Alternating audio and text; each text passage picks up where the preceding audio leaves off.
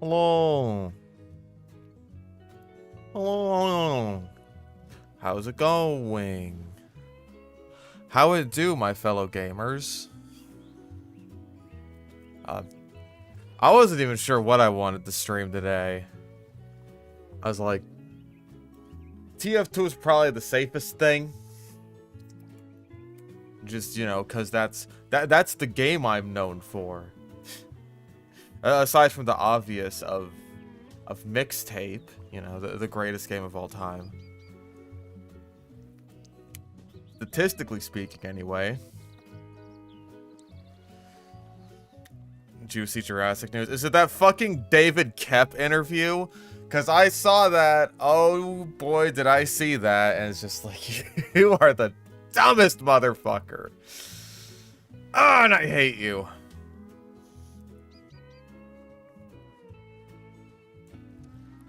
Still Mr. Doom. Apparently my Dark Ages video, like ever since the DLC got announced, it's been gaining quite a few views. I didn't even notice that.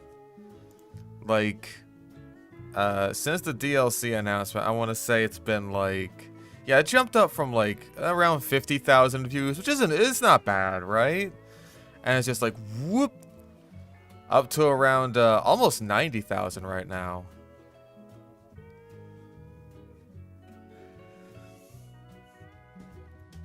I haven't seen Surviving Earth because I don't have Peacock, I think that's what it's on, and I don't have cable. So I'm kind of waiting for it to drop on like some pirate streaming site. That happened for the dinosaurs like right away. Not so much for Surviving Earth, it seems.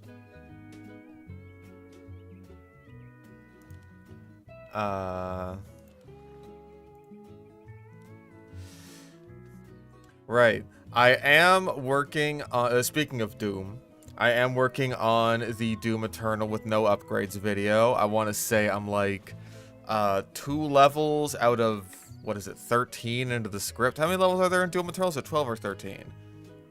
Doom Eternal levels. I mean, one of those is literally just Sentinel Prime. Okay, so yeah, 13. One of those is Sentinel Prime. That's literally just a boss fight. So it's more like 12. I feel like I struggled with the Gladiator a bit, but we'll get there when we get there.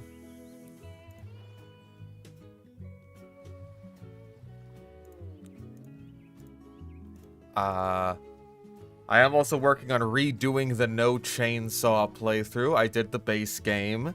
I'm gonna move into the DLC soon. Unfortunately, right after I beat the base game with No Chainsaw, my chair broke. The chair that I've been sitting in for some time completely broke. I mean, not completely. Like, one of the little armrest doodads, like the plastic just kind of snapped on one side, and now if I lean back at all, then the whole chair basically just falls over. So that's no good. And I don't really have the money to buy a new chair until my next paycheck comes in on the 21st. I looked around at like Goodwill, which was not fun because it's been very hot here lately. I had to walk all the way down there. They didn't have any chairs. Checked on Amazon, and like some chairs, some of the chairs that I could buy that are decently cheap wouldn't even get here for like until basically almost the point where I get paid anyway. So it's like, dude, what's even the point? Not to mention I had to go buy milk last night, and that just ate into my potential chair funds. So what I had to do, here, let me see if I can like show you. Where is video capture? There we go. So I basically have another chair braced up against the back of my current chair so that I can lean back at least a little bit. Even if it's not great, it's still a little unstable. Because this chair is braced up against where Zuko's tank is. It's not great, but it's the most comfortable solution I found. Because, like, The other chairs that I have in the house, they're not the most comfortable, especially if I don't, like, reinforce it with pillows. Yeah, this is a super ghetto setup, but, like, I had to do something. I had to do something. And even then, because it's, like, braced so tightly, that means that, like, it's very difficult for me to get out of the chair. I gotta, like, squeeze my way through. So it's not great. But that is the solution that this is the situation that I find myself in right now. For, like, the whole Thursday and Friday, you know, quote-unquote weekend that I had, I basically couldn't do anything because I was just like, dude, this is so uncomfortable, I barely even want to sit. Share fund. Also David Cage game win. That's something I should consider. We gotta get back to the cringe at some point.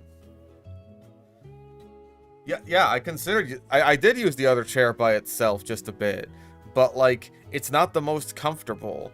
And, like, I can't lean back in it at all. It's just... It's not great for... I need to be able to lean. That's, like, my thing. I gotta... Not the most stable. Almost fell there. Because, like, it's... It's not great. It's not great, this whole setup, but it's the best I can do. At least for the next, like... Oh, fuck. I don't even get paid on the 21st. I get paid on the 22nd, because the 21st is a Sunday. Yay! Man! Ugh. Christ alive. So that's something else I gotta think about, especially in regards to food. But oh well. That's not what we're here for. We're not here to complain about my life. Oh. Oh, right, because I have Doom Eternal set as the game capture. Hold up. Oh, no, wait, it's still Sekiro. There we go. Sludge that day? Probably. I mean, assuming this whole apparatus still works until then. Hi, Brandy. Yeah, I don't got shrimp posture. I just got, like...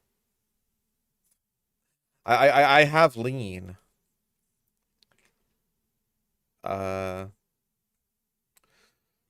Okay, what are the plans? What are the old plans for the day? Because, like... I feel like... I'm having a good time with the jetpack. Like, I'm starting to figure it out a bit more. Maybe we could try a bit more Dragon's Fury. The 3 TF2 videos, like the weapon videos that spring to my mind are number 1, the jetpack, number 2, stock sticky bomb launcher. I just kind of want to make a video talk about why I'm not a big fan of it. And then the short circuit. Also why I'm not a big fan of it, but like for a different reason. Like, I don't like using the stock sticky bomb launcher so much. I detest playing against the short circuit.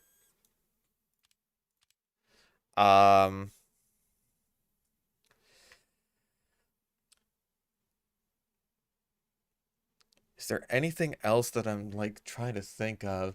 The only other thing I could think of for TF2 is like a sort of not like specific weapon video, but more like a talking video, like a discussion sort of thing, where I just sort of talk about what I think TF2 needs, but then that might be stepping into discourse. Maybe I'll get responded to. Who knows? Who knows what'll happen? Who knows what creatures I'll awaken? Because, like, I really just want to talk about how I think TF2 could really use a major update with, like, rebalances and stuff, because I think that'll bring in a whole bunch of new people. Where, like, even though I am looking forward to the MVM update whenever the fuck that comes out, it's like, I don't know if that'll keep people around as much as, like, an actual, genuine, like, base game update would do. You know what I'm saying?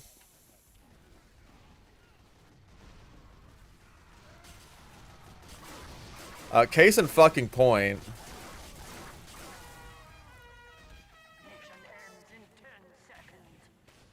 Ow. Oh, Bobson Dugna was right behind me.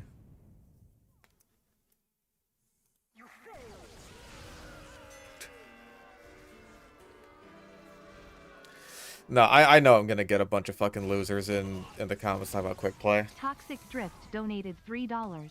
No, no more cringe. Please, sir, have mercy. P.S. Danny is accepting commissions. Do it now. Yeah, Danny is accepting commissions, and I got her drawing up the thumbnail for my Tism Lock video. Like, if I were to make this video, I would be saying... No, because, like, that's the thing, is, like, I would be saying that I do want matchmaking improvements, but, like, I know that the fucking weenuses are gonna be like, oh, you want matchmaking improvements, but you don't want quick play? What are you, fucking retarded? And then they're gonna start, you know... They're gonna start mixing in a bunch of different slurs with that, and that'll be very fun.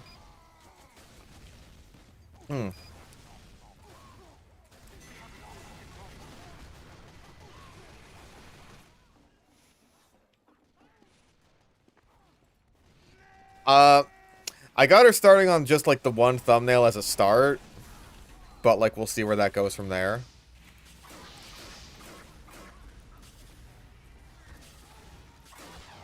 That was unfortunate.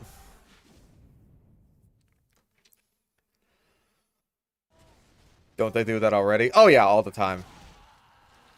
And then they bring up my mother unprompted, which, like, I mostly just find funny because it instantly gives away how ridiculously desperate they are to, like, get an own on me.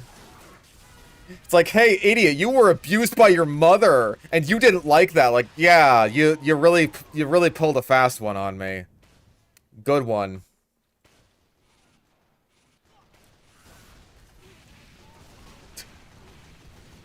You didn't take being abused by your mother sitting down? What a fucking asshole you are. Yeah.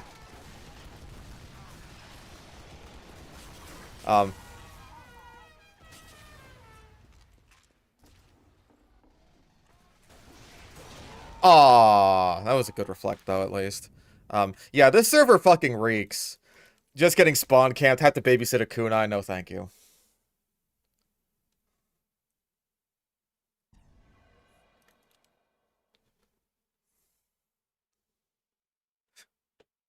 Yeah, new Minecraft update looks weird. We're all Minecraft tubers now.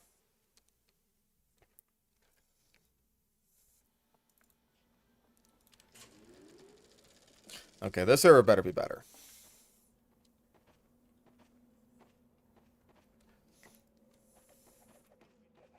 Competition begins in 30 seconds.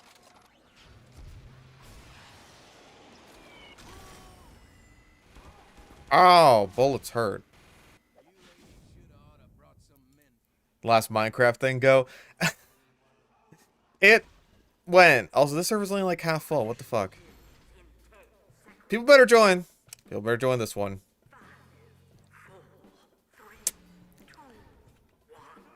Is getting there. It's good enough.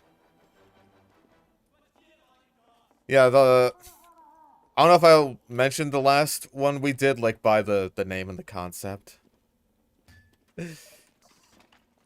Like, initially, it started going pretty well. And it seemed like we had it all figured out. And then fucking Blue and Zenith just started trolling, basically to pad it out and to give us more amazing content. It's just like, oh, great. Thanks. How many horror mods did we install? It was a lot. I want to say it was like over 100 at least. Certainly at the start, like the first time we did, but then we got rid of a lot of like the PNG mods, like the fucking Jimmy Neutron ones. That was just like, oh, sodium chloride. Sodium chloride is basically fucking invincible. There's a lot of those kinds of shitty Minecraft horror mods out there.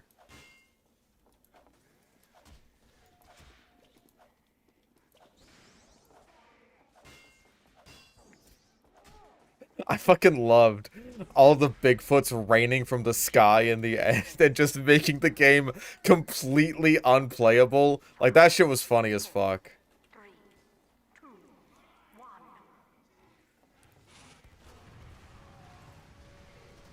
Okay. Nope, that did not. Nope. That don't work. I don't know what was with the Sasquatches. Oh, thank you. Thank you, wokey deep pronouns. Oh boy. Literal firing squad of fire. How's a kitty? She's doing good. Just because I have been a bit short on money after the whole Michigan trip.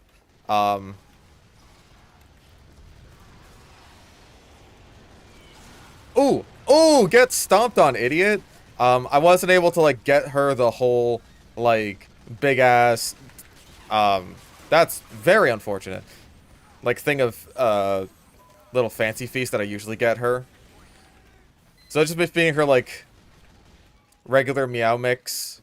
Still trying to keep it within, like, a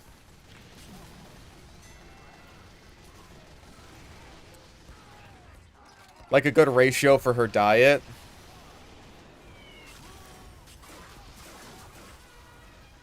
But also, it's a bit hard to calculate just with, you know... Like, it doesn't tell you how many calories are in a cup, you know what I mean?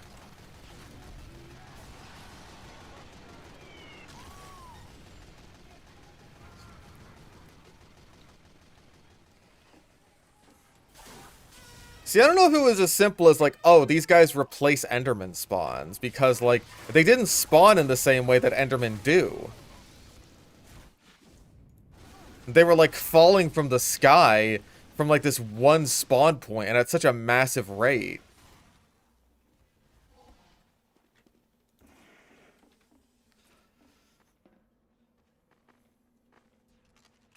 The payload is nearing a checkpoint. No killer count for cat food. I mean, like, I don't have the bag anymore.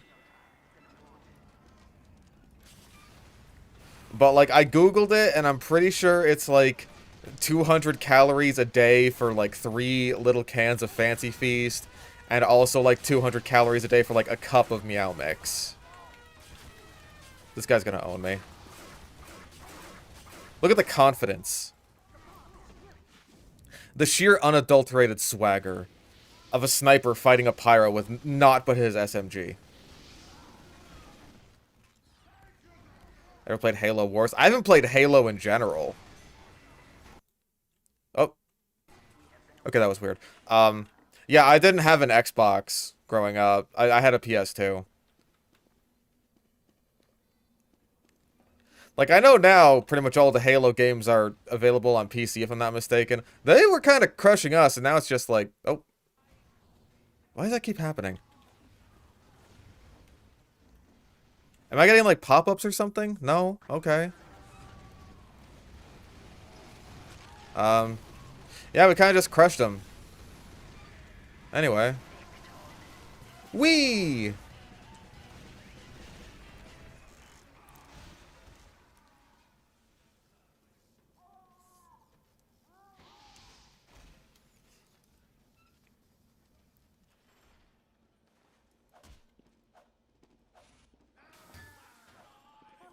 Like, I know Halo was partially responsible for popularizing certain trends that I am in particular not a fan of, at least in my experience with them, such as, like, the 2-weapon limit in fucking BioShock Infinite. Did not care for that. Mission begins in 60 seconds. But I think, like, that game, it was just, like, particularly poorly designed around that. I'm sure, like, in Halo, it's actually good. Like, I'm sure that the game is actually designed around that limitation. And not like, oh, hey, Halo did it. And we really want to pander towards console people who can't figure out how to push too many buttons on their controller, so let's just do the same thing. We're BioShock Infinite. Mission begins in 30 seconds.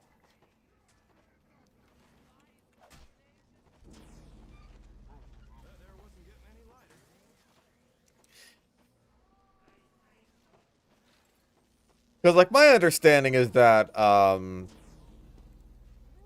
like, you don't upgrade your guns or anything like that in Halo, right? Like, they're basically the same throughout the whole game. So, like, it's more like the weapons, or, like, yeah, like, the weapons are designed around what levels and against what enemies you can use them against, right? Stuff like that. Unless, like, oh, hey, you want to stick with one gun for, like, the whole game, or, like, a series of guns. You have, like, a whole arsenal that are good against, like, different specific targets and shit like that. Kind of like your Dooms, and certainly your modern Dooms, anyway.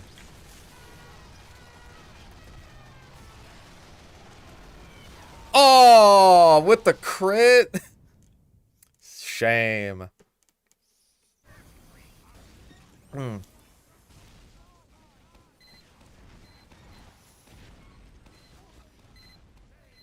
I was gonna land on someone, too.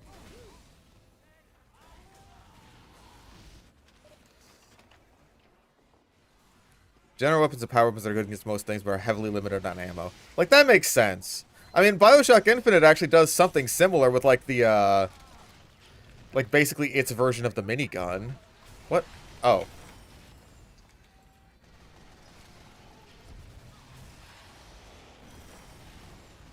Where it's like, this weapon is really powerful, but you can't refill its ammo. So it's like, hey, if you're gonna have this thing in your, taking up one of your 2 weapon slots, then you better have a good excuse to use it. And, like, I think that's way more interesting, at least. That's like, you know, making a choice.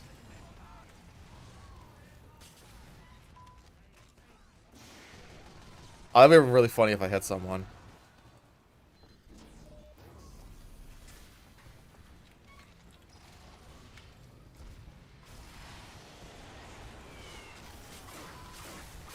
Whee!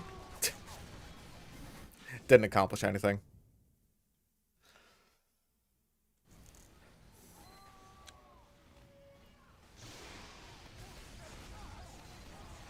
Halo does have Doom enemy design where you have a few select unique types that require different strategies and are best dealt with by specific weapons. Well, I imagine that, like, because my understanding is that, like, a lot of what Halo will do is that it, like... I'm so dumb. Like, a lot of the weapons are kind of diegetically placed around, like, each one has sort of a reason for being there, sort of thing. So it's like, in a situation where you are put up against an enemy that, like, is weak to a certain weapon, then, like, at the very least, you're likely to have that weapon readily available. Which I don't think was quite the case in BioShock Infinite. Because there's some times where it's just like, hey, I really needed a certain kind of weapon, or just any weapon that isn't garbage, and the game is just like, no.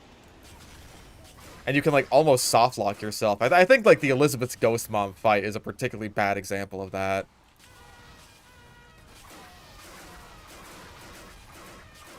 Ah, I missed. Oh, I missed!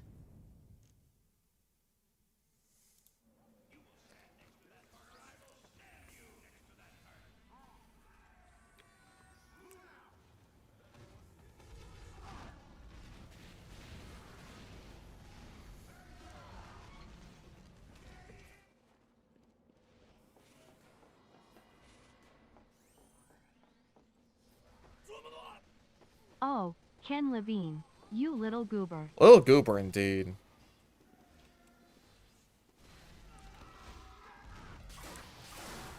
That is one way to put it.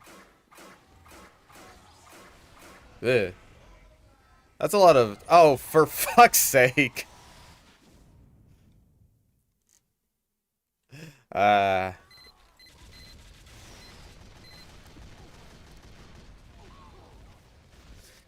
Infinite sounds disappointing for BioShock fans, especially with the 2 noticeably better entries, sometimes bundled with it. Yeah, it's great, isn't it? Like, I really feel like if anything, BioShock Infinite should have been like a further evolution on a lot of the gameplay improvements, certainly, that BioShock 2 offered to BioShock 1. Like, you know, some of the gameplay improvements, some of the streamlining. Jesus.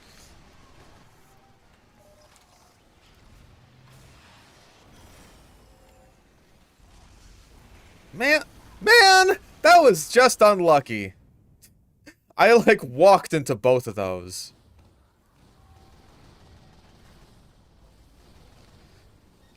Ken Levine didn't like BioShock 2? Well, he's an idiot.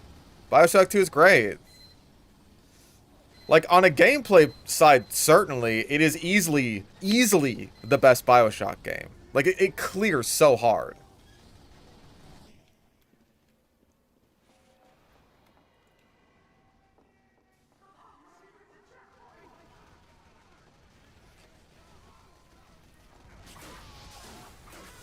No.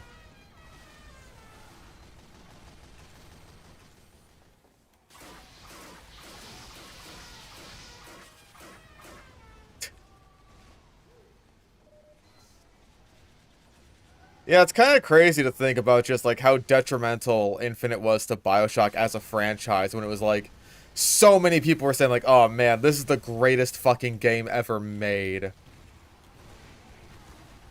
It's just like, dude, calm down.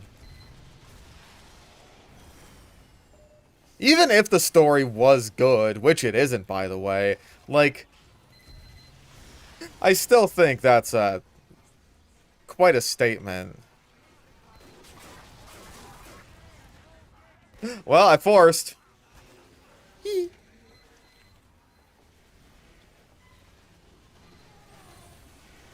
Oh.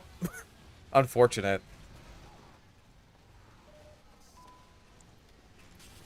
I mean, I wouldn't really describe BioShock as really like a story game. It is a game with a story. But you could say that about like any video game.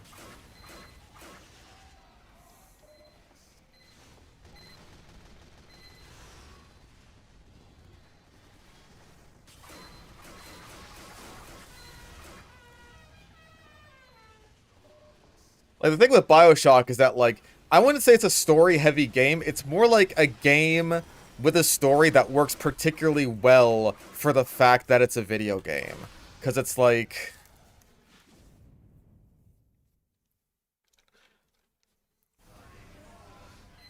The whole twist is basically centered around the idea of, like, you just sort of following orders and doing whatever it is you're told, which in video games is a totally normal thing to do.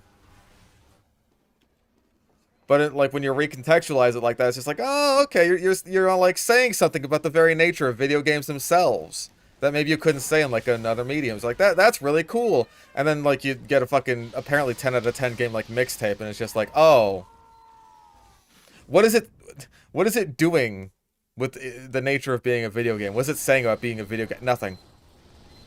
Nothing.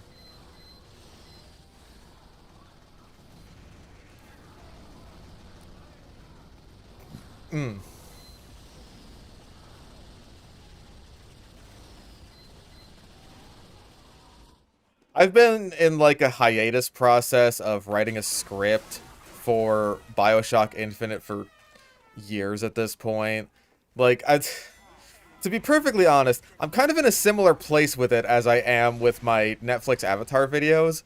Which is to say, like, there's a lot of bad stuff that I want to talk about, but I have to go through the slog process of actually, like, refreshing myself on the stuff that happens. So it's, like, it's not so easy. I mean, I guess it's easy, but it's not fun.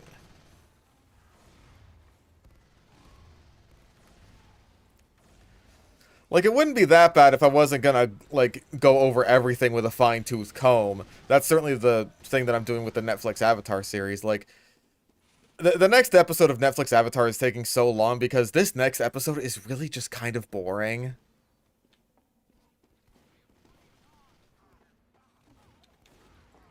Like, the episode after that, oh man, does shit happen. Awful shit. I hate it. It's the worst. Maybe the worst. There's so much competition. There's so much competition for the worst episode of Netflix Avatar.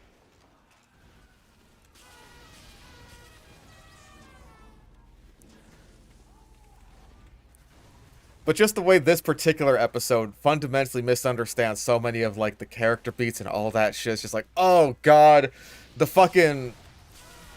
The Ozai duel scene is so awful. Like, I don't have to re-watch all of Korra to be like, oh, okay, these are my problems with the show. Because, like, most of my problems are general problems that don't necessarily, like, go away, right? They persist throughout the entire show, and I can point out, like, multiple examples of them. Like, pretty much just offhand. Yeah, the next episode is, like, it's the Spirit World one. Like, there's some dumb shit, but honestly, now with how I understand they're doing Season 2, it's just confusing.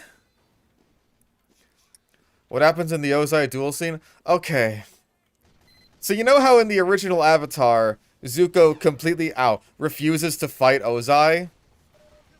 And that's the part that Ozai views as, like, so incredibly disrespectful that that's, like, the reason he banishes him in the first place. Yeah, he fights back now.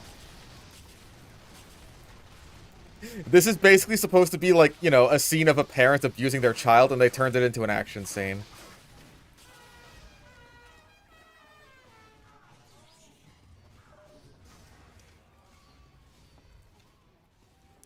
Also, Iroh is, like, in the vicinity. Like, before, Iroh was just kind of in the crowds. He was in no position to stop the duel. Now he is in a position to stop it. And he just kind of doesn't. Like, he toys with the idea of stopping it, but he doesn't actually go through with it. Ozai's just like, no, don't stop this from happening. And then he's just like, oh, okay. Even though by this point it's well established that, like, you know, Iroh basically does see Zuko as a surrogate son. So that damage is one of the only, like, you know, scenes that I would describe as actually good and worth including in this shit remake. Because, like, why would you bother going out of your way to establish this if all you're gonna do is just make it so that fucking... When Iroh is given a chance to do something about, you know, Zuko being fucking maimed, he just doesn't. This show does Iroh dirty in general, I'm just gonna say it. Ow, motherfucker.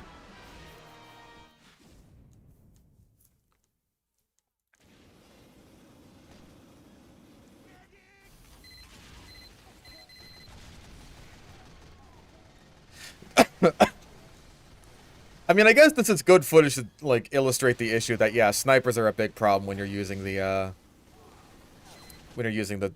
thermal thruster. Oh, absolutely it does everyone dirty. I can't think of a single character that was, like, undamaged by the show. Like, genuinely, even the cabbage merchant had his purpose. And, like, his introductory scene just kind of... certainly not utilized to its full potential. Also, ow.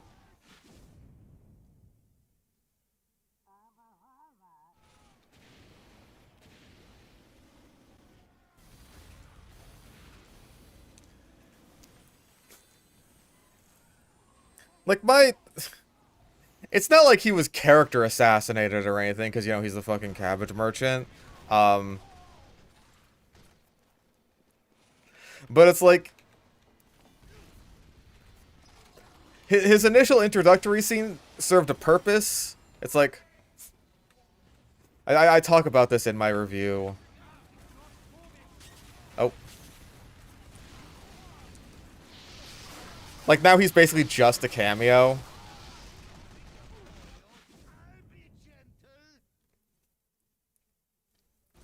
The least damage. No, even Momo. Even Momo's been dealt damage. Because in the original show, when Aang names Momo, it's because he stole a peach from Sokka. Momo is Japanese for peach. Now he names Momo because he looks like a Momo.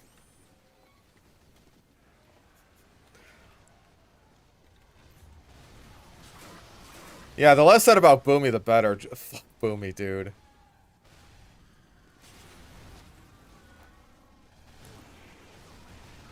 I don't even think Momo does anything except for his fake out death scene. Like in the whole show. Actually, no, wait, he throws a couple rocks on some Fire Nation dudes in the Kyoshi episode. Oh, you got him, cool.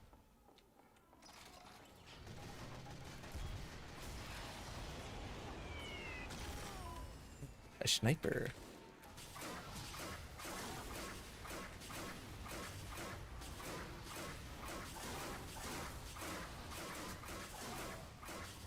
Man, that missed? I'm sad now. Their medic is doing a bang-up job.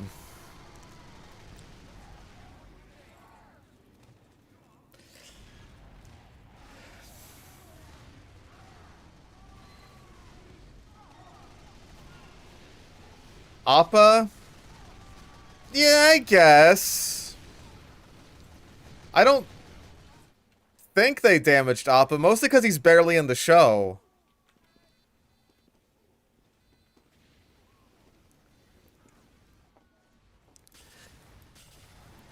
That does mean you don't get, like, you know, the funny moments with Appa. But, hey, whatever. I'll take it compared to a bison being character assassinated.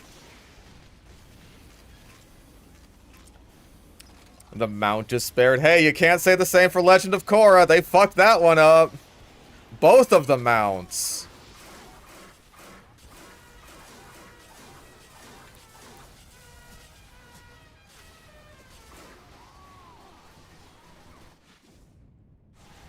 Dang, bro.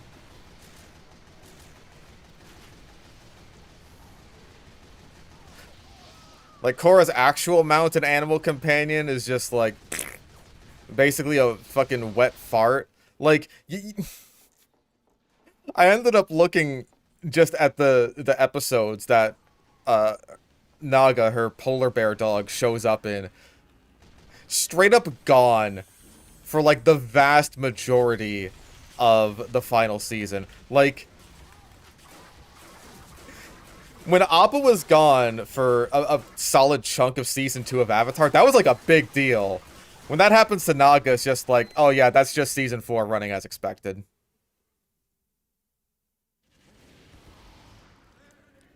Ever gonna discuss the DMC anime? The more it continues, the more I'm inclined to say yes. Like, especially with fucking Adi Shankar just being like, man, I'm such a fucking badass visionary who's saving Devil May Cry right now. It's just like, I fucking hate you more than words can describe. And when the time comes, I will rip your show to pieces and there will be no fucking survivors. No, there's one more season of DMC. Thank fucking God. There's one more season, and then it's over. God damn, everyone's healthy on this team.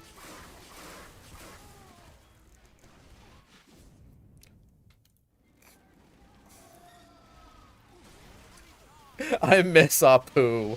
Me too.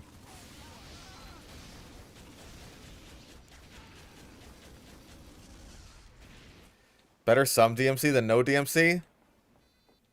You're not a Silent Hill fan, are you? I could tell. I could tell just from a look at you. You're not a Silent Hill fan.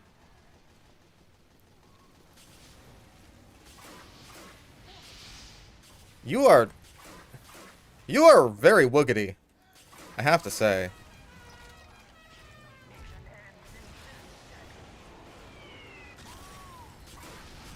Dang.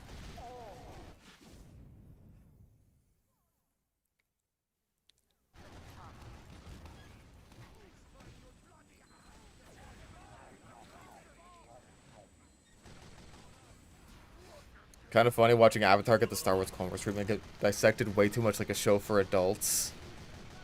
I mean, like, I try to sort of keep an arm's length thing about that, where it's just like, yeah, listen, I'll fully acknowledge that this is absolutely a kid's show. I just think it's like, you know, for a kid's show, a good one. A good one. It's got a lot of going on, and the efforts to try and, for some reason, make it more adult end up being way more fucking sophomoric. It's crazy.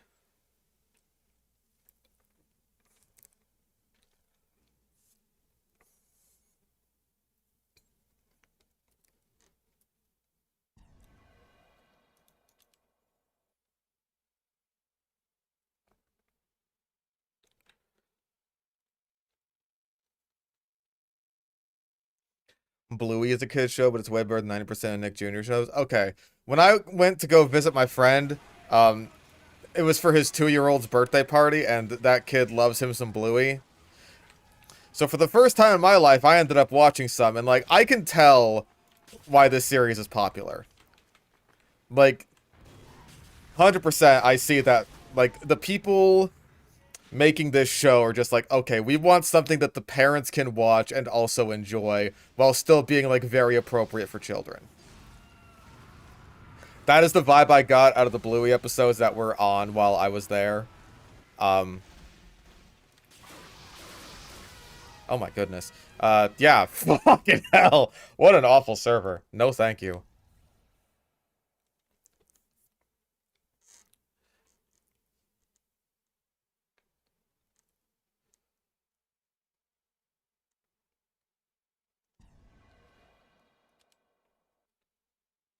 The answer is because it's a kid show and then being dragged before the course isn't fun.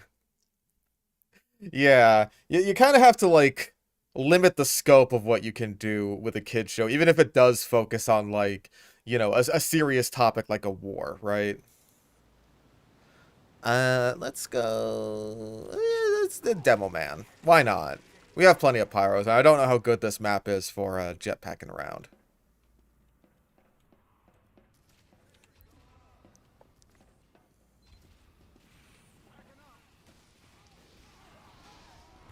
Whoa, hi there. Oh, TF2 tough guy, huh? Look, the big guy over here.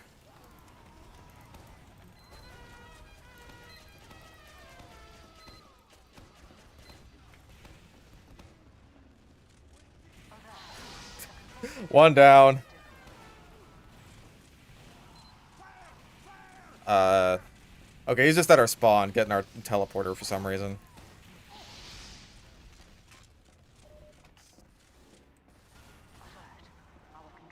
Hey, what are you doing up there? Stinky?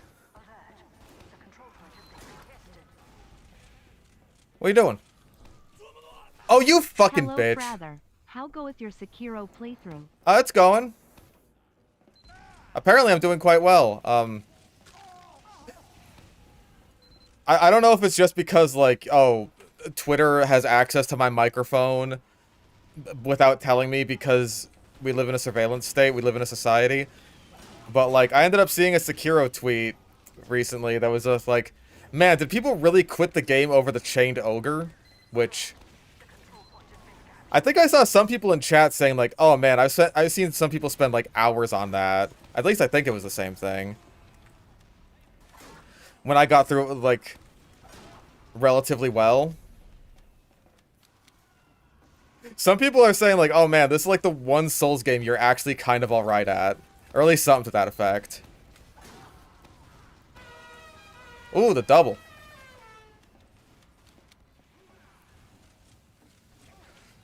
Watched the movie of Digital Circus, ended fine, nothing much to mention. That's about how I felt about it. I ended up finding it on one of my sites.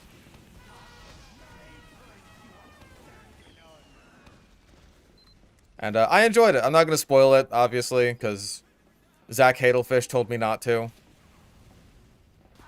I was just like, yeah, you know, it was pretty good. I didn't really see what people were complaining about. You know, I showed up in my... This movie is only good if Ragatha in particular has sex with me on screen for the entire duration of the movie. I wore that shirt to the event.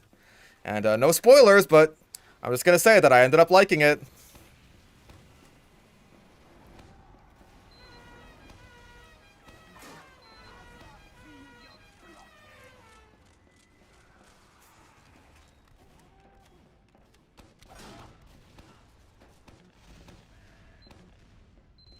Didn't get him.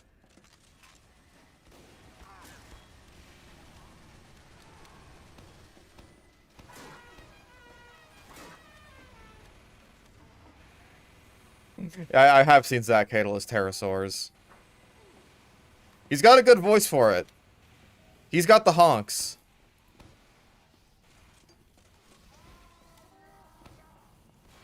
I thought you were for sure a spy.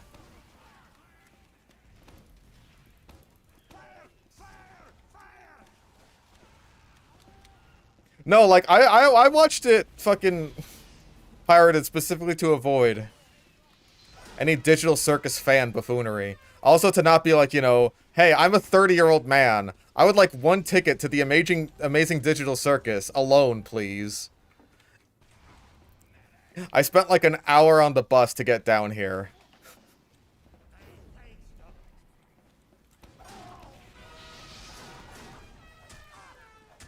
Okay, I thought that would get you.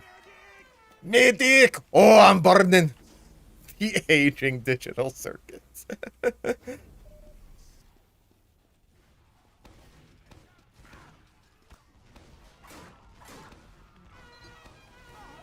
I'm gonna die.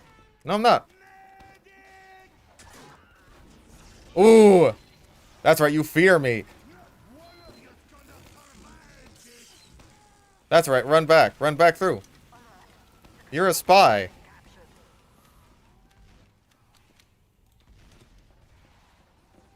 I thought maybe. Like, where's the last place this demo man would expect me to be standing? Right here on his sticky bombs.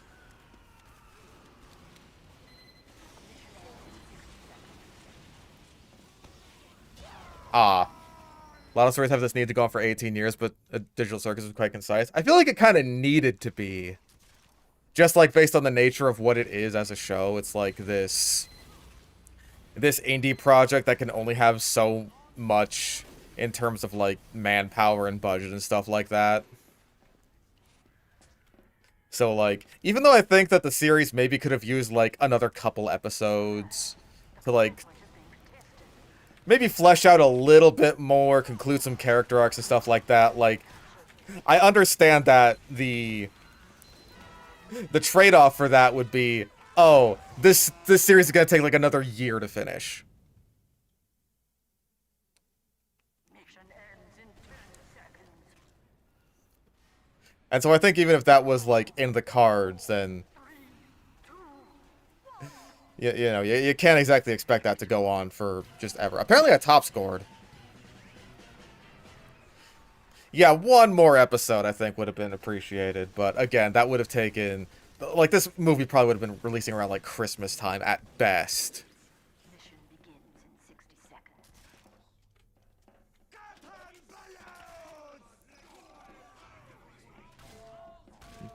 More Kinger and Ragatha development? I don't know about Kinger. I think Kinger got a lot.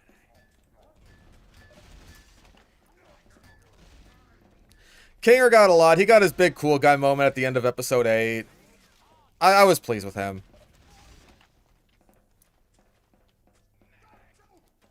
Mission begins in 30 seconds. They really need more episodes, or the writing simply need to be tighter. You could make a case for each of those, but I'm not sure if I'd say that there was, like, that much wasted time. So I think, like, one more episode probably would have been, like, the most... Just, like, the best overall solution.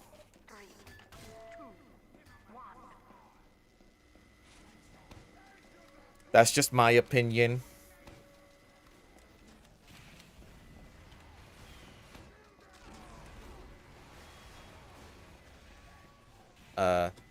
Hello? Oh. You're Ubering the scout into the sentry? Bro, I'm right here. Thank you. Oh, I'm going to pee all over you. No? No one's around here? Alright. Overall rating for the show be probably like 7 or 8 maybe. I'll probably go like 8. I don't know if it's like, oh man, this is super amazing or anything. And like, I didn't even know that was going to happen. I saw someone like on Twitter say that like the show is basically a perfect sort of emulsification of the 2020s. I think I kind of agree with that. Like, I think I'll see how age treats the show.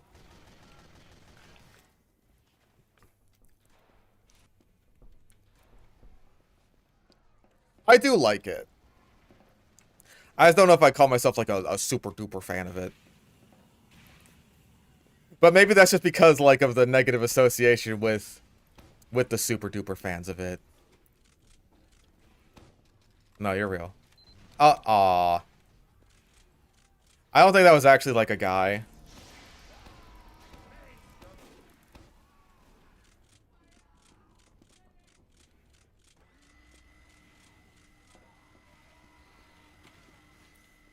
People are dying around here. Owned. Eat it. It's over. Oh, I really thought that got him.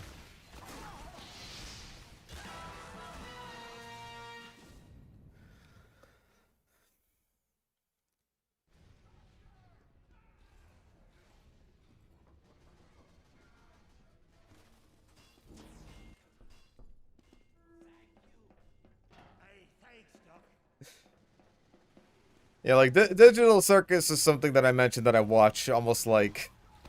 Maybe not ashamedly, but like... Just sort of in passing, like, yeah, this is pretty good. I enjoy it. I like me a good kinger.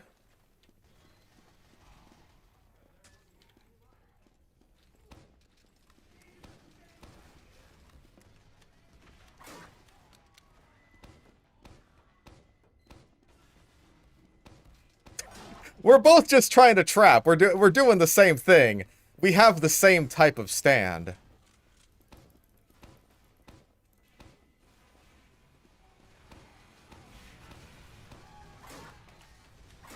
I wouldn't say it's embarrassing to watch. It's just embarrassing to be associated with the fan base, because the fan base is fucking awful.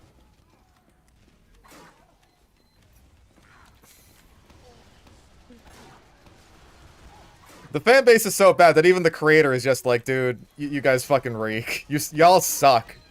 I was gonna say it. Y'all fucking stink, and you made me fall out of love with my own show. I hope you're proud of yourselves. And the fan base is like, we are proud of ourselves. Just like, yeah, I know. I know.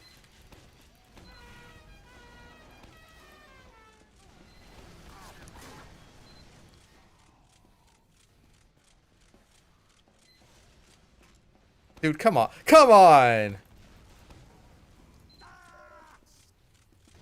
Oh, hi. Water fountain fish tank. More crazy to have their characters drop 30 slurs in the first episode to drive away the crazies. Why do you think I still say retarded? It keeps away a lot of crazy people.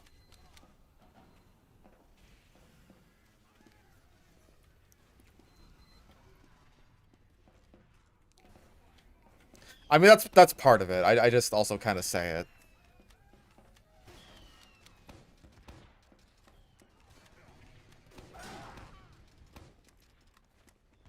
Oh. I was like, will he try the same trick stab again? Evidently not.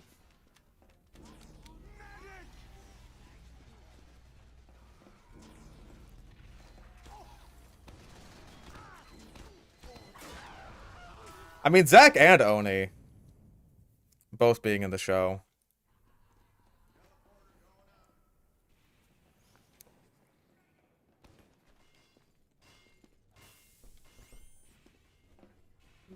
I don't say enough slurs. I draw the line at edging the N-word.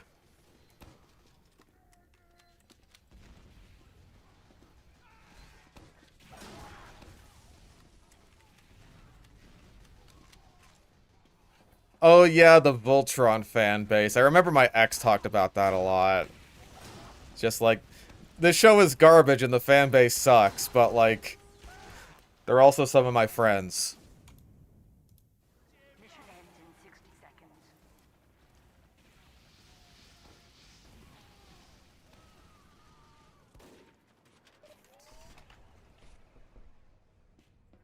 Yeah, my ex.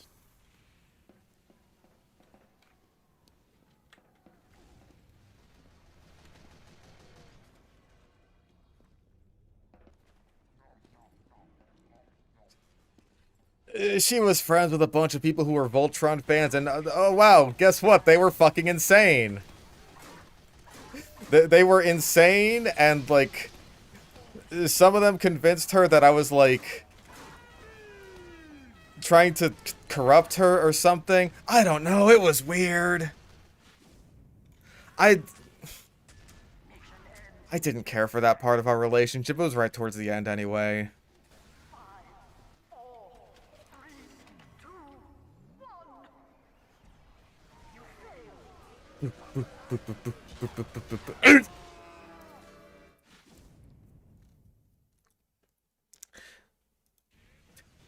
Damn. No, neither of us capped the final point. What can you do? Did Voltron ruin my relationship? Certainly my friendship with her. I think we'd already broken up. But, like, we still decided to stay friends after that.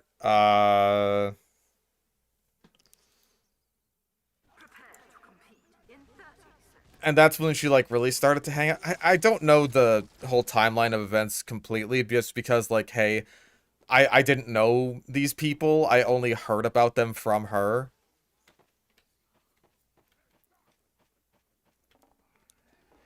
Not to mention, it's been years since since this happened. God.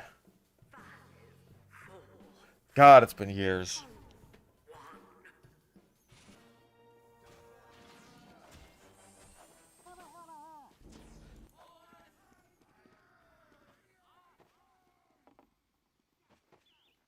Probably a decade. I wouldn't be surprised. 2016. Nah, it was after that. Maybe like 2018.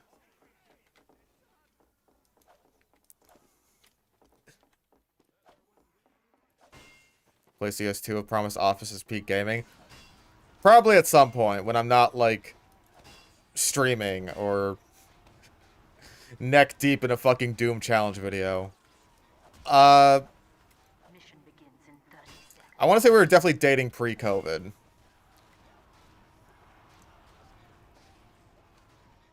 Yeah, because, like, I think I was still working at the zoo at that time.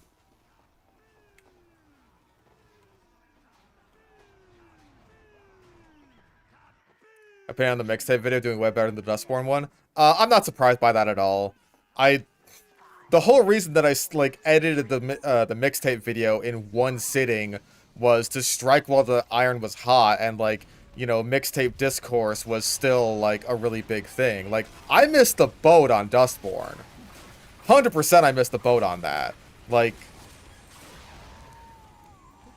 I played it way later than I should have if I wanted to, like, milk it for being like, oh, it's this really shitty game.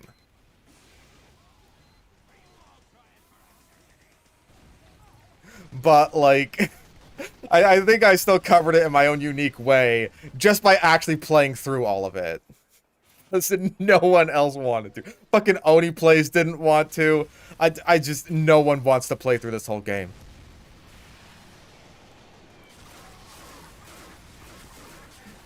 And I think that even includes the people who probably like Dustborn. To some degree, anyway.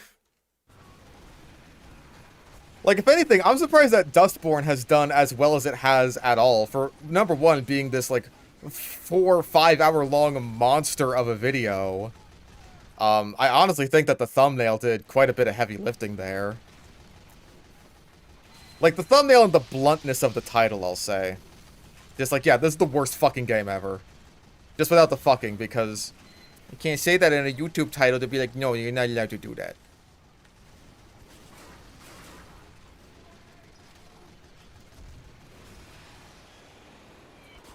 Oh, come on!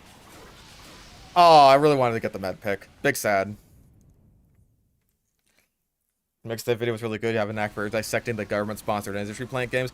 Well, that's mostly just because I don't say woke every 5 seconds in response to everything that I don't like. Especially if it has a female protagonist. It's just like... I got so many fucking comments like that on the mixtape video. Like, oh man, this game is some woke garbage. It's like, dude... I'm sorry, but like the main cast is all a bunch of honkies. This is the whitest game ever made. And the one, like, half Asian character, her entire fucking story is the most stereotypical Asian character story that you could have. It's just like, oh man, her parents have high expectations of her. It's like, wow.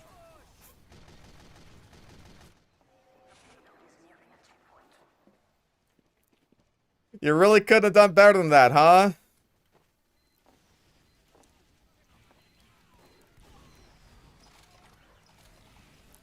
Where have I heard that one before?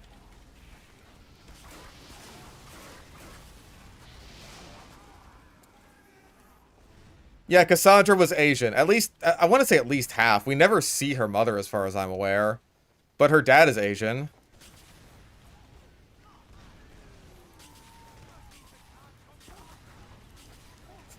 Like, I'm sorry, this is just the whitest fucking game ever made.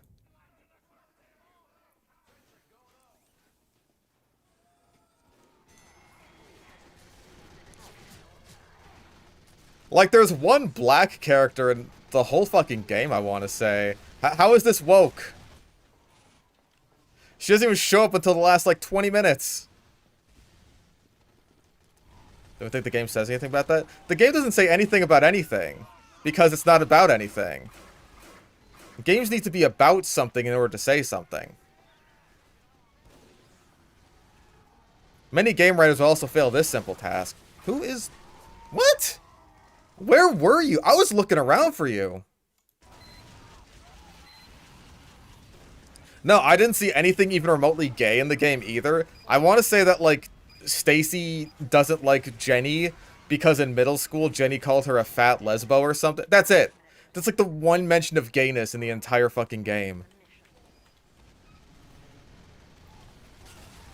Like, I'd say that's quite conservative, actually. Not, like, politically conservative, but, you know, it's showing restraint, is what I mean.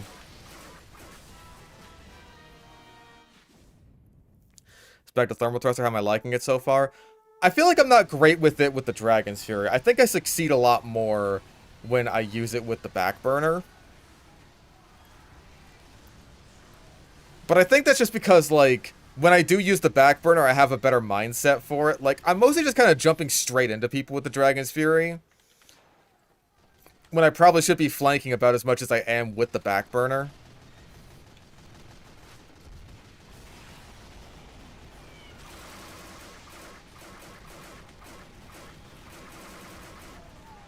Damn.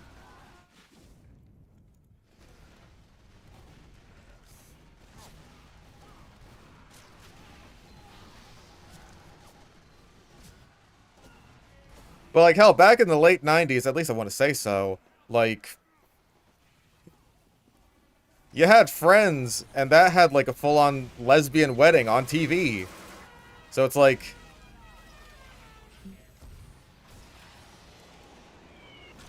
It's not like this sort of thing was completely unheard of at the time. Like, you know, being actually accepting of these fucking homos! You know, that sort of thing. Happy Pride, by the way.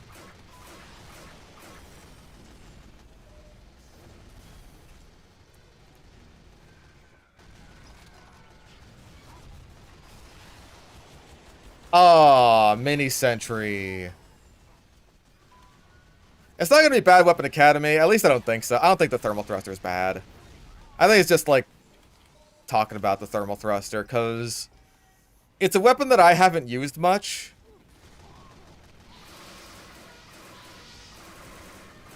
And so, like, I want to, like, you know, just get all the... I want to figure it out before I, like, make a definitive statement on it. And that involves, you know, just actually using it and all that good shit.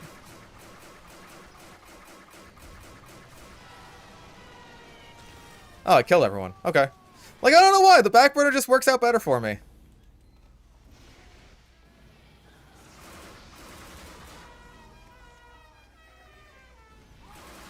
Walk and burn. They call me Walk and Burn Man.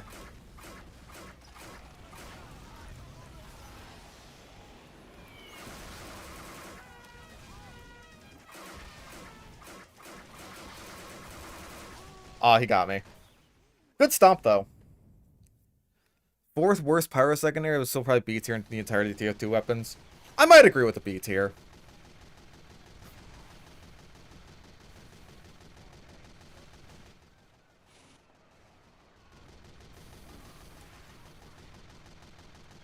Only bad thing about the Thermal Thruster is the knockback. Depends on which knockback you mean. Like, if it's the increased knockback you take from enemy projectiles, then it's just like, I kind of see that as like a shortstop situation where sometimes it's helpful and sometimes it's a hindrance.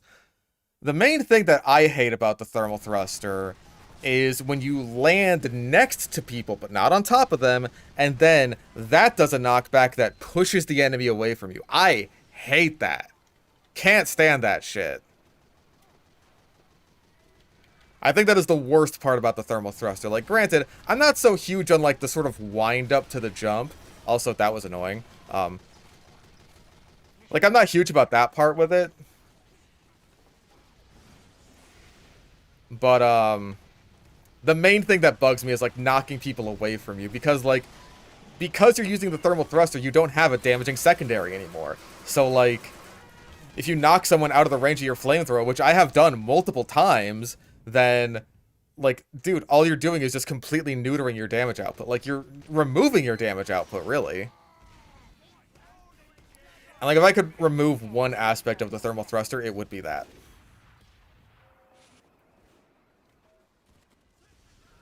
"25% chargeback on kill to add some spice." That might be a bit much. Like, especially just in regards to how many tears I've gone on with this thing.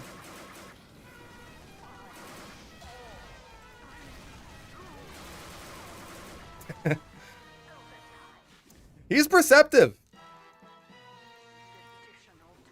He turned around a lot faster than some heavies I've seen.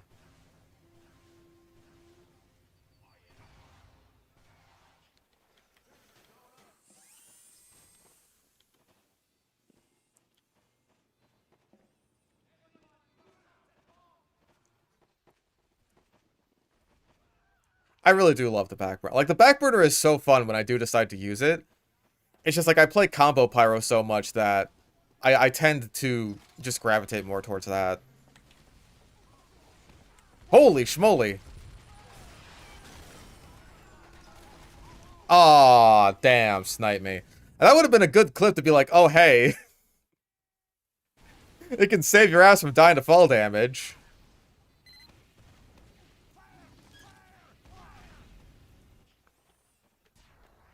But I'm pretty sure I already have other clips of that from one of my previous streams. Hot hand video. That's... I mean, like, on the one hand, that's going to be a relatively easy one because I do know how to actually, like, get some use out of it, even if it's incredibly niche and minor and stupid. But getting footage for that is going to be agony. I'm just going to say it. Whoa, hi.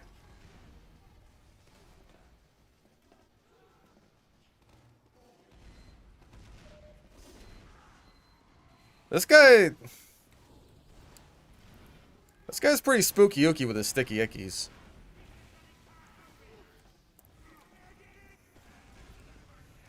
Oh. That's a sentry. Yes, the use case is have a good taunt kill with the thermal thruster equipped.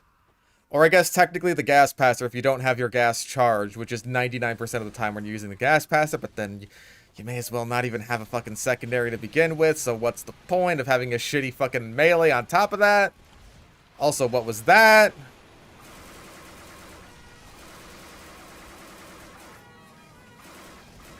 No, you're not building a sentry. Get out of here.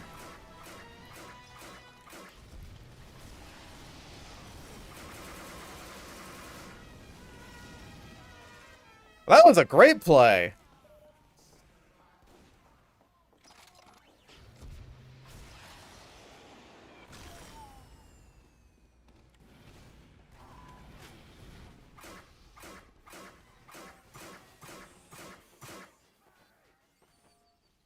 Don't notice me. Don't notice me. Fool. Perish. Oh, thank you for knocking him out of the way, my flamethrower.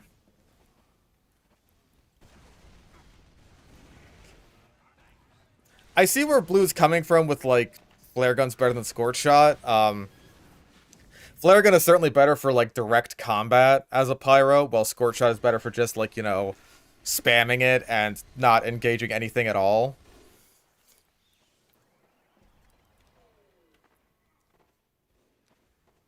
Mission ends in 60 seconds.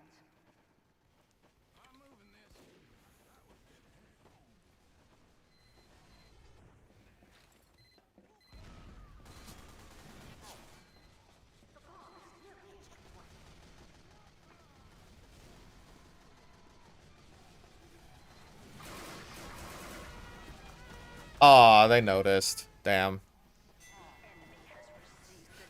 I was really hoping to get a good flank on them. Like I got on you, you fool!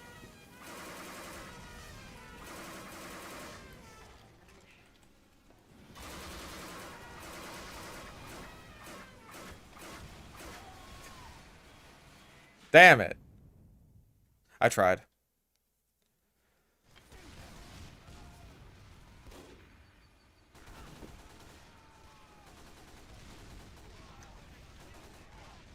Like, I might still make the argument just for how completely non-committal while still being effective it is, that, like, the vast majority of pyros would be better off running the scorch shot than the flare gun. But if you are good with the flare gun, then I think it is superior. But only in that situation. Like, if you fucking reek, if you stink, then just don't even bother. Oh, hi. Forced him. I'll take it.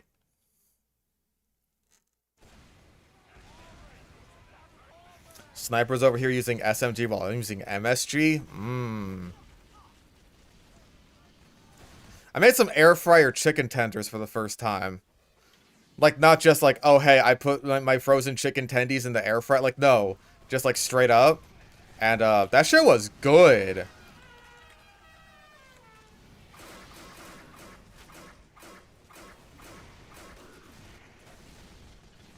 Come on, one more. Come on. Come on, give me one. Ah, you stink. You stink. More powers hit direct hit scorch flares would be better off with normal flares than they realize. That's the thing, though, is people are really good at hitting that first flare. It's the follow-up flare that matters. When you're using the flare gun, anyway. And, like, pretty much as soon as you hit someone with the first flare, then they're going to be more defensive. They're not going to be, like, as... Whoa, jeez. Quite as easy to hit. Especially because, like, with the first flare, I think a lot of times you're going to be hitting someone who isn't all that aware of you.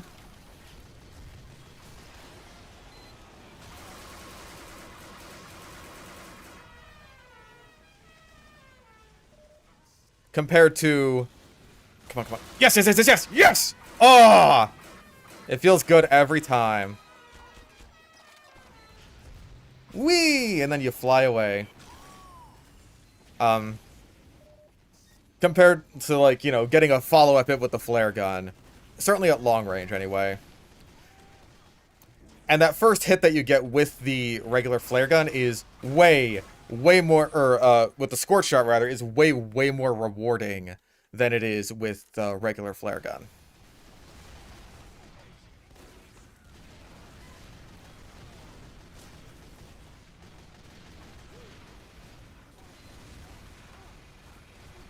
Like, I think that it mostly comes down to playstyle in regards to, like, which one of these is better. Like, the more non-committal you are, the better the scorch shot is. The more you're, like, getting in people's faces and using your flamethrower. Like, I've made jokes about this before, but the scorch shot is a primary weapon. Not just in regards to, like, how strong it is, but in regards to, like, how often you use it when you are playing, like, this particular style of pyro. Right?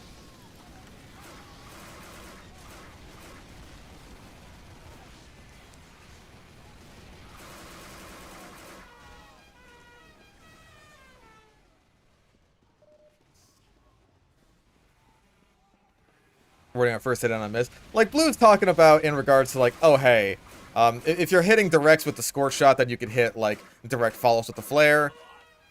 Fish, are you aware of air fryer s'mores? I am aware of them. I haven't tried them yet, though.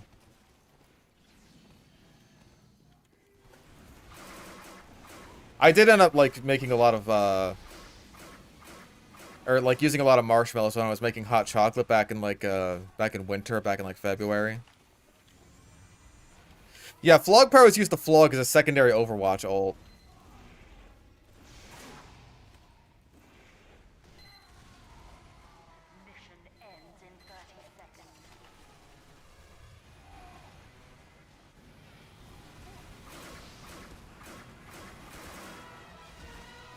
Aw.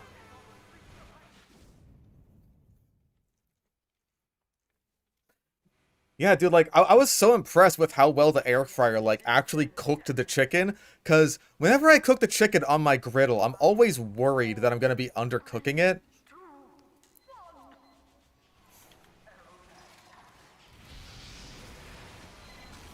Oh, almost. All fucking most. That was like, that was a pitch perfect jump. I was just too late. If I respawned, like, 2 seconds earlier, I would have had that. Damn shame.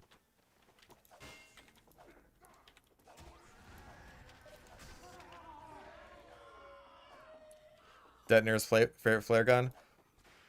I think it's honestly a tie between, like, the detonator and the regular flare gun for me at this point. Like, they're both really fun, just for completely different reasons and play styles.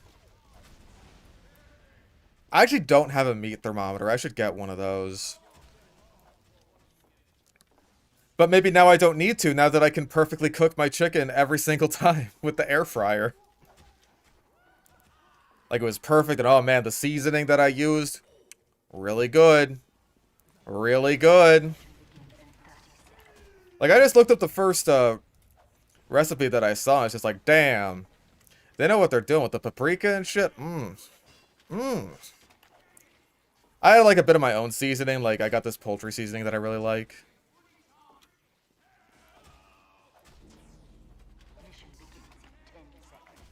Yeah, I agree that the detonator could use, like, a bit of a buff. At least, like, detonator, I think, is one of those weapons that's, like, potentially most in need of, like, numbers tweaks, right? Like, some weapons need total overhauls. Some weapons, I think, just need, like, a tweak in numbers.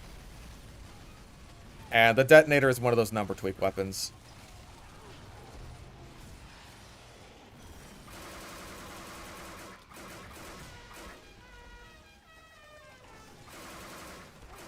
Where are you going? Where are you going? Exactly.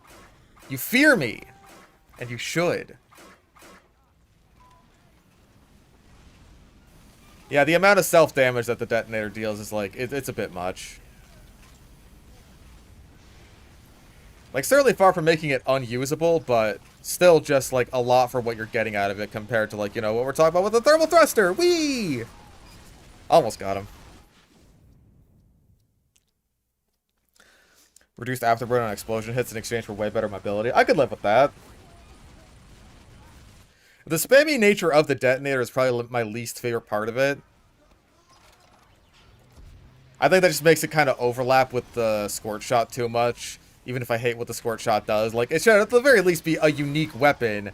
And not just, like, a worse but dumber version. Or like...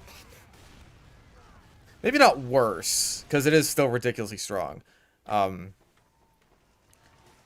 Maybe selectively worse, just because, like...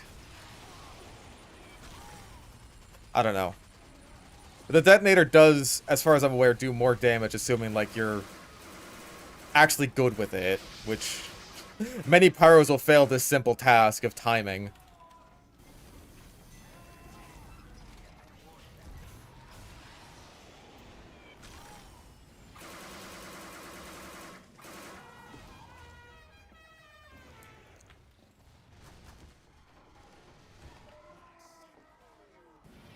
I feel so bad. I'm sorry, medic. That was John Medic, man. I'm so sorry. I'm so sorry.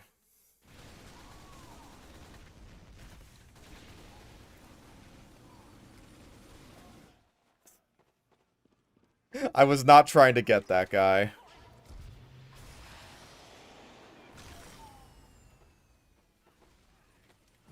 I heard a spy.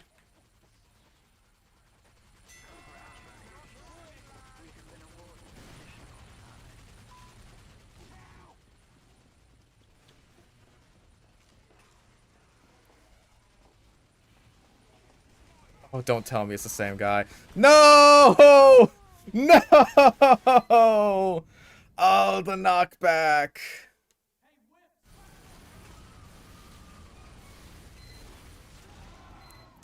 Damn.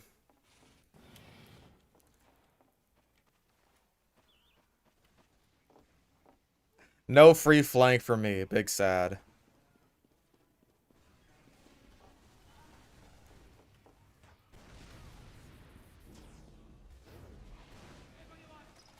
Oh.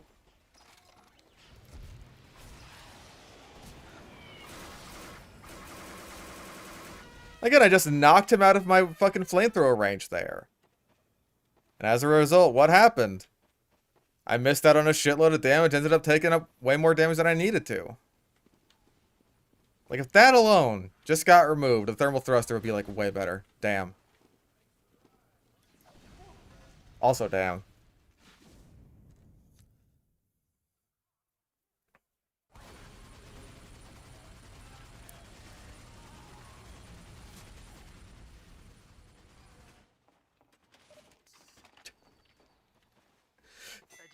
Listen, there's a pattern in the crouch scorch shot. You just have to play enough Toho.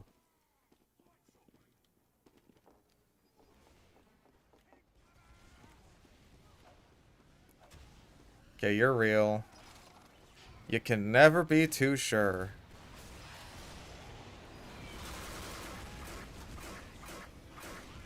You can never be too sure who's the real sniper on your team. Who's the real Santa Claus in the mall. Sometimes you just gotta rip his beard off and show that everybody he's a fake.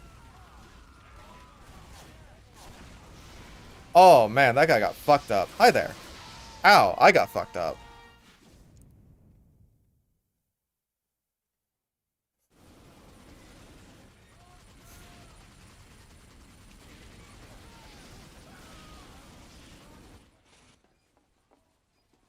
I gotta have bigger lunches. I've like been having like grilled cheese sandwiches for lunch lately, because bread and craft singles are cheap when I have, you know, basically no money to speak of until my paycheck comes in. That was very unlucky of you, Spy. I'm sorry. I wasn't just gonna give you that one for free. But like the sandwich is enough. They're not. They're not enough. The sandwiches alone, I should say.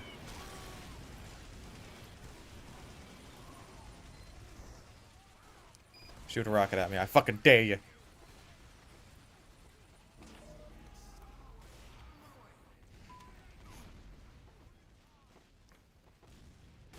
Ow.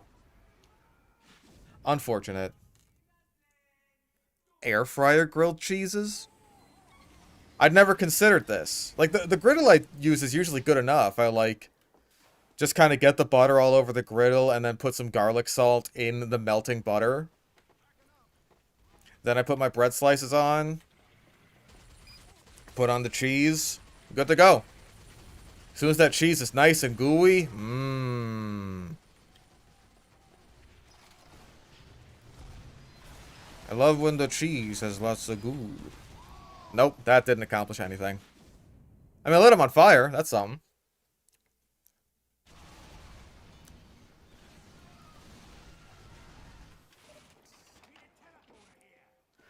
TF2 times 0. People kept complaining, so it's all stock now. TF2 Gold Rush if it was good. Is it too soon?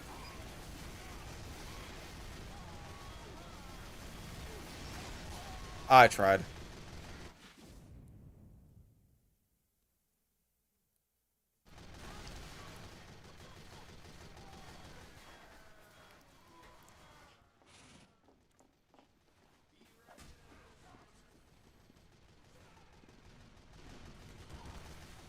Has Gordon Ramsay figured out how to make a grilled cheese yet? Or is he still convinced that every grilled cheese is actually just a melt? Oh.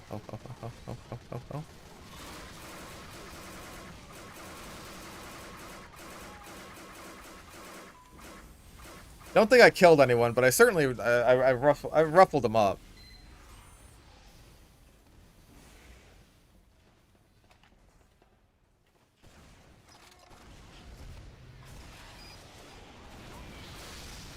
What happened? Who am I? Where am I?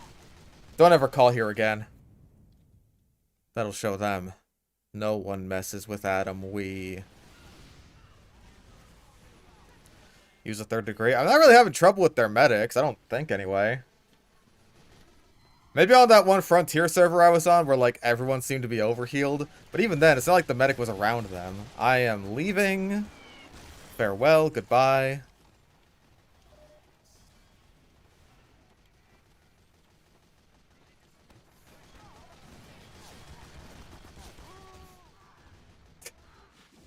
Is it the heavy that's right in my face? No. No. Sniper. The TF2 Gold Rush's whole deal was very obviously made by a spy main. No, it was made by someone who wants to return, but spelled with a V, to TF2 when it was at its best, which is when the person who made it was, like, 7 years old.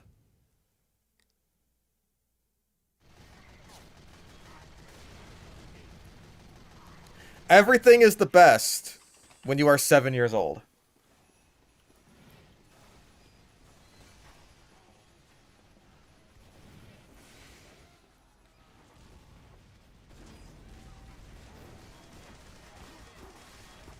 I could really go for someone down that hallway shooting a big, yummy projectile at me.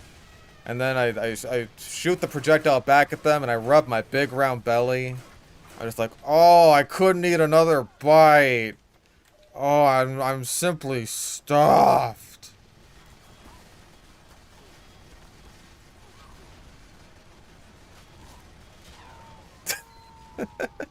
Okay, it didn't go exactly according to plan.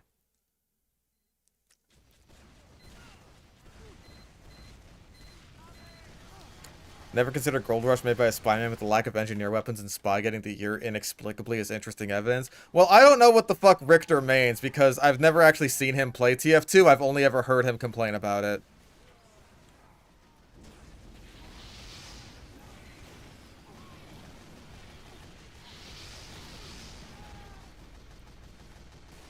Apparently he's really passionate and has a lot to say about it. I've literally never seen him play the game once in my life.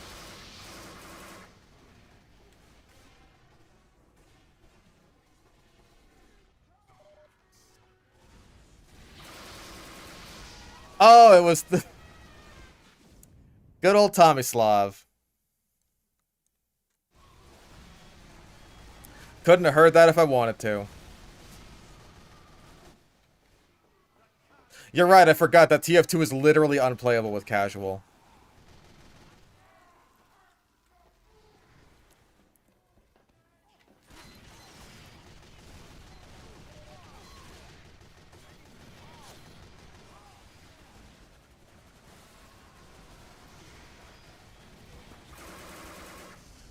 Mini sentry down. Push last, bros.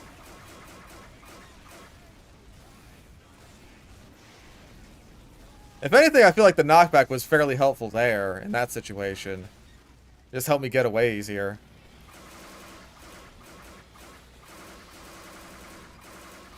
That's right, run, run, run. Put your back to me, put your back to me. Except for when it doesn't work, which is often. Stop placing mini sentries!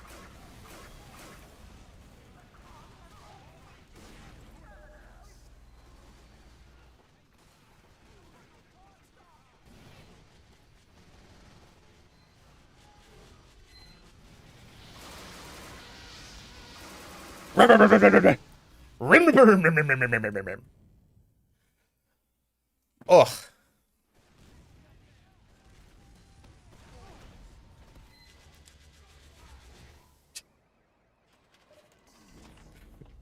I'm just saying, as someone who doesn't like Richter all that much, it's very funny to just see him referred to as just Zesty's friend, not like, oh, you know, that guy, that YouTuber, that, like, you know, that Valve YouTuber. No, just Zesty's friend.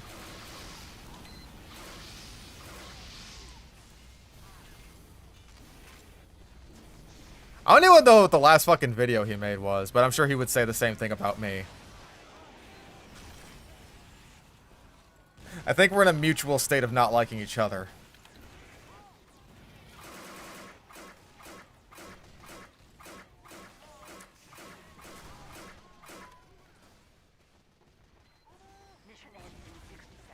I think we might lose here.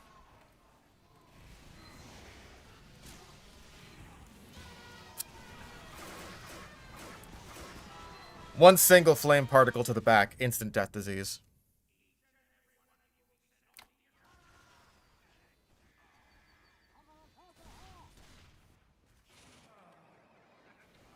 Oh, did we lose? I don't know. We might have this. Ah, 1 century.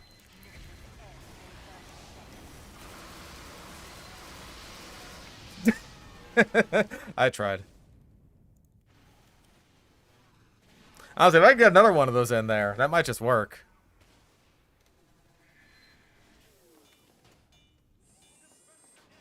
Ah.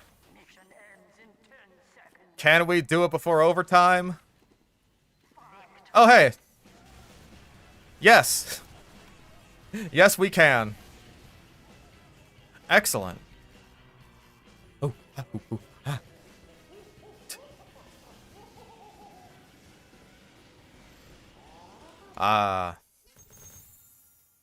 I gotta go to the bathroom real quick. I'm gonna do that. I'll be right back. Oh.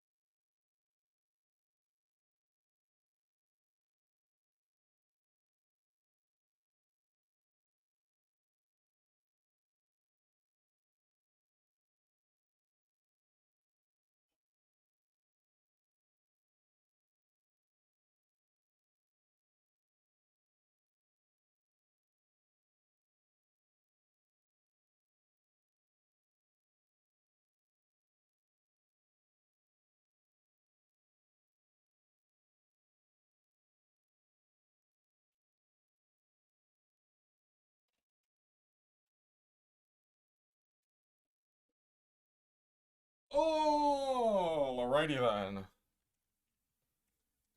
Ugh.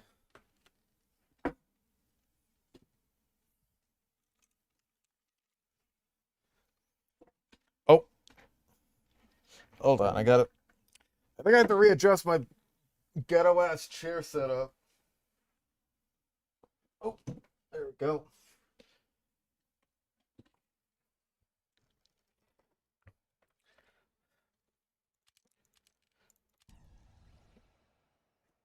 Oh, Jesus.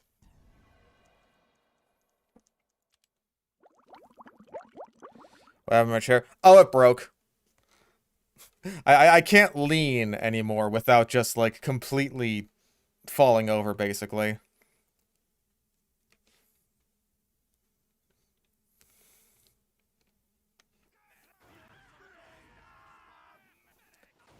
Okay, yeah, let's just, fuck it. I'm having a good time with the jetpack. I'm not sure if I'm, like, quite at a place where I can write my thoughts down on it, but I'm having a good time with it. And that's what's most important. Begins in 30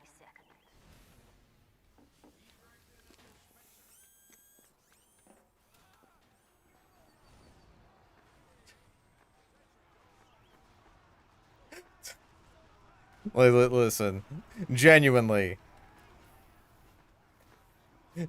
I thought I've had, like, in regards to all this quick play shit, is you fuckers remind me so much of communists, it's crazy.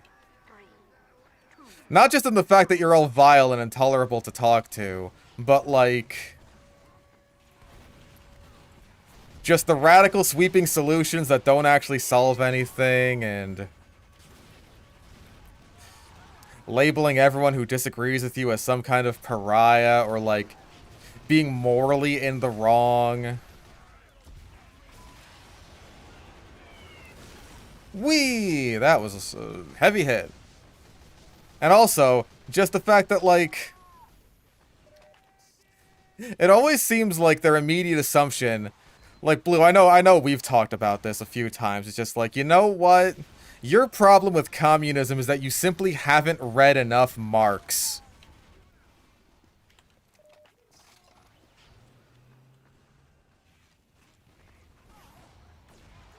Quick play has never actually been tried.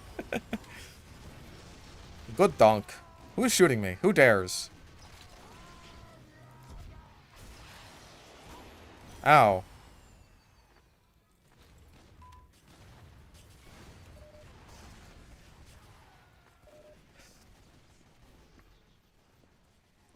What am I about talking about quick play resulting in a ban? Unprompted. This has been prompted. Like, I hate to say it, but like, listen, if we're gonna be talking about fucking Richter and by extension Zesty, because apparently that's all he's known for, which is very funny to me, then like, you're gonna end up talking about quick play. That's not my problem. That is his problem by making himself the face of the quick play shit.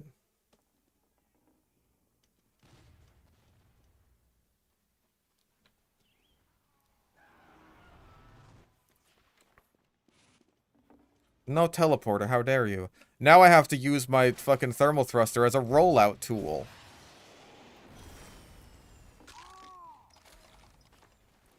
I feel like that was a big part of what they wanted the thermal thruster to be.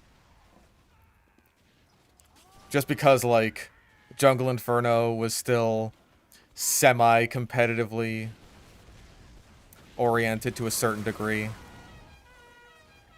Just like, let's try and make Pyro a bit more competitively viable. And in order to do that, we need movement tech and burst damage.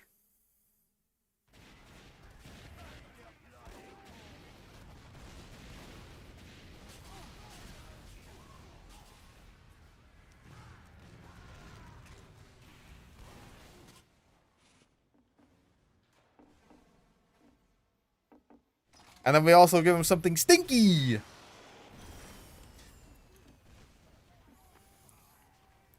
Stinky funny farts! And a slappy funny hand!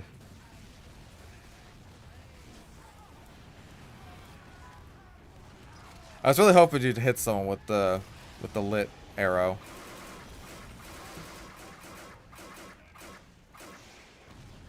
Ah.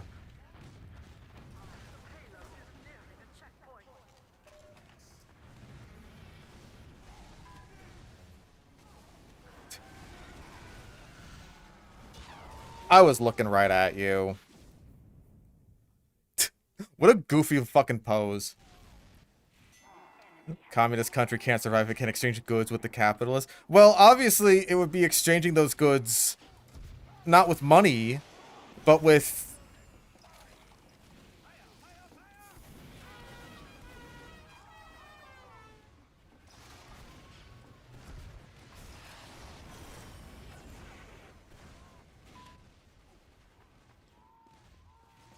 Valve actually sponsor YouTubers? I know that Overwatch did.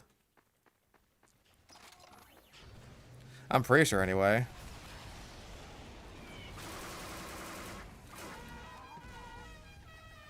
I know that Overwatch, like, when competitive TF2 was being tried out by Valve, like, when the whole Meet Your Match era was happening, like, Overwatch straight up came and, like, started poaching a bunch of competitive TF2 players and, like, TF2 YouTubers. It was just like, hey, come play our game.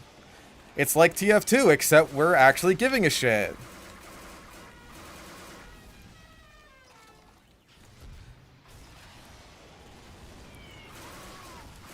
Because a lot of what was going on during this supposed golden age of TF2, you know, before the evil of Meet Your Match, it was the same shit. It was the same sense of, like, dissatisfaction and ennui. Like, Star was already just really fed up with a lot of Valve's bullshit by that point.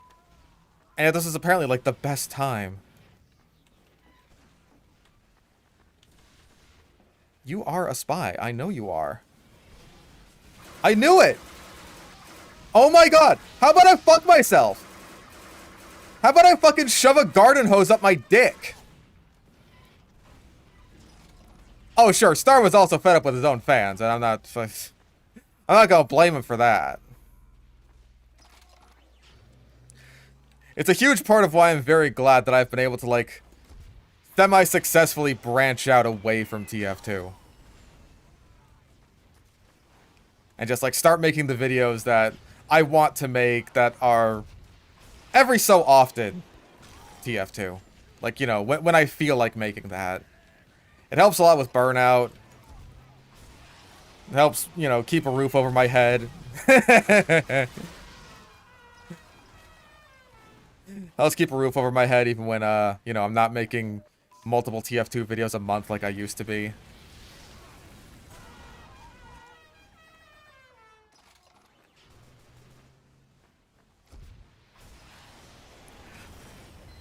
Like, I mentioned it as a little aside at the end of the Mantrits video, but yeah, if you want to get the funny stomps, then just use the thermal thruster. I've been getting them so much more consistently.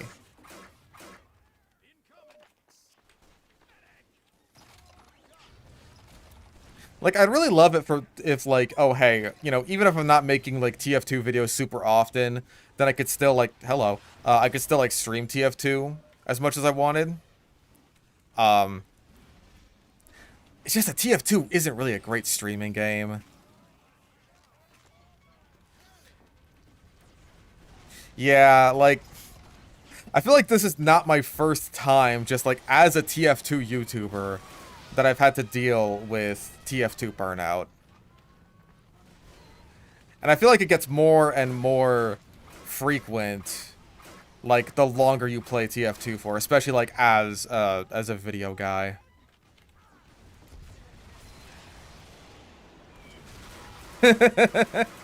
It's funny every time.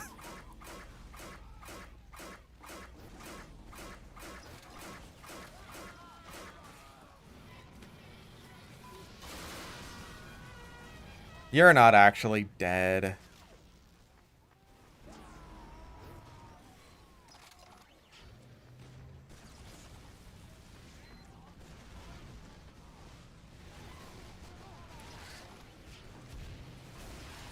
I didn't watch the full video because I'm gonna be honest, I haven't finished the full video of Zesty's ever since he started this whole quick play shit. It's just like I find the conversation that intolerable. But like I know he ended up talking about us, primarily us, I want to say, just the whole chuckle nuts in regards to like, hey, why aren't there more TF2 YouTubers? And he mentioned like the fact that we were branching out. I don't know what the context was. I'm not gonna like put words in his mouth or anything like that. That's just like what I saw. It's just like, hey, most of these guys ain't even doing TF2 all that much anymore, or at least like not regular vanilla TF2.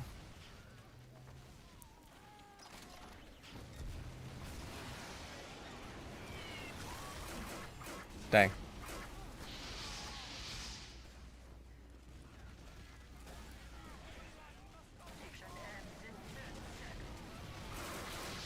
What?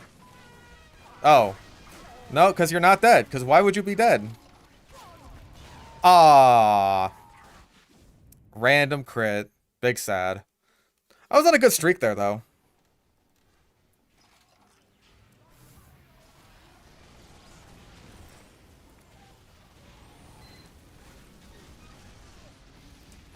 Guys are switching to Minecraft instead of helping the next generation of YouTubers, says the most socially isolated TF2 YouTuber on his Minecraft live stream. Like, I don't know. Is Zenith not, like, is Zenith asking the question of, hey, where are all, like, the good new TF2 YouTubers? Not, like, trying a bit there?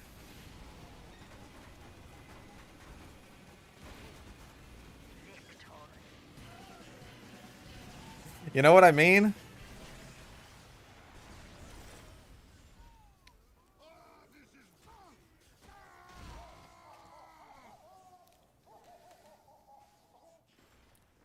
Not to mention, like, hey, C Ravioli was a relatively new up-and-comer. He didn't have that many subs, and then we started grooming him.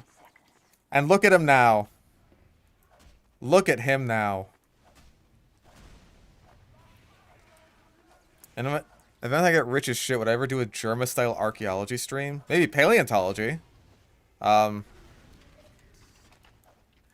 I don't know what I would do if I was rich as shit. If I was rich as shit, I'd make, like, my own zoo. Aw, everyone laughed. Why?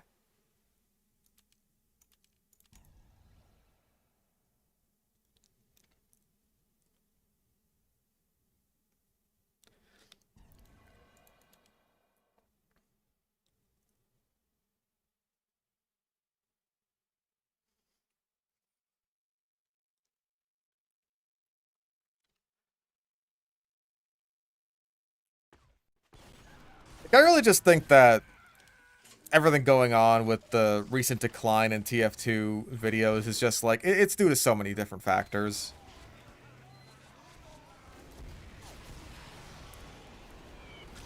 Like, even in just regards to like money, right? Something I noticed is that like a TF2 video, like even roughly the same length as like, you know, a Minecraft video I made, I want to say it made like half the money. Oh, I picked it up apparently. Huh. We have so many scouts.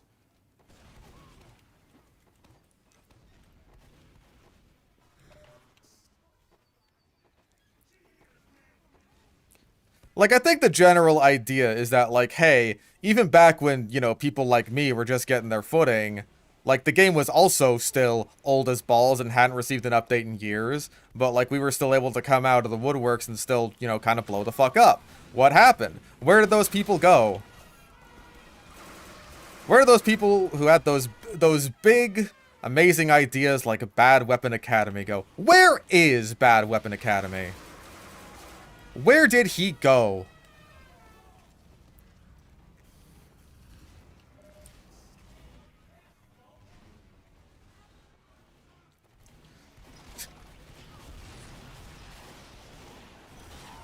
Damn.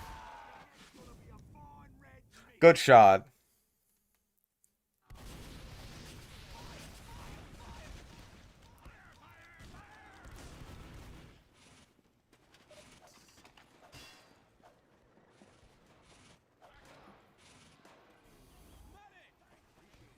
I mean, like, people like me who do TF2, or at least do YouTube as, like, a living, you know, we don't have the luxury of being like, oh yeah, I have, like, another job I could fall back on or anything like that. Like, no, fuck it, dude. I will straight up say that, yes, being able to make money off of TF2 is a contributing factor. And if I can't do that, then I'll have to, like, well, either change my job or think of something else. Damn.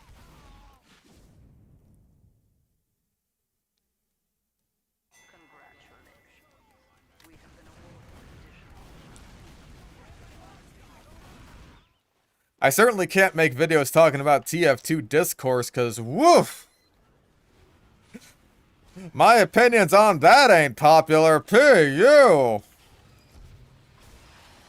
I mean, they're right, but they're not popular, and that's the important part.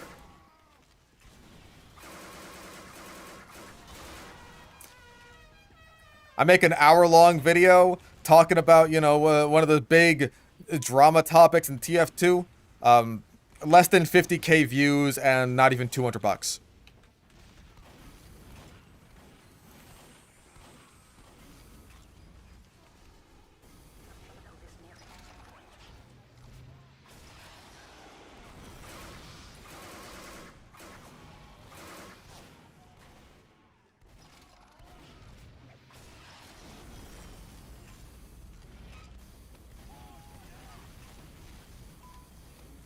The truth is not popular anymore. That's deep, bro. That was just unlucky. I'd be sorry if I didn't kill you fast enough to believe you're using the kunai.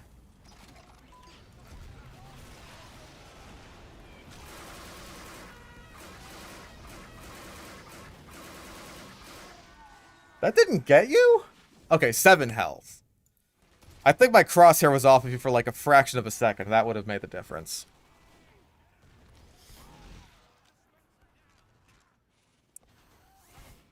Like, the real thing is, Valve has put years of neglect into the game. So, like, you would kind of need years of upkeep in order to, like, catch up with everything.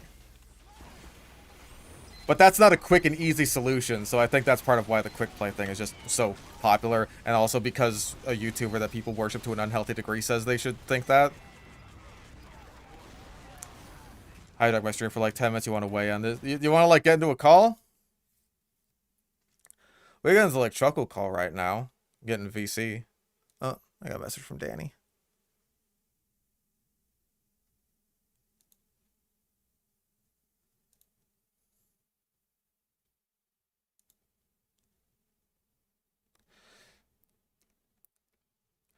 I'll hop into Chuckle, and you can hop in here if you're so inclined.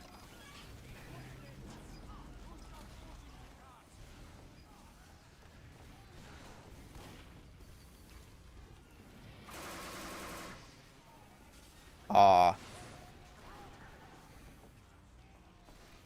Does the game really need years? Think about how it's taken a year to not even get an MVM update yet. I'd say so.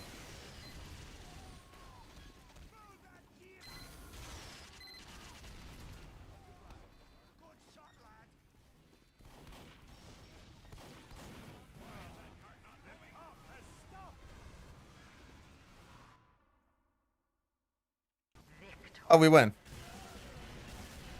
Ooh, monkey.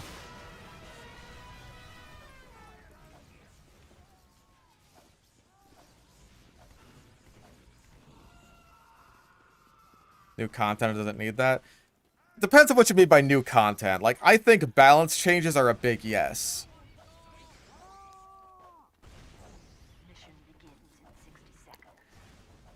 Like, new weapons and stuff is just like, I'm more iffy on that one. Like, I think that would be a huge draw for people. Like, that would be just the most clear-cut way of saying, like, yeah, TF2 is like, back. And we're doing stuff with it. We have new weapons to play around with. New toys in the toy box. It's like, oh, shit, new toys? I fucking love toys, dude.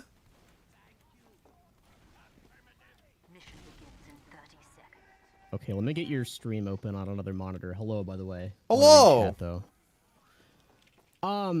So, okay, I watched that entire video.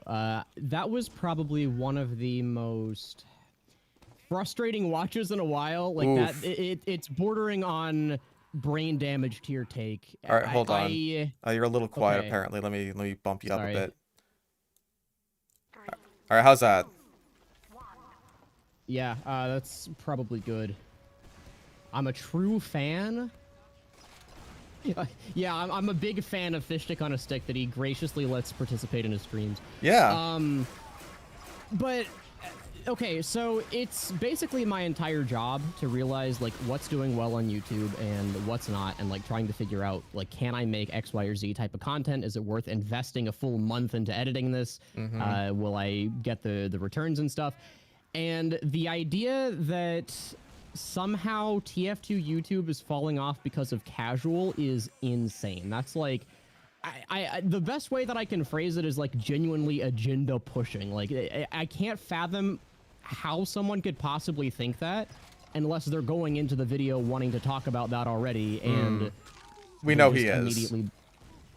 Which, I mean, yeah, it's probably not hard to assume that's the case, right? But the biggest reason why is, or I guess the biggest reason why TF2 YouTubers are leaving or no new good ones are coming up, in my opinion, is a couple things in order.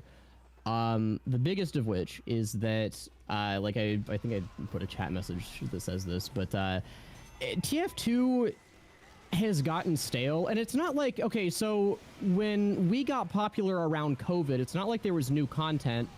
But the game did have a resurgence because of the pandemic. It's like, it's undeniable that that did contribute to a lot more people playing than they otherwise would. Yeah. And, I mean, even though the game itself didn't get anything new, the fact that a lot of people who've never seen the game before are playing is like, well, the entire game is new to them. Yeah. So a lot of the basic stuff, like weapon reviews, all the stuff that like small TF2 YouTubers do and get big off of, those were actually valuable for that period of time because there were new people through completely external means coming in and playing the game. But nowadays, it's like there are no external factors, and the game at that point was pushing like 3 years without content. Now we're going on 9. Yeah. And it's like, that's a while. That's a pretty big difference.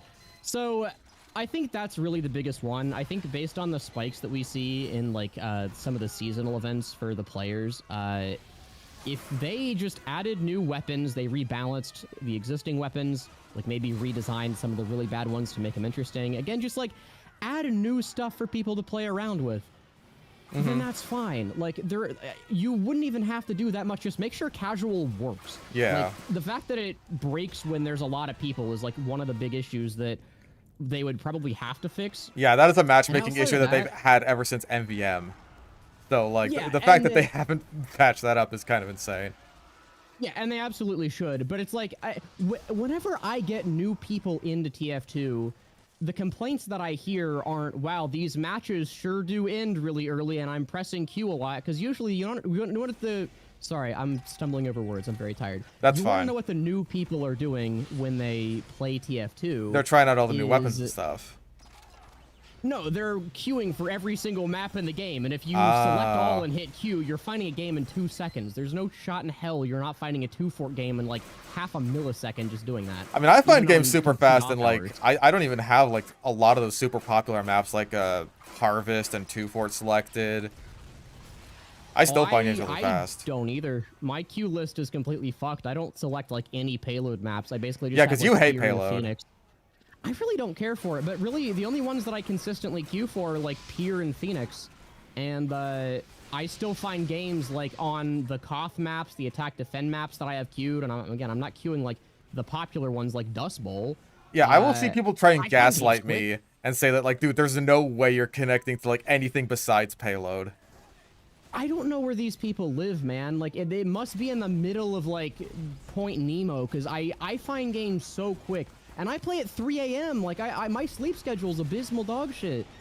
I play, like, really weird hours, and I'm finding games on weird maps within a minute. I don't understand. That's usually where when the goalpost it's coming changes. It's like, oh, you're finding games, but are you finding good games? Like, I didn't understand that was part of the problem. Quality during peak hours, like. Well, that's the other thing too. I mean, this is kind of off the topic that we were talking about, but reinstituting quick play is not going to make the quality of games increase. No, I've not never even a little understood that bit. argument. The biggest reason why there's such an imbalance right now is because there aren't new players. There isn't that natural skill gradient that you're going to have if there's a constant influx of people coming into the game. Yeah, so you need new people right coming now- in, and you also need new people like sticking around. Yeah, the new people have to stick around. You need those like mid-hour players, so to speak, because right now it's all like fresh installs who haven't gotten tired of the game yet, and veterans. Yeah. So, and again, that's not an issue that you're going to solve by switching matchmaking. People aren't just going to like randomly come back to the game and stick around when they otherwise wouldn't. It's not like you're And even then, spawning new players into existence of that like what you would be missing getting skill out of gap. that, assuming that even was the case, is more veterans who were around during the quick play days. So Yeah, even and in it's best like- case scenario, that's just like exacerbating the current problem.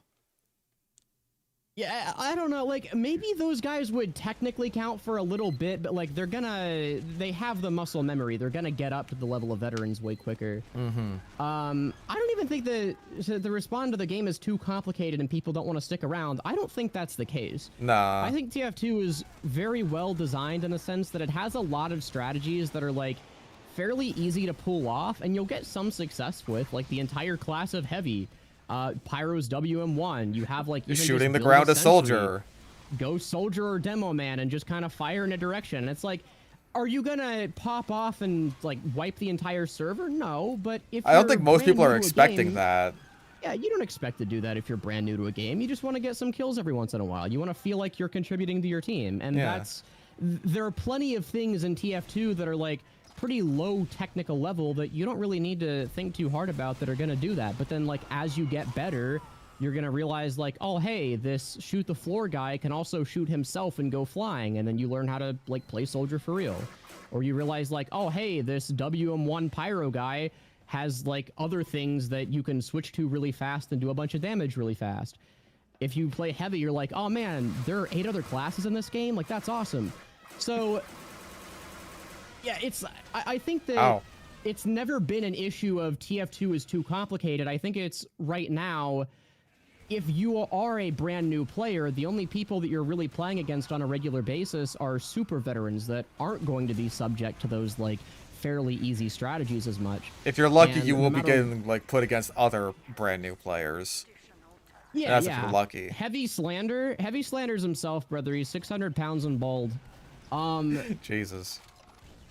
But yeah, I don't think no matter what we do to the matchmaking system, you're not going to spawn in new players to fix that problem. No. I don't understand where that sentiment is coming from, where like suddenly TF2 turns into a utopia if we do these like specific matchmaking fixes. It's like the problem has always been that Valve just needs to update the game. Yeah. Like just in general, they need to perform like regular updates to the game, and that includes a lot of things. That includes like weapon rebalances, make it so the annoying bullshit weapons aren't a thing. Add meaningful content, not just like seasonal packs, but like add.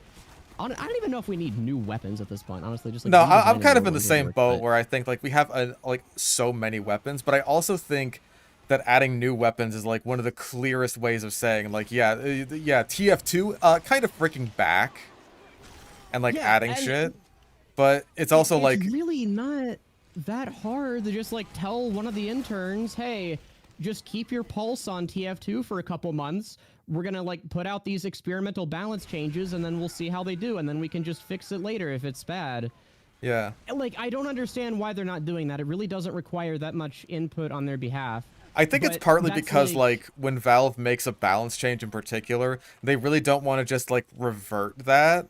Like they've been super apprehensive about doing that, and like I don't think we've gotten a weapon that was like changed and then quote unquote reverted that like completely went back to the original way it was. Like the Claymore still has the damage vulnerability instead of the lower base health, and the Bison got completely changed more or less just based on the way the flame particles work. With the Bison, from what I understand, they basically re-implemented the old code, but because the old code used the old flame particles, which I think I couldn't tell you how they worked differently, but they did.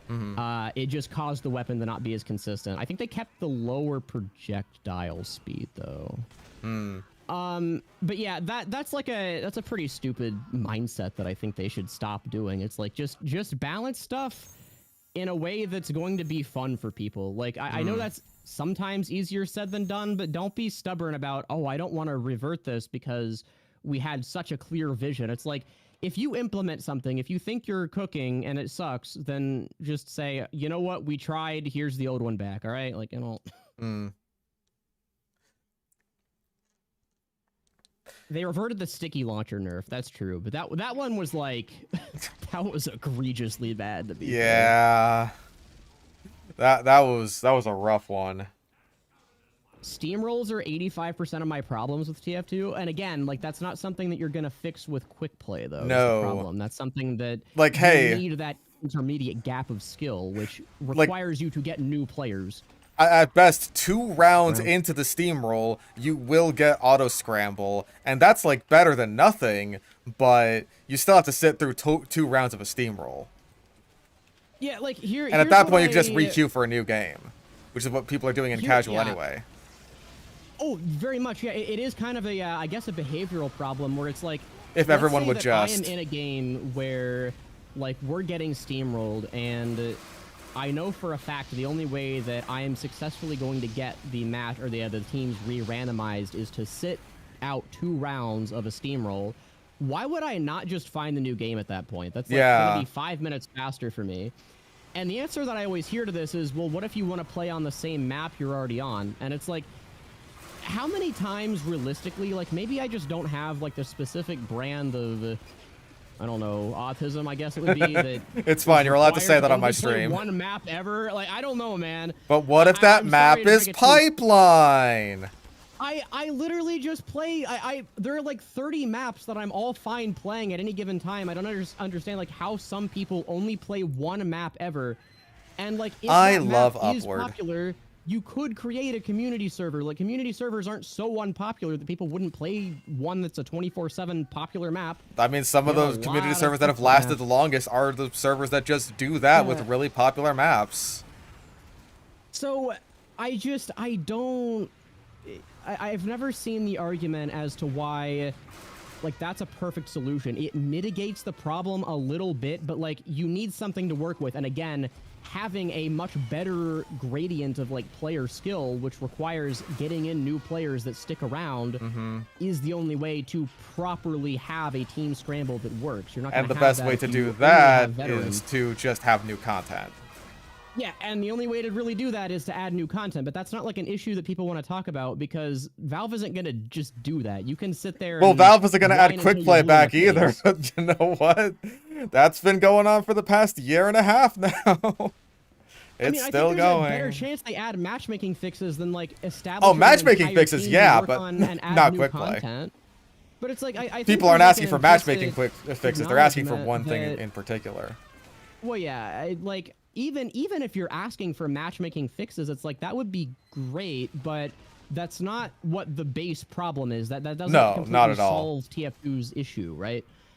And I really, again, I've never seen the reasoning behind people that say like, this is the only thing we have to do, and then we can all like sit in a circle and sing Kumbaya, and a time machine appears and takes us back to 2012. Like, again, one of the reasons why TF2 was, I guess, more balanced in 2012 is because you had those median level players. Like there were people that, well, and also because the game hadn't been around for as long, like the difference was at the low end you have people that just started, and at the high end you have people that have been around for, I guess, what would it have been at that point, 5 years? Something like that.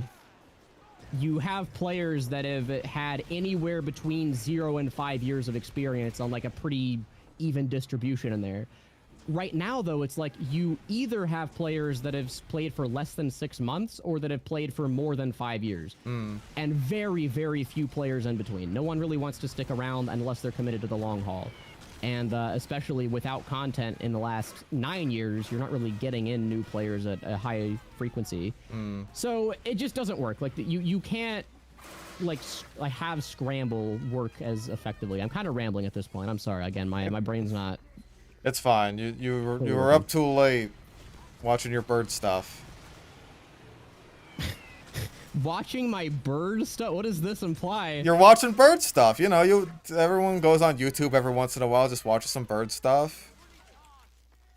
I'm not gonna lie, sometimes I will just like get those videos of people who work at wildlife sanctuaries and are just like petting random birds, and I just watch those really late. And you're like, damn, I wish that was me.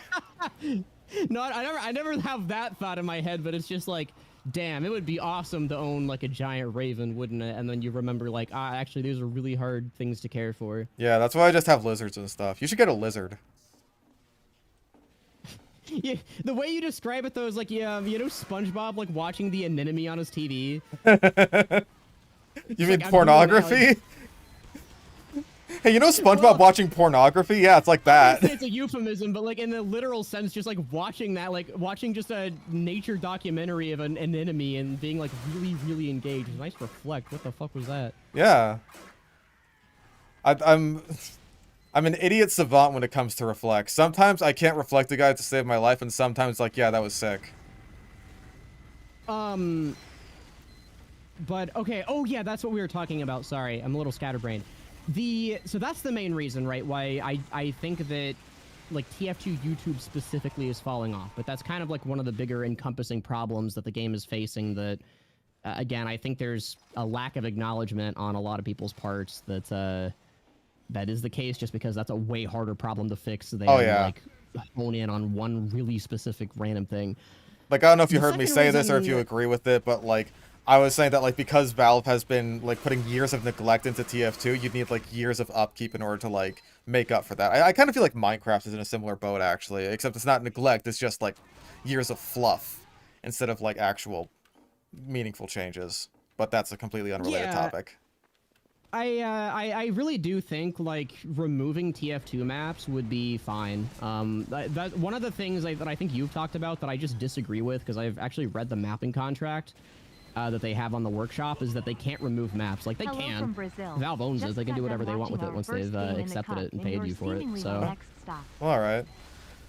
Got done watching first game in the cup, stealing the next up. Well, thank you for the $5 dollars. Robux, man. Oh, dude, the Robux! I can get the new digital circus skins. I can get Stretchy Pomni. Rubles, Russian rubles, I'm pretty sure. Oh my god, they added the amazing digital circus people. Yeah. I forgot they did that. Dude, Fortnite's not a real video game, man. I don't understand this at all. It's funny, though. Well, yeah, they removed arena maps, but, like, they made all the arena maps, I'm pretty sure. Did they not? No one liked Arena anyway. Like, no, that's Arena the other thing that stinks. people have to realize is even back, like, when quick play was a thing, even back in the golden age of TF2... I've played not Arena, all the like, a couple content times was- ever. Yeah, well, like, not all of the content was liked at the same, or I guess liked it, like, equally, right? People really hated Arena back in the day. It's just that there weren't that many things to play in general, so your options were Arena or Badwater Basin and Two Fort for the billionth time. Nowadays, we have so much random stuff that it's like Arena would not be able to compete. No, it would be like all. versus Saxon Hale or fucking Manpower. Which is kind of the issue with Payload Race in general, right? I know Pipeline gets memed, but Nightfall's the same exact way. It's like Nightfall's a fun map, though. I don't think so. I think Really? Nightfall's pretty bad.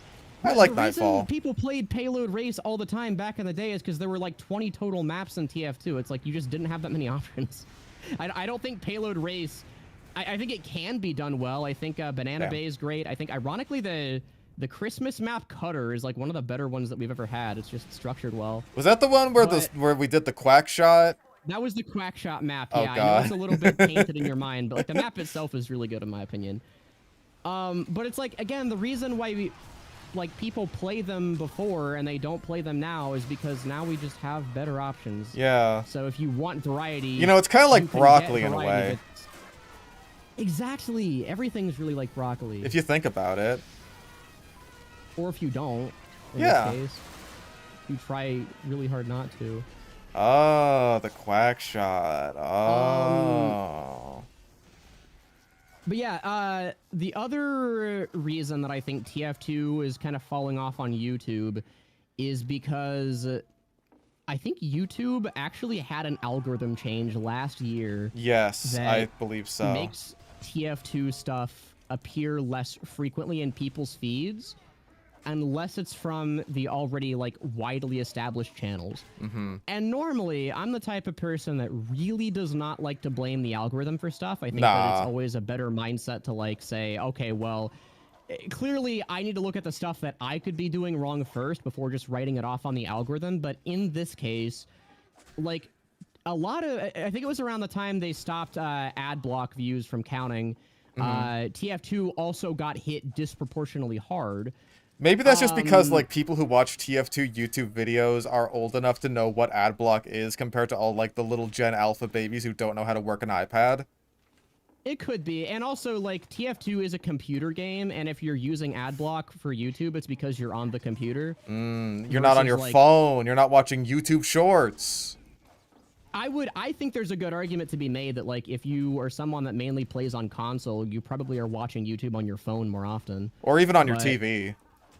Yeah, or on your TV, where it's like you can't really get like uBlock Origin, for example. Yeah. But no, I think that that TF2 had an extra thing on top of that, because I have looked pretty closely at like every major creator's views from TF2 stuff, and they've all gone down by like a very similar percent, and that change happened instantly. Like it wasn't just a gradual falling off. It's not like the topic was on a slow gradual decline. It's like this just appeared one day.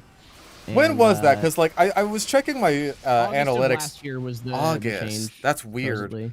Because like I was checking my shit and like my cow mangler video did really weirdly well. But then like when I tried doing more videos after that, like my Fist of Steel one, even my Bad Weapon Academy, like they just like didn't do quite as well, like both in terms of views and also in terms of like money. Like cow mangler video did really well in terms of money. I want to say it made like $900 or something, which for a 20-minute TF2 video, that's pretty good.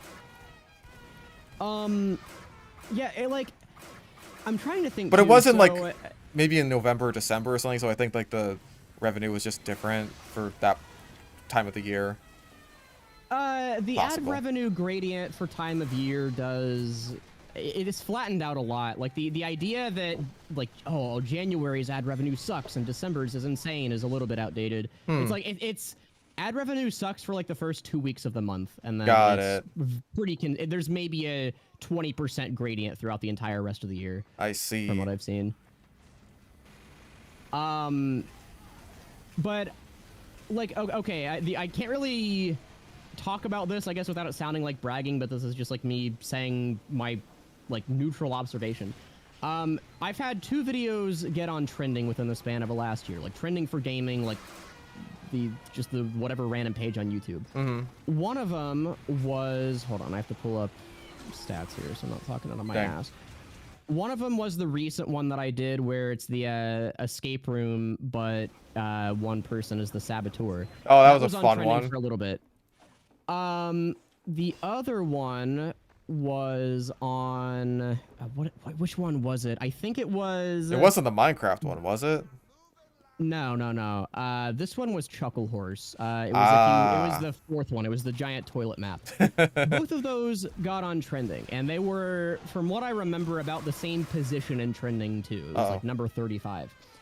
Chuckle Horse, after it was off of trending, continued shooting up. Like the views like didn't slow down on that one for a long time, but that one was put out before the algorithm change. The escape room, as soon as it was off of trending though, like the views flattened out. And I think total I've had 4 videos hit trending, and this is the first time that's happened. And from everyone else that I've talked to that has similar stuff, I remember having a conversation with Dane about this.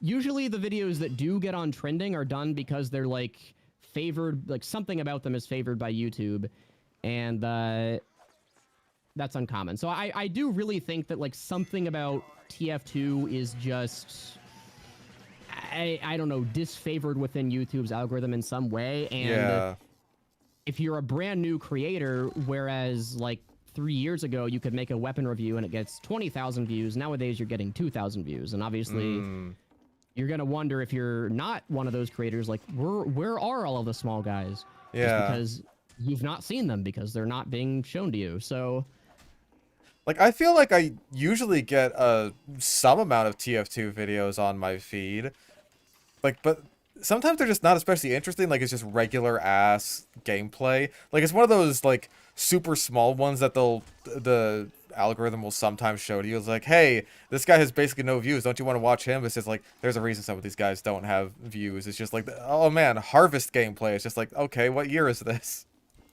There is almost always, I mean, I don't want to sound too mean, but there is almost always a really good reason why low view videos have low views.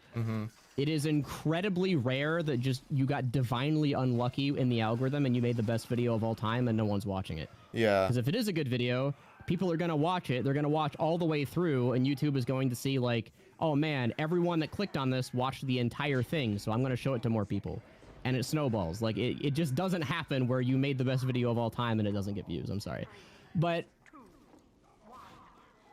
that I think is like a contributor to the lack of new creators that you have to acknowledge. It's not just TF2 itself that's causing this. Yeah.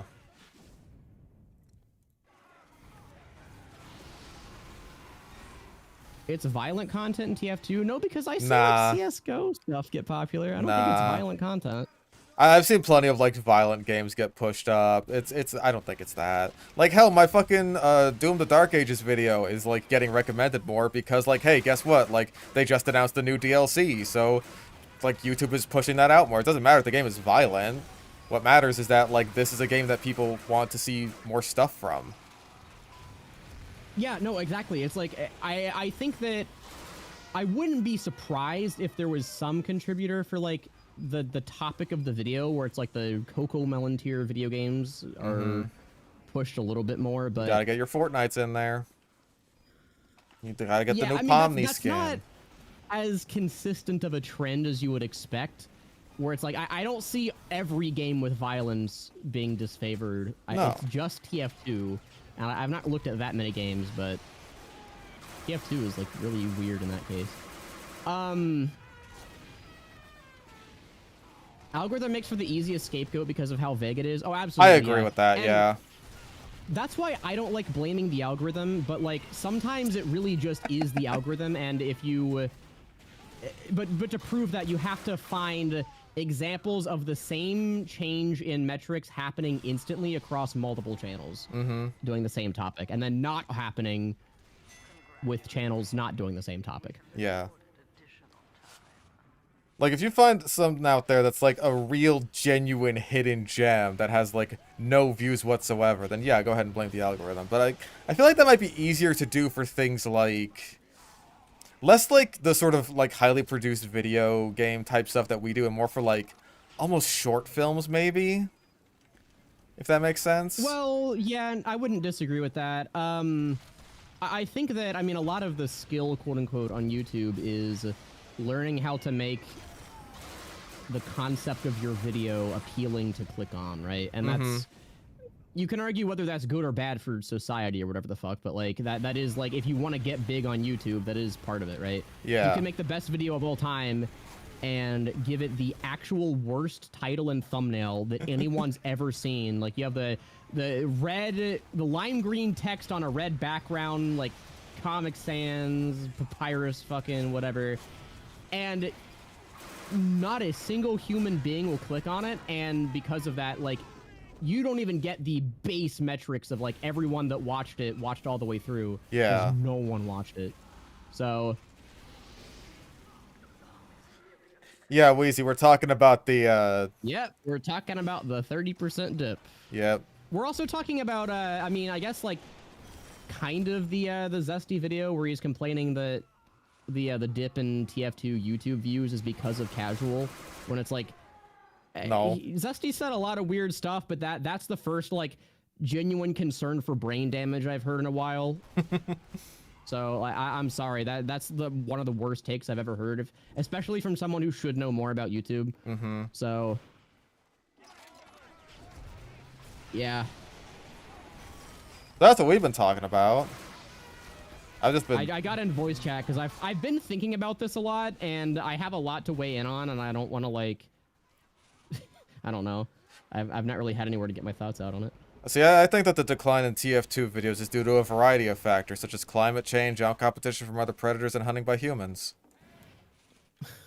All of the TF2 YouTubers were hunted into extinction. Yeah. By the white man. Unfortunate. Those damn honkies.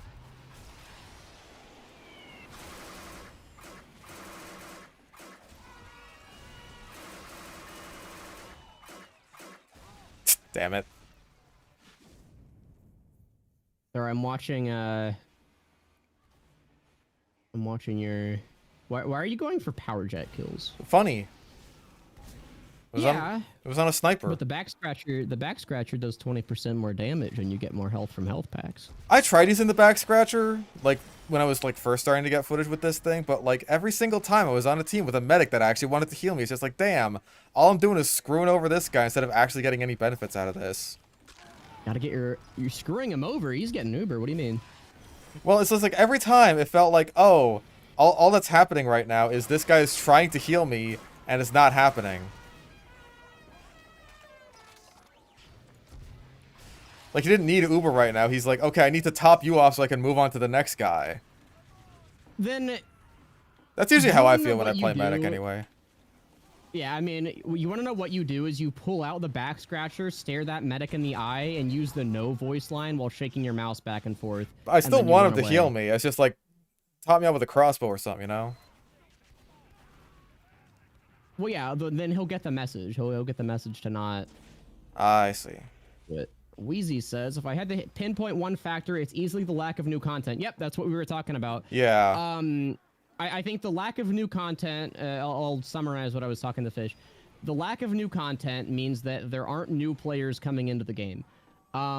New players attract new players because if you are brand new, you don't just want to get stomped by veterans. You want to play with people that are around your skill level. And because of that, if that is the case, those new players are then going to stick around for longer. The best thing that you could do for balancing out TF2's like skill gap is creating a smoother gradient of skill. So like you don't just want to have half the player base being under 6 months and then half the player base being like 10-year veterans. You want to have like a lot of people that played for 1 year and 2 years and 3 years and all that.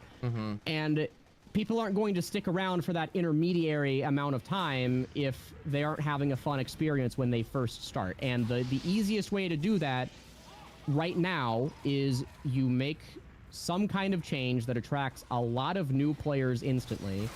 So that way new players can play against new players, and new content like new weapons or balance changes is the easiest way to do that.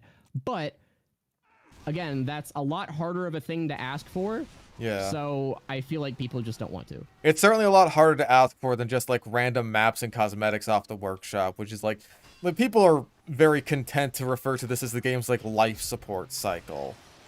For a good reason. Like, yeah, it's alive, it's getting stuff, but it's not like meaningful stuff. And like the meaningful stuff is what like that's what the game wants and needs. I am dead. Yeah, which I always laugh at the people who are petitioning for like, we should be getting better seasonal updates. Like, okay, that, yeah, but we should also be getting like real content instead. Yeah. But Valve isn't gonna do that. Like, you can scream at Valve until you're blue in the face. I'd shoot someone in the fucking face if we got like Blue Moon patch notes once a year instead of a cosmetic case. Like, do you want to know how hard it would be for some random intern at Valve to pay vague attention to how much people like or dislike weapon changes, and then 4 times a year, once a season, they just change like 5 to 10 weapons? Even if it was once a year. If it was once a year, I'd be happy with that. Well, I'd be happy with that once a I year. would be happier with that, but also if they add a change that no one likes, I don't know if I want to deal with that for a year, frankly. I mean, like, I think that a year is a good time frame because, like, it gives people time to get used to it without being like, oh man, do I have to wait until like 3 more months before this gets completely nerfed? Testing. I figured you're here. Wheezy! Yeah. Me joining. Yeah, sorry. I just went on a 3-hour walk. Oh my god, you went outside? Well, it was dark out. Walking the Pan American Highway? What are you doing a 3-hour walk for? Sometimes I have like a watch later playlist on YouTube that's full, and I'm like, all right, I need to empty this. So I just That's do it entirely respectable. That's my excuse to do housework, though. I just get random shit around the house. If I have like a video that I really want to watch that I can put on in the background, it's like I've Pavlovian trained myself to do like real chores and productive stuff with it. Maybe I should do that. I hate washing dishes. Conscientiousness does not translate into having a dirty room. This place is always clean. Wheezy can walk. No, his diabetes from pumpkin pie made his legs unusable. His legs fell off down the street. I don't know. I did eat a bunch of like strawberry. What are these called? It's like Dubai style chocolate. I've been eating this nonstop for the past 3 days. Like I straight up have not had any nutrients. Yeah. You say something that gives us hope, like, oh man, I went on a really long walk, and then you say I have eaten nothing but Dubai chocolate for the past 3 days. Oh yeah, I've had it for breakfast and supper, and it's made me go to bed very early, actually. Probably because your body has no fucking nutrients in it. No energy. Yeah, I guess. I don't know. I slept like 13 hours last night because I was just overloaded on chocolate. I can't believe not having the basic vitamins and minerals makes you sleep for 13 hours. I still take my gummies. Oh my fucking god. I still take them. Wheezy, so you want to know like why it's recommended that you eat certain foods that have vitamins in them instead of taking supplements? Because they also have a lot of other shit that your body needs, and not just that one specific micronutrient. This is just fucking. This is like liberal propaganda, dude. Like, oh, you have to eat. It sounds like some commie gobbledygook. Watermelon is telling you to tell me that. Fish, I'm gonna give you a challenge. Or not fish, sorry. I say Wheezy with the intent that I want you to eat fish. I bought on Costco online. I have a bunch of deep fried haddock. Not deep fried. No. Buy like salmon or cod and just have that's that. Fucking expensive. Okay, I don't know. How much money do you make off of YouTube? You make more than most people. What do you mean? I haven't uploaded in like 44 days because I've done nothing but play the game and jerk off. I don't. What do you mean, dude? I don't upload. Unfortunately, I can't. Dude, like it's one of the best investments. I quit MVM and I was like, that was what was stopping me. It was me being burnt out of MVM. That's why I'm not uploading that much. That's so I'm why. just gonna quit MVM. And then as it turns out, I'm just a lazy piece of shit. I don't think you're lazy. You have severe depression from not getting nutrients. I don't know how you're still alive. I eat chocolate all day. How could someone hate that life? It's great. Oh my god. Yeah, depression is when you're sad that you can't have chocolate. It has I want Chucky. Brain chemicals are made up by the government to sell drugs. It's just because you're sad that you can't eat chocolate. That's why you're depressed. Well, I'm not. I love eating chocolate all day. It's great. I love chocolate, but I can't eat it because I'll get fat. But it's so good. A guy with that life story, people would think that I'm like being too obviously satirical. How are you alive? You're right. I didn't. Sorry, I lied. I didn't just eat Dubai chocolate. I've also eaten cinnamon buns. Oh my god. My entire diet the past 3 You days. have I am severe not kidding you. diabetes. How are you alive? I might. I don't know. I don't feel like I have diabetes. Besides, like my feet tingling sometimes. I think that's a symptom. But no. Wait, he's gonna end up in a chubby emu video. WT was a 23-year-old YouTuber who ate nothing but chocolate for 44 days. Oh my Here's what happened God. to his entire nervous system. Like, It dude. sounds like a bootleg El Maxo ripoff. 100 No, days this of guy- chocolate. I did the 100 days without vitamin A challenge and my eyes fell out, man. Like, Yeah. he's iron deficient. Iron is the thing that you think he's missing. Fucking everything, man. No, I drank a We are in monster on my severe walk. debt. Oh and I'm my pretty sure- god. It No, just I- gets it, like, worse. No, Monster's Dude, like surprisingly healthy. I think. Like if you look at the Easy. ingredients, it has like TF2's diet. fruit flavoring in Also, it. So I am getting my. I had a getting my fruit vitamins. smoothie. You know what that has in it? Fucking fruit. Wheezy, have you ever seen the movie Elf? Yeah, with Will Ferrell. Yeah, so I love that movie. you know how like all he eats is like maple syrup and gummy bears and candy? Yeah. Meant Wonderworld. I forgot it's been years. Wasn't he? Christ. Never Wasn't he mind. really tall? Didn't He he grow big was. and strong? He was. That's Will true. Ferrell's I like guess, 6'5". what? I don't think anything's actually. It's not that Well, bad. I'm gonna take a guess and say that I don't think Will Ferrell actually did that in real life. I think that was a fiction movie. He didn't do No, the one you're who thinking brought of up Elf. Stranger Than You're the one Fiction. who brought it up. Yeah, I'm just saying you sound like Elf, man. I think this guy's cheating, by the way, Fish. This Did you know guy. that? Oh, the monsters, spy? some of Almost them have certainly. No He's calories. he's gotten some really weird stabs. Oh, one game ban Oh. on record. Basically blank profile. I'm not even remotely Yeah. surprised.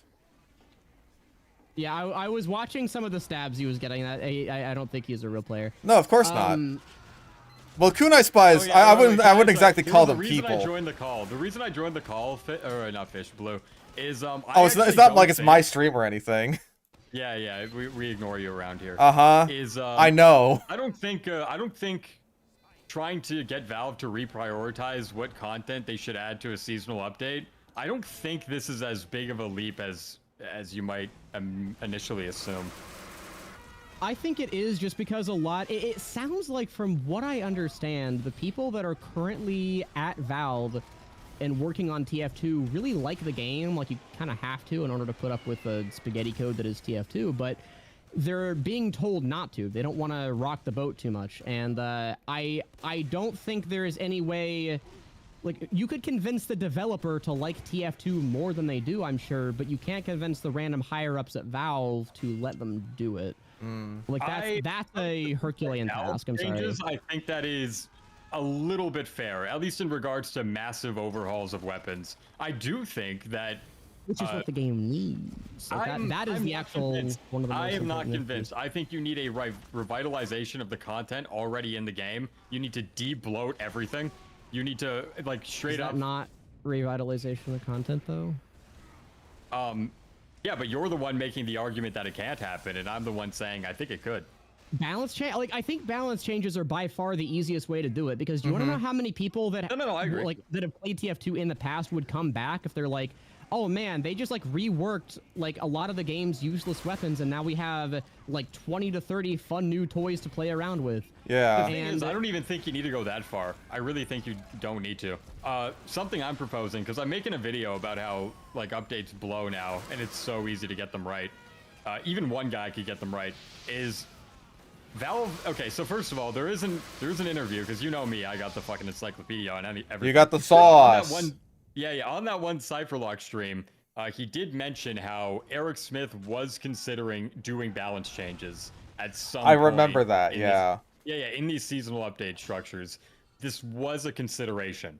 Now, obviously, that never came to fruition, but the idea that it hold wasn't on. a hard no is, in my opinion, when was he something- considering this? Is this like a 6-year-old thing, or I don't know. This is I don't know exactly, but because the stream Eric was Smith was 2024. considering this in saying like Eric Smith considered this in 2019 versus Eric Smith considered this in 2024, I think have different implications. I forget if this was in relation to the summer updates or not. If it, I'd have to double check on that. It's been a while.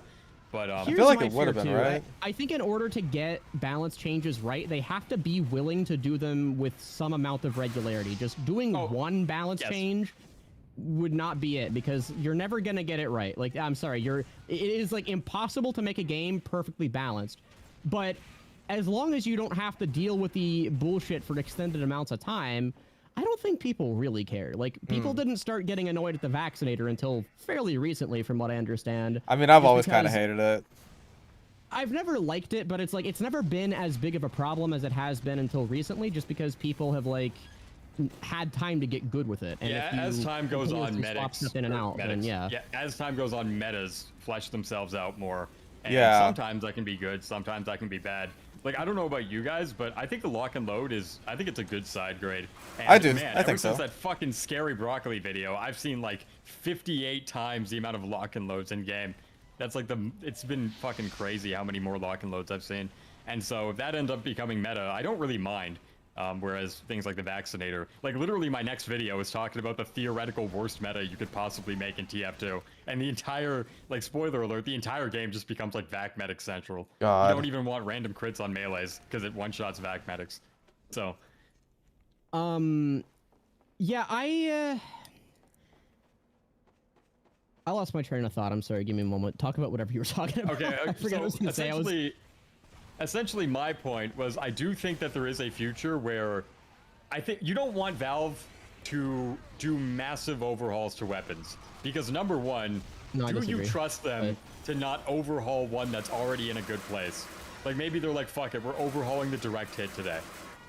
I don't think anyone. Okay, well, Blue's the wrong guy to ask about that, because he fucking hates the direct hit. All I would ask on the direct hit, literally the direct hit just needs like the most basic number tweak ever, and then I think it's perfect. Make it so it can't one-shot at point blank. Where? Make it so the fall-off is better, so it can consistently two-shot snipers at max range. Where? Yeah, I think just one-shotting at close range is fine. Yeah, I agree with that, Wheezy. I personally disagree. I think that I disagree. I should be able to run into the soldier's face with no consequences whatsoever. Yeah. No, I think that if you want to be able to one-shot, you should, or if you want to be able to like quickly kill someone with a direct hit, you should have to have a shotgun equipped. I don't think you should be able to get that value and be able to run a banner. Nah. I think it's fine.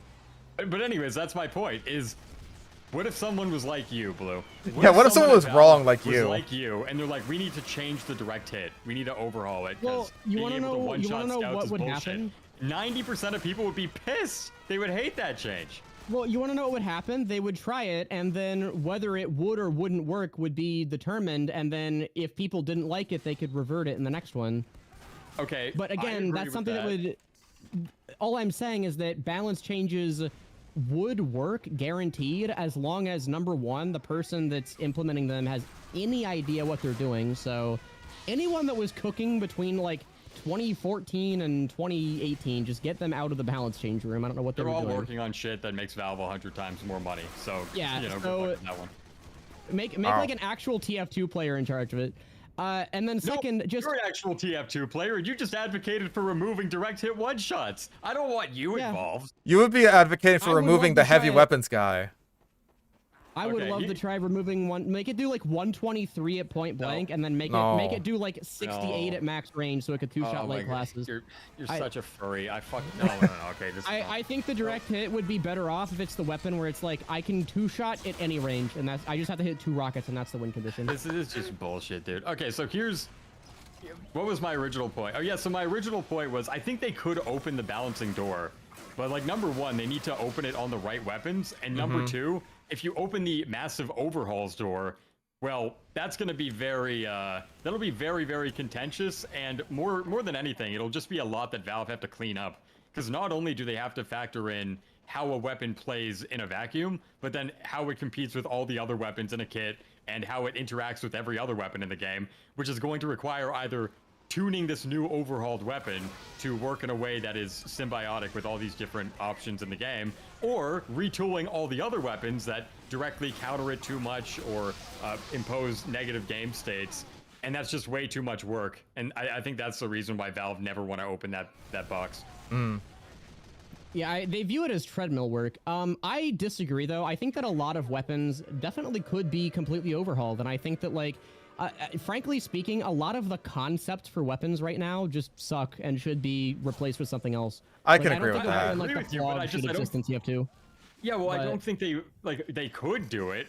But yeah, and they could do whatever the fuck they wanted, but will they? Essentially, my point is, here's what I advocate for. Okay? I advocate for keeping the weapon ethos and the weapon design basically identical, but you fuck with one stat just a little bit. I'm not even just like, even small things like that. Like make the Wrangler shield go from like 66% to 45. Or whatever, and then, dude, Uncle Dane would get so hyped. He'd be like, "Dude, fucking, they changed the Wrangler. It's a great, man. It's awesome. You guys have to go try out the Wrangler." Is that your impression of Uncle Dane? I'll give two arguments against that. I'll give two arguments against that. The first of which is that, again, that doesn't really solve the problem where a lot of weapons right now either have like horribly annoying mechanics that no amount of number tweaking is going to fix. Like, again, Flog and Scorch Shot, Kunai are a lot of the big ones. Vaccinator's iffy. I think the Vaccinator actually could work with number tweaks. I think the spammability is the problem. I think you could add something to the Scorch Shot where it's like we're gonna have the afterburn time.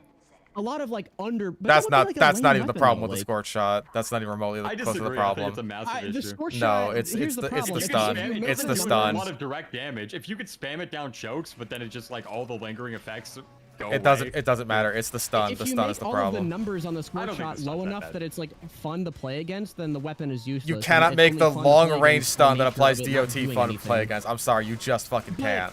I think you can. No, it's the stun. The other side of that coin that I think is more important is that a lot of weapons are underpowered because the design sucks. Like, what number tweak are you giving to the sun on a stick to make it interesting? Tell me.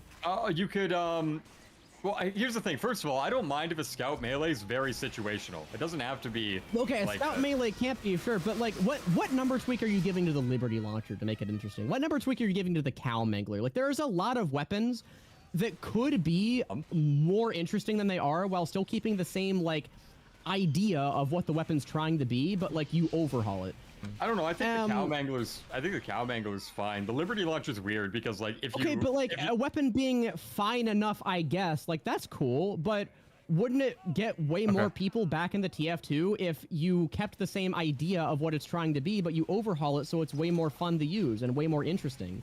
Like, the entire point of doing this is you're to get not more seeing the people other back side into of that TF2. coin, where you have to rely on Valve, the company, to get these overhauls right, and I don't, especially in 2026. And so you're seeing the one end where, hey, look at all these uninteresting, shitty weapons, and that they're going to get buffed. Yeah, that's one end of the equation, but the other end is maybe they nerf the direct hit into irrelevance, and that's like, I don't know, like a fifth of Soldier Main's favorite weapon, and now they're pissed off. Right, like you have to look at that. You want to know what they do? Too. You want to know what they do if they're like, yeah, we have this idea, this is what we want to try to do. We try it and it doesn't work, then they revert it. And it's like, how much effort is it to put out an update saying reverted the direct hit? Like, it's really for Valve. I think it's a lot.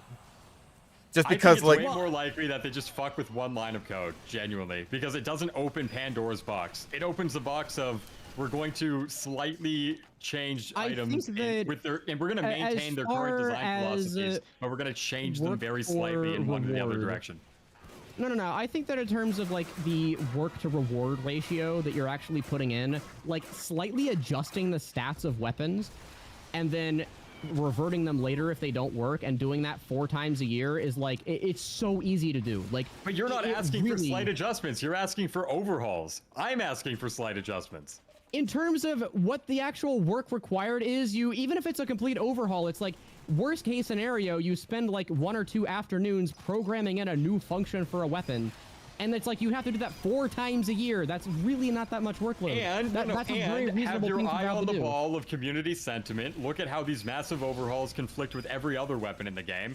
The Flog would not be nearly as bad if the Scorch Shot wasn't as OP as it was. You can get another situation like that with any other weapon in the game. I fully disagree with that. Even I think that, like, really? By nature of Pyro having long range fire damage, like, the Flog is the easiest, but, like, you can do Detonator Flog really easily. You can do Flare Gun Flog. Not as easy as the Scorch Shot. Not as easily, but the annoying part about the Flog, right, is that you never even see that guy. He's just lighting you on fire, and then when you do see him, he has 2 Uber charges at the same time. He has Okay, Uber but and my crits, point is, and you can't do anything and just you would die. essentially, right now, there might be a flare gun flog combo in the game, and by tweaking and overhauling a weapon in a dramatic state, you could end up creating another scorch shot flog.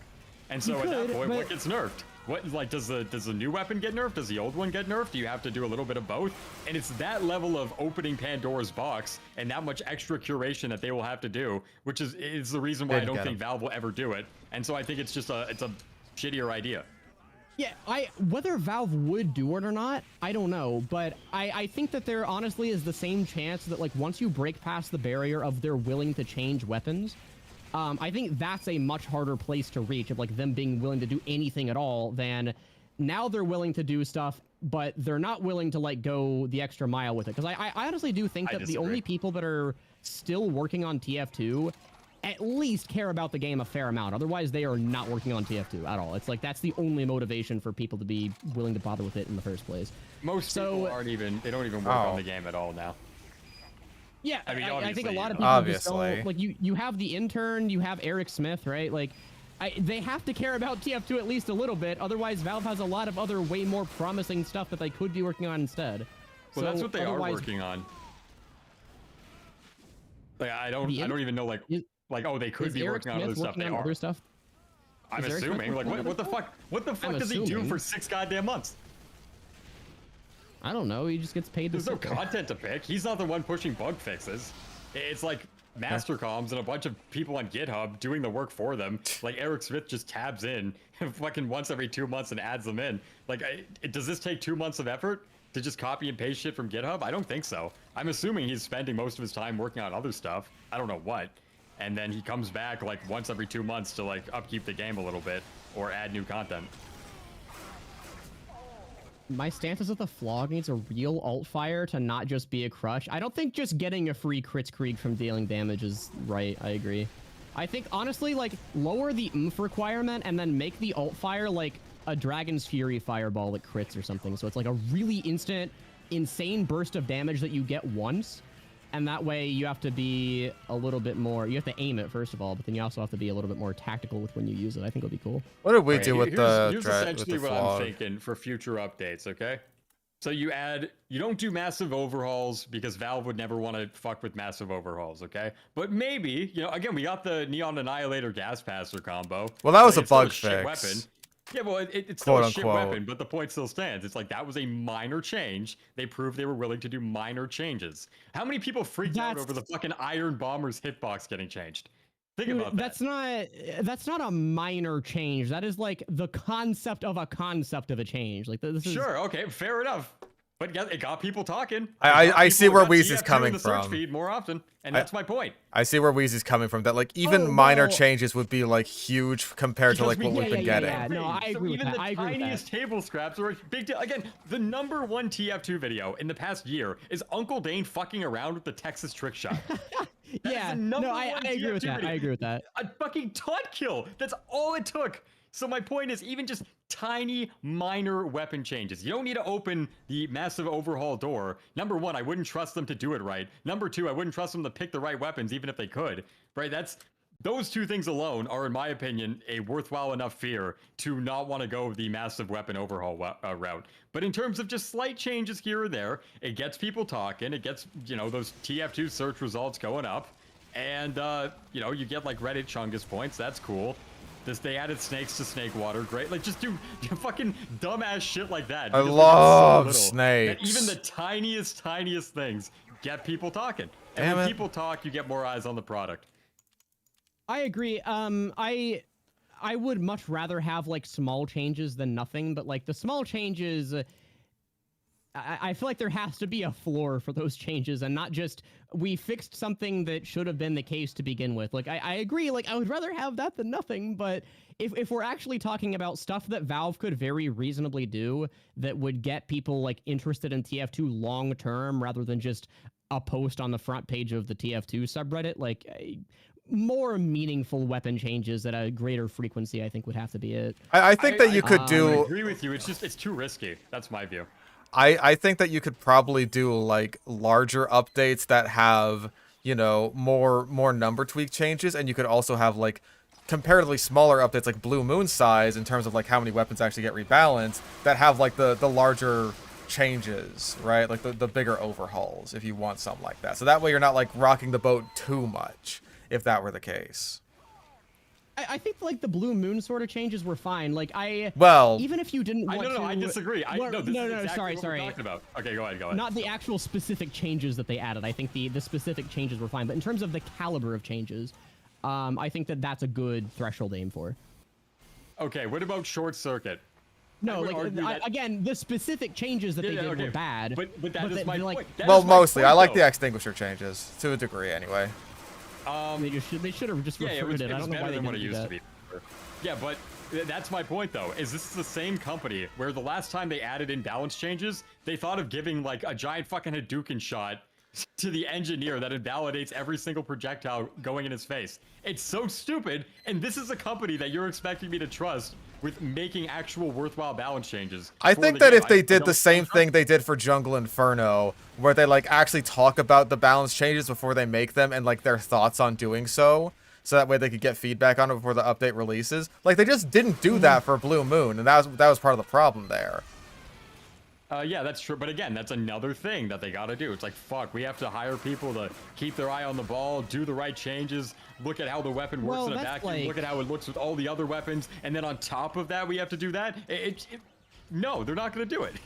I really don't think, like, okay, I don't disagree that Valve wouldn't necessarily do it. I think they would be apprehensive, but I don't think it's that hard to hire, like, 1 or 2 people that are interested in TF2 to, like, keep track of the community changes. Like, I think the intern already keeps a pulse on the community from what you've explained.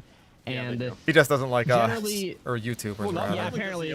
Not only does the intern, most people at Valve do. They keep a pulse on, or anyone who's familiar with TF2 at Valve. That's weird. Yeah, they're familiar, but they know who I am. Yay! That's why they added Gobi Glaze, because they love me. They know who all of us are. Like they know every single thing that happens. At least I would disagree. So my counterpoint is, if they know who I am, why isn't Chuckle Horse in casual yet? True. Why isn't Heavy removed from the game? It would get more players than manpower. It's just that's the reality. I'm not even kidding. Wait, someone actually made like the Chuckle Horse workshop map that works the same way as what's it called? Perks does, where it's like the entire team votes on like the randomly generated changes. That'd be. You like pick one of 3. That would be so fun. It would suck ass, but it would be so fun. Never mind, remove Heavy. He telefragged me. That's Heavy can just insta kill you. It's overpowered. Yeah. What the hell? Hang on. Didn't the intern say that he thinks all TF2bers are fucking awful? Yes. Yeah. That is. Yeah. Keep in mind. This is. I'm pretty sure this is like a friend of Richter who told me. But I trust this person. I do. Where they said like, yeah, they watch all the YouTubers and they fucking hate all of you. I wouldn't doubt it. Like. Yeah. I wouldn't doubt it either. No, they do keep their eye on the ball. Beyond the intern, even people at Valve, their eye is on the ball way more than people think. I'll put it this way. I like genuinely have more faith right now, should Valve just up and decide to add balance changes, that they would do a halfway decent job than I do back when they were like really interested in TF2 as an esport. Because they didn't even have any idea what would make TF2 an esport. Like that's the other thing too that always kills me, is people are like, all of these changes were made for copies, and then none of the changes make sense when you look at any competitive format ever. No, they buffed the cow mangler into being banned. Like, what the fuck are you talking about? There's probably some instances that are true there, some of them that aren't. I fucking just wait. Okay, just wait like 2 months and you'll probably get an answer. Wait 2 months, okay. Yes.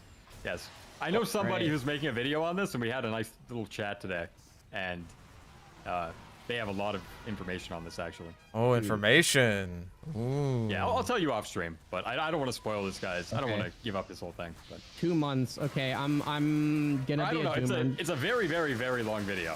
He sent me the timeline today. It was like an hour and 50 minutes. Oh, so what? I guess I won't make you spoil it, but yeah. So this is a video. This isn't like you're proposing that Valve is doing something in 2 months. No, correct. This is or that like the update's like for sure gonna come out in 2 months. Like that's the time frame. Some very interesting insider information on a lot of the Beat Your Match stuff. A lot of how the changes manifested. Interesting. I only know about one of those, and that's like the one that Banny talked about with the reserve shooter. Yeah, again, just wait. Oh, wait, was that So Jungle what, Inferno? I don't even remember. Yeah, I think that, I guess moral of the story here is that Valve adding meaningful content that lures back in new players and gets them to stick around. It's a double-edged Way sword. more beneficial for the game. Well, no, it would be way more beneficial for the game than adding the ability to auto-scramble the teams, and the auto-scramble still consists of you're randomizing who the fresh installs and the veterans are, and there's no in-between players. Yeah, like... Well, sure, but there would still be... like, the ratio would be better, and that would lead to more fun games all around, and it would be a better experience. Like, It would be an improvement, but I don't think it's fixing everything. I think people put way too much emphasis on what that's actually doing. I agree, it doesn't fix everything, but there is a... Like, just imagine being, like little Billy. You're, like, 17, you're playing TF2, and you have, like, 126 maps. You don't know what the fuck is going on. You don't know anything about the game. And then, like, the game just... It ends after 5 minutes. I don't know. I do think that's a bad. Weezy, I don't have to necessarily imagine having little Billy play. I've actually gotten a couple people in the TF2 within the past like 6 months to a year, and every time, and I've also talked to other people that I know that have gotten their friends in the TF2, and the new player complaint every time isn't, wow, this matchmaker sure does take a while. It's, yeah, I agree. I'm getting stopped by veterans. What the hell is going on? It's like people need people of similar skill level to play against, and that's not an issue you're fixing by changing the matchmaker. No, but you would create a situation where instead of getting stomped by 4 veterans, you're getting stomped by 2. Or, you know, 4 instead of 8. You know, whatever numbers you want to use. I don't think that changes the core issue, though, of, like, again, you don't really have that many players right now that are, like, the intermediate playtime players. Like, it's Not to all mention... either very high or very low players because no one's sticking around except for the diehards. Not to mention it doesn't solve the issue that, like, started this whole conversation to begin with. Like, what content is there to be made out of, oh, hey, guys, Valve updated the matchmaker. What videos can you make out of that? What YouTubers are going to spawn from that? I agree. It is really, I do agree that it is more of an insular, like, hardcore YouTuber topic. Like, even a guy like Lister, when he talked about it, he got like 50,000 views or something, but his, like, evolution of so series did gets I. like 2 million. Yeah, it's so just, it really is not a popular topic outside of the community itself. And that's why you have to use the meta. So instead of talking about like the game's issues and getting 50,000 views, you have to talk about how no one else is talking about the game's issues, and then you get 100,000 views. It's easy. Oh. Okay, like, you don't even do it yourself. Okay, listen, I look at this, and I do think that there is something to be said for TF2's new player experience being shitty. And I do think that having I don't disagree, but I don't think it's because of the matchmaker. Or not entirely, anyway. Not entirely, yeah, it's not entirely. Absolutely not. That is a contributor, and I would love to see it fixed. But absolutely, like, that's my take on it. Well, you are completely right that whenever you talk to people, like again, all my real life friends, all the people that I met online, all the people who in any way, shape, or form I know who are vaguely interested in this game, the #1 thing keeping them away is no meaningful content, no new content updates, just nothing new to bite down on. And you know, you could add like 14 maps in one update, great, but then like first of all, half of them are dog shit, and then the other half they all blend together. It's not really anything meaningful. Like, would you rather play, I was gonna use a payload example, but you hate payload. No, just lay that on me. Yeah, but like, for example, like, who gives a fuck about Emerge? Like, does a new player getting into TF2, they're like, they added Emerge. I knew it was gonna be either Camber or Emerge. I knew it was. Or they added Rumford. It's like, wow, I'm getting really excited about the game. No, it isn't. In my opinion, I'm convinced that those are all the same map. They're like Rumford, Camber, and Emerge are all the same exact map, and every time you play it, like the layout just slightly randomizes like the back rooms. Well, they all blend together, and this is like this is why I'm a little bit, you know, I have my issues with the TF2 workshop for sure, especially post MVM update and having like 45 different shitty maps that no one has ever played about a game mode that they never tried in their life, just getting flooded onto the workshop. I have my issues with the TF2 workshop, but one thing I do have a little bit of sympathy for is the player base do want something eccentric. They do want something grand in scale. They do. And I know it's become a bit popular to say like we want more like grounded TF2 designed maps, but the reality is like, as shitty as Bread Space and Embargo and Aquarius are, you want to know what's played even less? Rumford, and Emerge and fucking Chamber. Enclosure, if you want to put that there. Yeah, these are the maps that don't get played at all. And so these ones are even shittier by and large. The only map that I want added to TF2, which is kind of already in it, I just want them to finish Arty Asteroid. Like, just finish it and put it in casual. It's so fun. We might get some Asteroid maps this summer update. There were 2. No, not Asteroid maps. I want Asteroid finish. Like, the layout, unironically, is like 2-4 if it was good. No, I know. In a game mode of mean, Capture the Flag if it was good. It's just like, it actually just is like the best spiritual successor to 2-4 I've ever seen. I don't know why they abandoned it.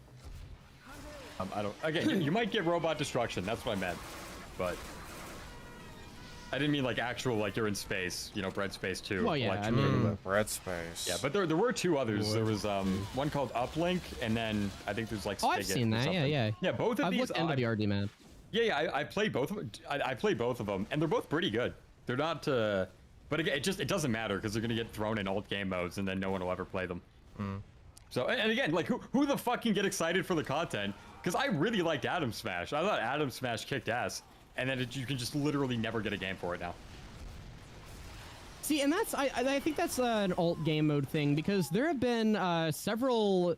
So for reference, my queue list is probably like 60% older maps, 40% newer maps, and I just hit queue every time and just see where I get put.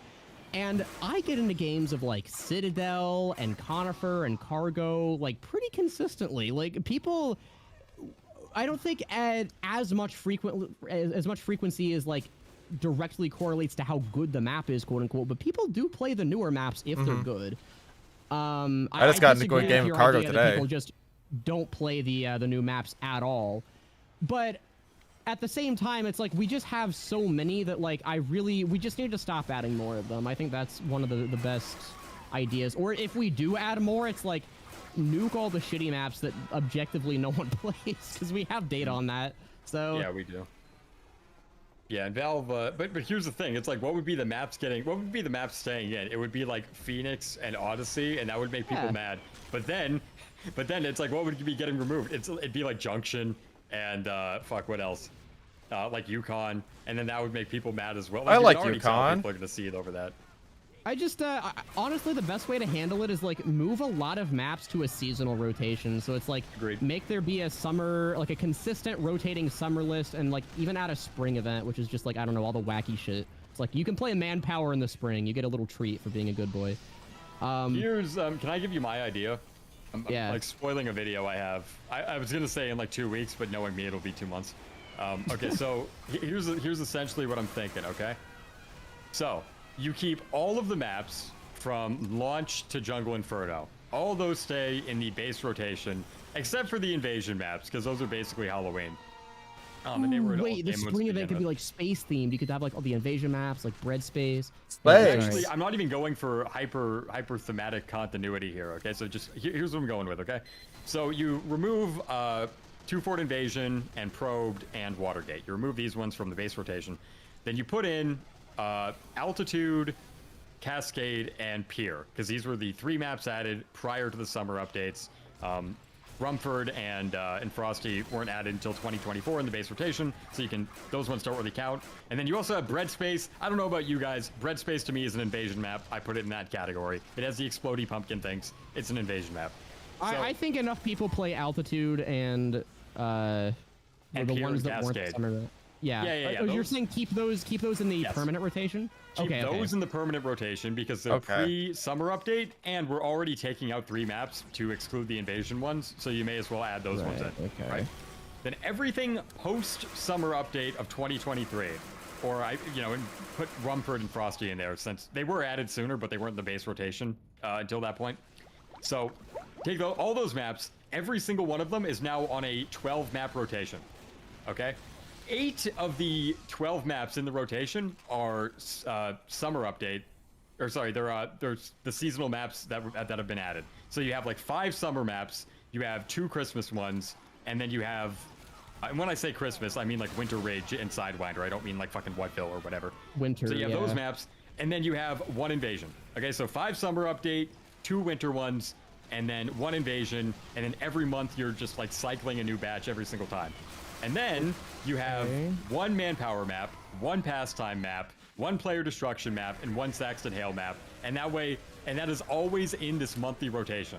So that way you always have these things front and center on the exact front page, instead of just sitting at the bottom of old game modes, never getting played. I disagree with how to organize them because okay, I think a lot of like gimmicky maps actually could be really fun if they weren't always available. If they were actually treated like a novelty, like they kind of are, people would be way more accepting of them. Like there's a lot of maps that I love playing during Halloween that there's no way in hell I would enjoy as much if I got to play them year round. I mean, that is what people do with Whatville, is like they treat it as like a yearly gimmick. That this is the one time a year we get to play Whatville.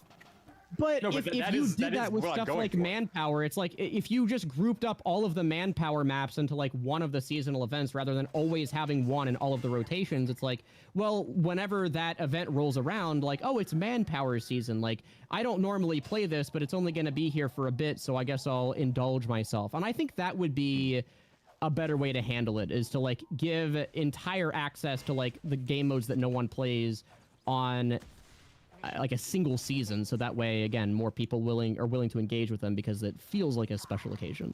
I can see that perspective. I just think that having one map, I feel like that's enough of like a special occasion. I feel like that's enough to go like, oh hey, pastimes in the rotation, fucking Timbertown. I've never played that map before. I'll give it a try. And then I disagree. Like, I think that if there was like always the same like selection of game modes, people are going to gravitate toward the best game modes versus like, let's say that there was a pastime event and then there was a manpower event, like maybe in the summer, and then in the fall you have like a, I don't know, a fucking versus Saxton Hale event. Well then, instead of necessarily choosing between like what are the best game modes out of all the ones on the list, it's like, oh, it's Saxton Hale season, I get to play Saxton Hale, and then you can pick which map of Saxton Hale you want to play. I think that would get people to like the game modes more, just because that's like, I don't know, restricting access and like making it a proper novelty just has better psychological I see your implications point. there. It's just, I completely see your point of view, and this is something that I lingered on myself. But the thing that I came into contention with is, okay, so it makes more people like pastime, but you can't play it for 10 months of the year. So really, does liking pastime mean anything at that point? Because even if you like it, Yeah. I don't know. I don't really think it matters that much. Dude, like, you can, okay, if you really like, let's say that pastime, actually, this is probably a good argument for it. Let's say that somehow that made pastime one of the most favored game modes in the entirety of TF2, but you could only officially play it Shaker 1 month out of the year. You want to know $3. what's going to happen? Simplify People are this going to make further. 24/7 You pastime don't community even servers, need and you're going to have to go there to play Just have a pastime. weekly rotation And I think that's a of See, positive. that would be, randomly picked theoretically, that would be maps. good. I'm not sure if they would do 75-26 it. for the standard. Alt. Because again, pastime, No, because everybody Manpower loves, May. everybody loves Selbian. I don't see Selbian run on community servers basically ever. That was like the #1 map of summer 2023. Guys, it's Manpower May. It's time to celebrate TF2's best game mode. Yeah, no, I don't liked it at disagree. first. Like, Manpower was really fun until people got good at Manpower. Yeah. And now Have you ever now the tried meta. playing it now? Now the meta's not heavies, and I recently. hate heavies. Heavies could be I had here, he to- thought. had I to hate for heavies. The map tier list video, and it was just, oh my god. First of all, it's like a 5v5, and then you have like snipers using the precision upgrade from halfway across the map. It's fucking awful. It was Direct never a hit game mode that soldiers was clanging meant to be onto you. min-maxed. Oh my god, the last time that I played, every time it's like, oh yeah, some random dumbass pyro got the plague upgrade, and then they would just grapple onto you and like melee you, and it's like, what can you do about that? You just die. Even if you Yeah. kill them, you have like permanent damage over time until you find healing. It's like, I don't understand why they let you grapple onto people. I think that would solve a lot of problems if that just wasn't there. Funny. Yeah. Okay, but it's not funny anymore because people have integrated it into the meta, so it's Yeah, not now it's funny. Funny! fucking annoying. Now, I think I not like cool. pastime more than manpower now. I think that's where I'm at. Because at least with pastime, there are like these moments where you can play the game. There are moments where it's just like a normal 1v1 or whatever. It plays like TF2. Whereas I thought it was Thunder AFK. Mountain, not that, I mean, that's my favorite manpower map. But manpower in general is just fucking, it's horrible every single Manpower time. Foundry, rest in peace. That might be the worst map in the game, to be honest. Meta players ruining another game. Yeah, the biggest issue with modern gaming isn't developers, it's the unemployment crisis. Okay, I do understand your point of view. You know, like, either way, they could go back and forth with it. I think we have the same base idea, though, right? Like, even the if same we're base working on it idea of you independently, need to restrict, like, exclusivity breeds desire. And so if you Yeah. make the game modes more exclusive, you're gonna get it. I would just rather have the game modes. I would rather have that exclusivity come from different maps, whereas you just want the game mode shelved entirely for specific periods of time. I think both of these would achieve a similar effect. I think Okay. I think it'd make less people less mad if they just did a map rotation for it. How many people are going to be mad if they can't play Manpower? No. Well, right now, The one basically Valve nobody, dev who still but plays it? Maybe they play a Manpower map and they're like, wow, that game mode was actually fun, and then it's gone for 9 months. Oh well. What? Okay, so do people do that about Halloween and Christmas? Like, no. I think most people, the vast majority of people are pretty tenable with the idea, or they find the idea, I guess, pretty tenable of like, I can play Halloween maps for 1 month and then they're gone for 11 months, and that doesn't make me sour about it. I Like, do I don't think know. if Halloween maps were in the base rotation for 12 years and then they suddenly got removed, no matter And no how one niche, played I them, do though. think people would be mad. Okay, well, I wouldn't say that the group that currently plays Manpower to be people, but like, yeah, I get what you're saying. Some people, yeah, there have to be like 30 people where Manpower is their favorite part of the game. Yeah, and again, like, I don't know if people Fish, is the this word has that I would use based on my last unexpectedly become my experience. fab That's a stream. joke Is that for because legal I'm reasons. not in it at all? Yes, because fish is a problem. This has become my favorite fish stream, and it's just me and Blue talking. Wow. I have No, two no, very no. much so type A personalities just talking to each other, and I'm just over here with my I am jetpack not and my dick type out. A. Fuck yeah, I am not type A. I would not say I'm a type A either. This is more of just like stuff that I've been thinking about for a while, and this is the first time I've actually talked about it, so... Yeah, well, I think the main issue with TF2 is that the entire content model, number one, is unsustainable, and number two, Valve have to know it. They have to know that you can't keep doing this. They do, yeah. I don't know what they're. Then why do they keep doing it? I mean, like, 'Cause they're lazy as eventually, fuck. it's like the fucking national debt. It's like one day this shit's gonna hit like All right. $400 trillion and tipple over. Well, you're Canadian, Weezy, so what do you know about that? I'm going to propose something. You would have to know at some point that just eating pumpkin pie isn't good for you, and yet, And yet you keep doing it. Okay, and but- yet, no, and yet you keep doing it. So And this why is is why that? I can't even run a YouTube channel, let alone a company. You don't want people like me at the head of the company. That's my point. Like, I think that's Remember, a good no psychological answer as to employee why wants they to do be it, a though. Wheezy. Yeah, it's like, why do they act this way? Because their entire game is run by people who are like me. I don't even think people say that TF2 makes a lot of money. I don't think it's that much compared to every other game that they have. Oh, and But- compared to the other games they have, it's nothing. But it does make a fair bit. It makes enough to Oh. hire one Podcast fucking is person to great. be like the bouncer for bad content. Great. This is more of a Chucklenuts podcast than some Chucklenuts podcast that we've had. Well, we're actually Yeah, talking about ideas on this one. instead I of know. just, I was gonna say, this isn't really the Chucklenuts podcast. We're talking about TF2. Exactly. Yeah. Instead of just It's like a reviewing my reverse diet. Chucklenuts podcast. And instead of clickbaiting with a topic and then talking about bullshit, we clickbaited with it's the mixtape guy. No way. And then we're talking about TF2. Oh We're my god, actually it's a doing- fish stick on a stick stream. Here's Wheezy and Blue just shooting the shit over their ideas for TF2 Sorry, for Fish, like an you can hour. weigh in at any time. You can. Weigh in at I any would time. love to weigh in, but like go the ahead, go responses are immediate. Hold on, hold that thought. So, I have got like no space to talk at all. okay, sorry. Alright, Like, okay, we don't go- mean to go shut you ahead. out. I'm just talking because I'm excited about it. Continue. No. This is your guys' stream now. You can have the stream. It's all yours one now. guy who said this stream was awesome. I expect at least one of those dollars to go my way. Thank you very much. Yeah, you know, I'll just give all the donations to you guys. They're not my Thank you, donations I anymore. appreciate it. That's right. I was gonna say something and I realized I probably should. I'm just gonna DM it to Fish on Discord. Oh my god, what the fuck is this gonna be? What's it gonna be?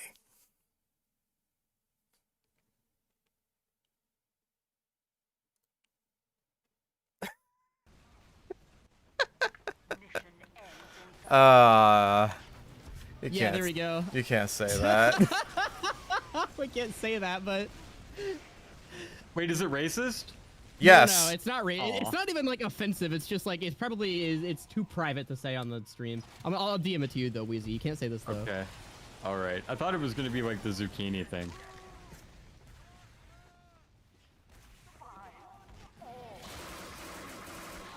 Man.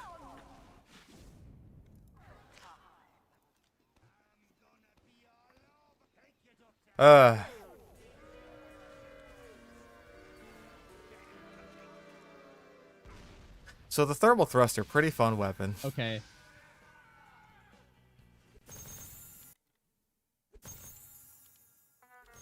All right, Whoa, there you go, didn't. Weezy. Okay, you didn't have to say the N word. Jesus. Okay, fine. I got. You didn't need to go that far. Well, I mean, like statistically, you know, like. Oh my god. Okay, just because. Again, I promise it's for the Damn. people in chat. I promise it's not like offensive. It's just too private to say on a stream. No, but damn. I mean, you really don't like demo mains. That's crazy. It's not even the most racist thing he said to me. I saw what you said about the Indians. What? Wait, you did?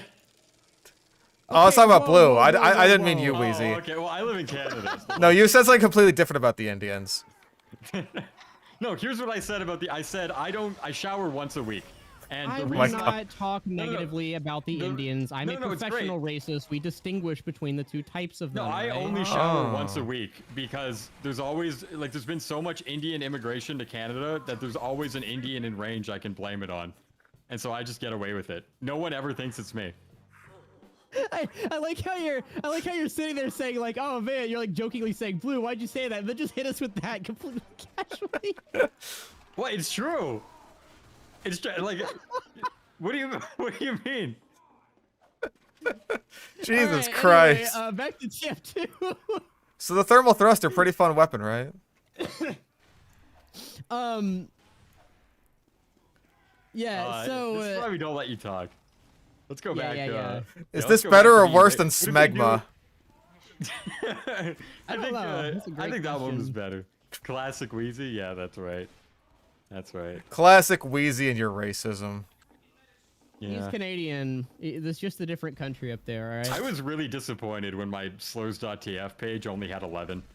I was expecting 11,000. Well, you're the MVM guy, not the comp guy. It's all comp logs. Yeah. That was only in like 3 scrims. Before I had to, Yeah, I had no. to leave my comp team as a kid because my internet was too shitty. And I We fucked up the finally game we for it. finally upgraded from casual racism to competitive racism, and then immediately realized there are way too many tryhards abusing the meta. It's like, come on, man.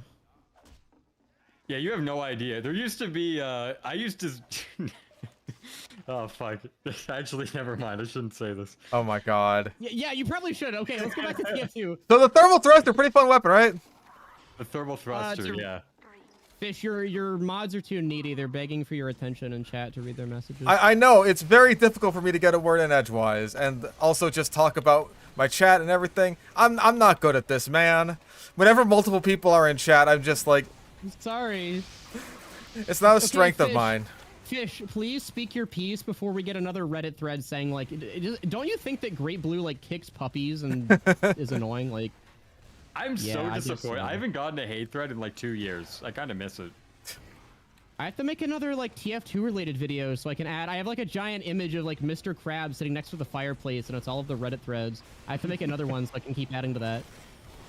I feel like the last Reddit thread that I got about me specifically was probably just like about my mother. It's like, hey, is fish stick on a stick okay? As like, you know, I'm just losing it over my mother existing and being a problem in my life. It's just like, oh, Well, you're that's away depressing. from her now, right? Yes, Yeah. thank God. Yeah, okay. I've been Oh, the happy for like the people on first time in Reddit my are, like- life. Mentally insane. I think there was a thread. It wasn't like a very highly upvoted one, but they were assuming that we only stream with you and like make videos out of pity. Like, what the fuck? man? Someone said that. People assume that they like are like, oh man, all of these guys must be so fed up with Fish. They're only streaming with him out of pity. Like, what? What? All right, I guess you know my friends more than I do. That's funny. I I'd forgot rather, be where in the a, where I'd the rather be in a room with fish than you, Blue, because you're a furry. you True. haven't showered in a week. This is mutual. What the fuck? No, Wait, actually. What do you mean no? No. Okay, Sundays are my shower days because I like getting my life together on Mondays. It lasts about 5 hours. And This then I is go my back to being weekly shower day. Yeah, shower on This is Sundays. my then. weekly shower day. That's right. It's on the And Lord's you're complaining Day. that you don't want to be in a room with me. Okay, well, I mean, Being thanks, a I furry guess. is That's- worse.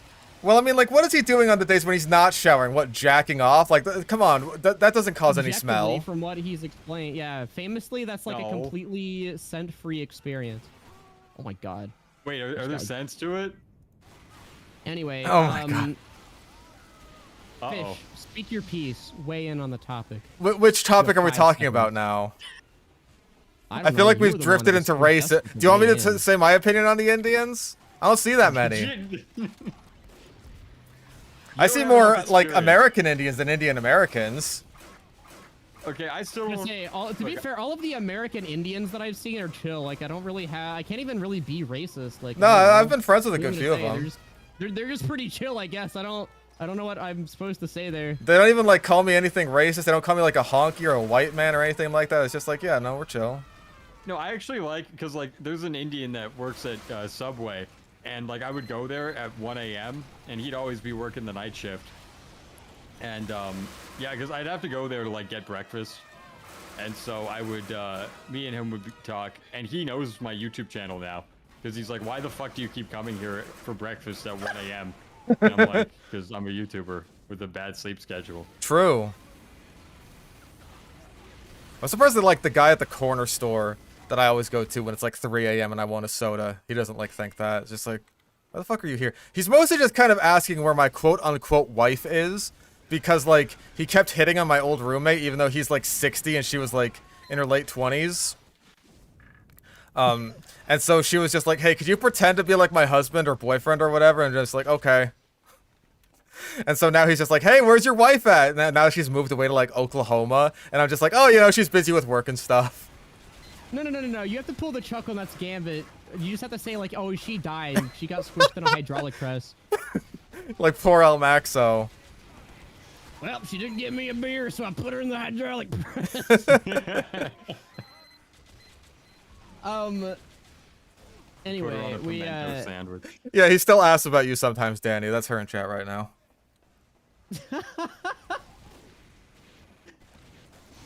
yeah, this now is a Chuckle Nuts podcast. Anyway, Yeah. I don't think so. Because we've been talking about the game too much. Fish, any thoughts that you had that you didn't get to say earlier? Like, I mean, mostly that I'm just kind of somewhere in the middle. I kind of zoned out a bit during the map discussion thing because I'm just like, That's fair. I'm not really all there in terms of where I don't have that much of an opinion on that. Like, I kind of prefer think- like I map think if you specific don't have an contracts being a opinion on it, thing. You're not thinking about how awful it is for new players. I can't imagine bringing a new player into the game and being like, here's 126 maps that you have to sift through just to find the ones that you like. I mean, like, I understand that's a problem. So like, I get it. I think that there's probably worse issues for new players than just how many maps there are, personally speaking. The main issue is the content sucks dick. It's just That's bad. part of it. There's nothing to get excited over. yeah, like it's not like meaningful content, and Yeah, it's all disposable. It's all life Go support to stuff. honestly, I think the map selection for new players, because again, they don't have like any sort of discretion. They just select all and hit Q. I think that's saved by. Do you know what Zip's flaw is? Zip's law. It's hard to say. Zips? Zips law. Thank you. Yeah. I don't know what it is now. Yeah. Generally, it's like a trend in pattern distribution that shows up basically everywhere, where it's like the #1 ranked thing is like shows up 50% of the time. The #2 I thought ranked this thing was shows like up, I thought a this third was of like the time. Pareto. Is this not just like a Pareto distribution? Like Isn't that a 80-20? dog? No. Or was it? I Yeah, don't no, know. I that's, don't know that's my what dog. dog is in Spanish, or it's Yeah. the name of the dog in Puss in Boots: The Last Wish. I don't. Oh, I might be misremembering now. Now No, you no, get it me is. all puzzled. By the way, you're completely right. 80% of the traffic is in the top 20%. No. Like, The Pareto 80-20 law is distribution different. That's a different concept entirely. I think it's where like the square root of the most amount of like According for to my example, if you have 16 calculations, the people- square root of the hypotenuse. We have the combined math skill of a double cheeseburger, brother. Like, I don't think we should be thinking. Hey, at least a quarter Cheeseburger. pounder.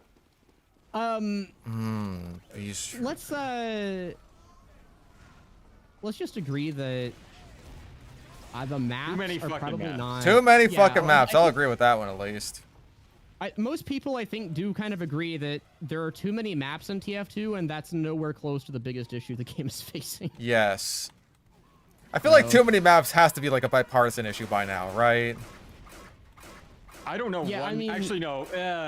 I don't know. You'll get people. I've seen people in like the actual like TF2, like the mappers Discord, be like, "Oh, actually, well, there aren't that many maps. It's not that big of a deal. You just don't pick the ones you don't like." And I feel like it's a Person who very, earns very money from adding slippery maps. slope. No, I don't think there are too many maps. Yeah, exactly. know. I just, yeah, it's unfortunate. Like usually You the will get argument that people I out see is there. like, oh, it's more content. How can you complain about more Yeah, content? It's more content, and if you don't like it, just turn it off. It's like, okay, well, Well- fucking, let's just add like 80 reskins of Upward into the game. Don't like it, don't play it, right? I You feel can like make there that should be argument with hats, but maps are like directly competing with one another for the player experience, right? Yeah, exactly. But even you could make that argument for hats as well, but hats are just like, it's not that big of a deal. It doesn't actually affect the game Yeah. in a negative way, besides, like weird like paint region shit, but that's a minority.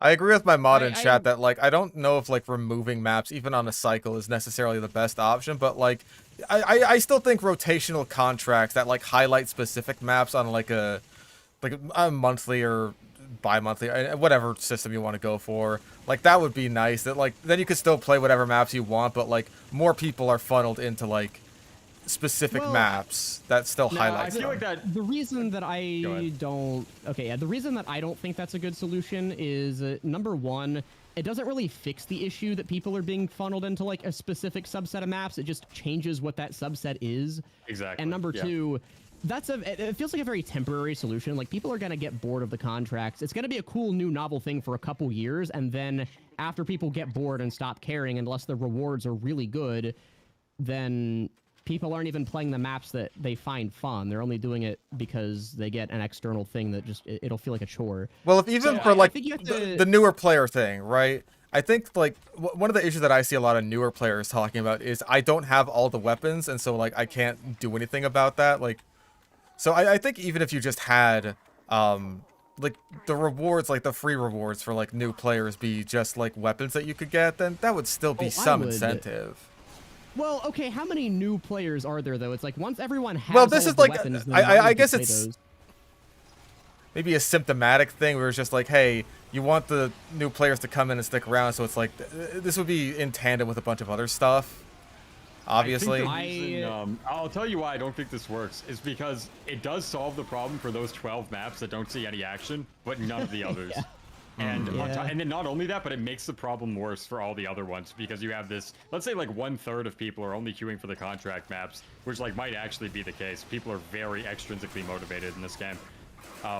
Yeah, it just kind of passes the buck onto all the other maps, and it makes it a shittier experience. Plus, if we're gonna keep getting 12 maps a goddamn update, that would be then another that thing. just- Is I would want there to yeah, be that way just- less maps per that update, just in sustains general. the problem. It doesn't even improve it. I at a yeah. baseline, I would say that you need to like stop adding like so many maps per update. That's like one of the main things that I would suggest is just like 3 max. Yeah. Honestly, you I should think do a that we should seasonal just put a rotation. complete. We should just put a complete halt on adding maps for a little bit until we figure it out, because it's not. I we have disagree, so and I'll tell many. you why. We have Okay, so many, here's what I'm thinking. We had 3 maps. Okay, you had 3 maps in update. 2 of them get put in a seasonal rotation. Okay, so that it doesn't fuck with anything on the off time. It's just hey, like once a year or once Well, or the twice a year, seasonal you can play rotation this map. eventually becomes too cumbersome too. I don't really agree because I think the seasonal rotation is just used as a novelty fix. I don't think it's actually used as like a mainstay place. I think just- if you Yeah, added you enough know what maps, then Halloween you'd viewers like just looks be like kind right of. now? I think if you added What? enough maps, you'd just be kicking the can down the road, and eventually it's like Yeah. it stops being seasonal rotations. Now it has to be like monthly rotations and then weekly Oh, so- rotations. I know. I think that's cool. I'm using like seasonal as like a a catch-all 4 term. times It a can year. be monthly rotations. Oh, okay.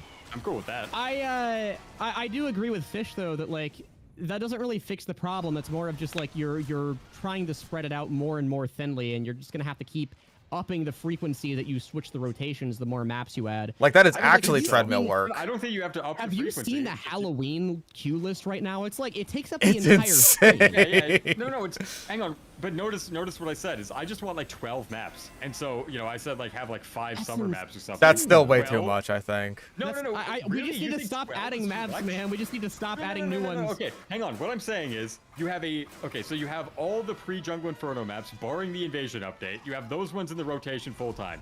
Then you have a seasonal, or a monthly rather, 12 map rotation where like 5 of the 12 maps are previous summer update editions. And then all it does is get added into the potential summer update maps that can be picked to put into the monthly rotation later on down the road. That's it. And then maybe you add maybe you take of the 3 maps, you add 2 of them to the rotation, and then you have 1 of them in the base game. So you get 1 new map in the base rotation every year that is completely manageable, completely sustainable. That's my opinion. The question that I have though is like, do we need new maps? Like, what are we missing from TF2? I think it provides. I think having these small injections of novelty that can be put into the game, I think it does help with player liquidity and player. Let me say though, my idea is that this would be done alongside of like adding novelty in other ways. So you actually do the weapon balance stuff instead of adding new maps. You continue to add like war paints and cases and stuff. I think that's fine. I think that's. Well, if you remember, like all the old updates had maps. Yeah, but they only had like a couple of maps at most. 1 or 2 maps. Yeah, they had 1 or 2, and that's my point. Is I think 1 or 2 is completely fine as a way of getting people excited. To one bring people into or the game. 2 when there's only 20 maps in the I game. think you're kind of 1 or 2 when we're at overcomplicating it. 160 is like a. Yeah, but you bring it's it just down. unnecessary. You bring it down to like 70. And then you add 1 every year. I think that's completely fine. Okay, so you're under the presupposition that we're just nuking all of the maps first, and then you're putting all of them. You're putting all the new ones in a monthly rotation. Yes, under that philosophy, under that underpinning, I think adding 1 new map to the base rotation every year is completely fine, completely sustainable. You're getting 10 new maps a decade, right? Compared to 10 new maps, 1 fucking summer update that we get right now. I honestly wouldn't even mind if Valve did something like all of the maps that they add for a seasonal rotation. They make the season go on for a little bit longer, but it's like instead of a permanent addition to the game, it's more of a community spotlight. So like that map doesn't stick around in any capacity unless people overwhelmingly love it. But they show it off and then they're like, yeah, this is what the map is. Here's the workshop page. If you want to run it on a community server, here's what it is. And that way, I don't know, I feel like that's a better natural filter for what maps are good and bad. It gets people new novelty without like making it like permanently unsustainable and just continuing to add mass to TF2. I agree. I don't think and that would require them to change the I don't think contract, continuously adding mass to the game is that big of a deal. If number 1, you prune and delete the massive 18 pounds of cinder blocks that have been put on the game over the past 3 years, then you take that out and then you just like put grains of sand on it over time. I don't really think that's that big of a deal. I think you can add mass to the game. Well, it just can't be as exponential as it's been right now. No individual grain of sand looks like it's gonna cause the problem, but eventually you do that for long enough and you're like, wow, I have this giant pile of sand. This is way more than I can eat. Sand. I love eating sand. Well, that's where we're at right now. And my point is, I think if we just, if instead of doing this bullshit where we got 15 maps a year, which how many, I think there've been like 55 maps added in the past like 3 years. It's just crazy. It's just fucking insane. I just think that your solution kind of overcomplicates things, if I'm being honest. Like, I think if you just added way less maps a year. If I had like a visual marker. I don't think it's hard to understand. But I think it's just overcomplicated. I don't think it is. I think you just have a map rotation and then you add 1 new map a year to the base rotation and that's it. And then all the other ones just get put in the monthly rotation. I think that's completely fine. Again, I just think that still kicks the can down the road. It's like that works great for another 5 years and then we just have so many maps after. It'll work great for like 15 to 20 years. You want to know what? Because like nothing broke in 2023. Well, nothing broke, but it's like it is still spreading the player base thin. Like that's the problem, right? Theoretically, they could completely solve the matchmaking issues, but it's still spreading the player base more and more thin with each new map addition. And unless you are adding to the player base at a much greater frequency than that, which adding new maps isn't doing, that's not really solving the problem. That's still creating it at a very slow pace. But I think it does because the summer updates are all new maps. It is all okay, new but maps, those players else. don't stick around. The spike that we get for seasonal events are players that don't actively continue to play the game. Some of them they just check out the novel stuff. Some of them get the itch again. Some of them stick around, not all of them. But yeah, and then they play TF2 and they're like, wow, now that the event's over, there's nothing happening. You want to know what would solve that is rebalancing weapons, like actually making. No, I agree with that. I think weapon rebalances would be the #1 thing that would get people back into the game. Genuinely, that is the thing that should be prioritized for. It's like everything else is a symptomatic issue of the base problem, but like weapon rebalances is, I think, the best thing that you could do to actually solve that problem. I think in that case you have to argue like that everything else that we're talking about is like done in addition to like just the core problem, which is no major updates, no weapon rebalances or anything like that. Yo, everything just fucking sucks, dude. Like all the content updates are like there's nothing to them anymore. And the thing is, I feel like getting 14 maps in summer 2023 and a new game mode, I felt like that was good when we had like a 2-year period in 2018 and 2019 where we got fucking nothing in the base rotation. Yeah. In 2020, you only had one. It was like making up for lost time. Yeah, and then in 2021, you got Altitude, Bread Space, and Cascade, right? So over the past 5 years in that period, you got 4 maps added to the rotation. So hey, we get like 14 all at once. Cool, you know, that makes up for the past 5 years of nothing. And then they just kept doing it over and over and over again. It can't go on. You can't keep doing this shit. Yeah, I don't necessarily disagree. I think that we should be slowing down the rate that maps are added, but it's like, I don't think that's the thing that should be focused on. It's like, ultimately, all of the problems with TF2 right now boil down to Valve just isn't working on the game anymore. It's like, you can... I think people have such a habit of, like, nitpicking and over-polarizing very specific problems that TF2 has that are a result of that, but that's the core issue. And I don't think people want to address that being the core issue, because, like, how do you solve that? You can't complain to Valve to make them work on the game again. No. Yeah, you have to hope that, like, deadlock development wraps up quicker, and then the developers You hope get and bored. pray is the answer, and I think right now people don't want to feel powerless. They want to feel like they can directly affect something, so they hyper-focus on a couple really specific issues, and that way they can feel like they're doing something, when in reality I feel like we do have... term. I think we do have a bit more power than people think, though. That's my point. Not a crazy amount. I was going to say, in the grand totality of things, a little bit more is still like a fraction of a percentage. It's not... I don't think... I asked the question of, would the MVM update, would that have ever happened if Potato.tf campaigns never flourished, if they never went up there? Would we have an MVM update announced right now? I don't know. I mean, that's a question that, like, I don't think you really can answer, of, like, what would happen in this other parallel universe. Well, see, the point is, it seems to me more likely, because you get more demand for something over time, and the way you get that demand is via exposure. What do I think Fix TF2 was? Fix TF2, I think, was one of the... That was such a different situation. Here's what people have to understand, because I see this sentiment a lot, too, where it's like, oh, well, here's a list of everything that we got after complaining. Oftentimes perpetuated by the same people who, for like 6 months, said Fix TF2 wasn't the result of this until they found something that they personally wanted. But anyway, when Fix TF2 happened, the game, like, legitimately was unplayable. Without exaggeration, without hyperbole, was not playable. The bots made most TF2 lobbies just completely impossible to meaningfully engage with, and because of that, like, the game wasn't just in a not great state, it was in, like, fucking... It was in shambles. I don't know how you'd phrase it. One of the worst states of any video game. Probably out there. So that deserved all of the noise. And also, there was a very clear goal. Get rid of the bots. Like, that's something that everyone agreed with. That's something that everyone could immediately see was the main point of the thing. And that genuinely was something that, like, any player that played TF2 could care enough about to, like, actively deal with. When I see a lot of these, like, new campaigns, though, it feels like an issue that, again, is a result of Valve not really working on TF2, and is something that the vast majority of, like, especially new TF2 players don't really see as much of an issue. New players log on the TF2, they press go, and then they get into a game, and that would still happen regardless of what matchmaking fixes were implemented.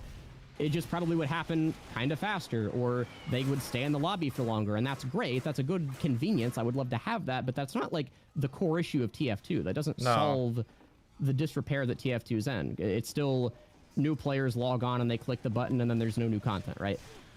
And I think that unless TF2 got to such a bad state that it was in, where, like, you can't even do that, then stuff like Fix TF2 just isn't going to happen.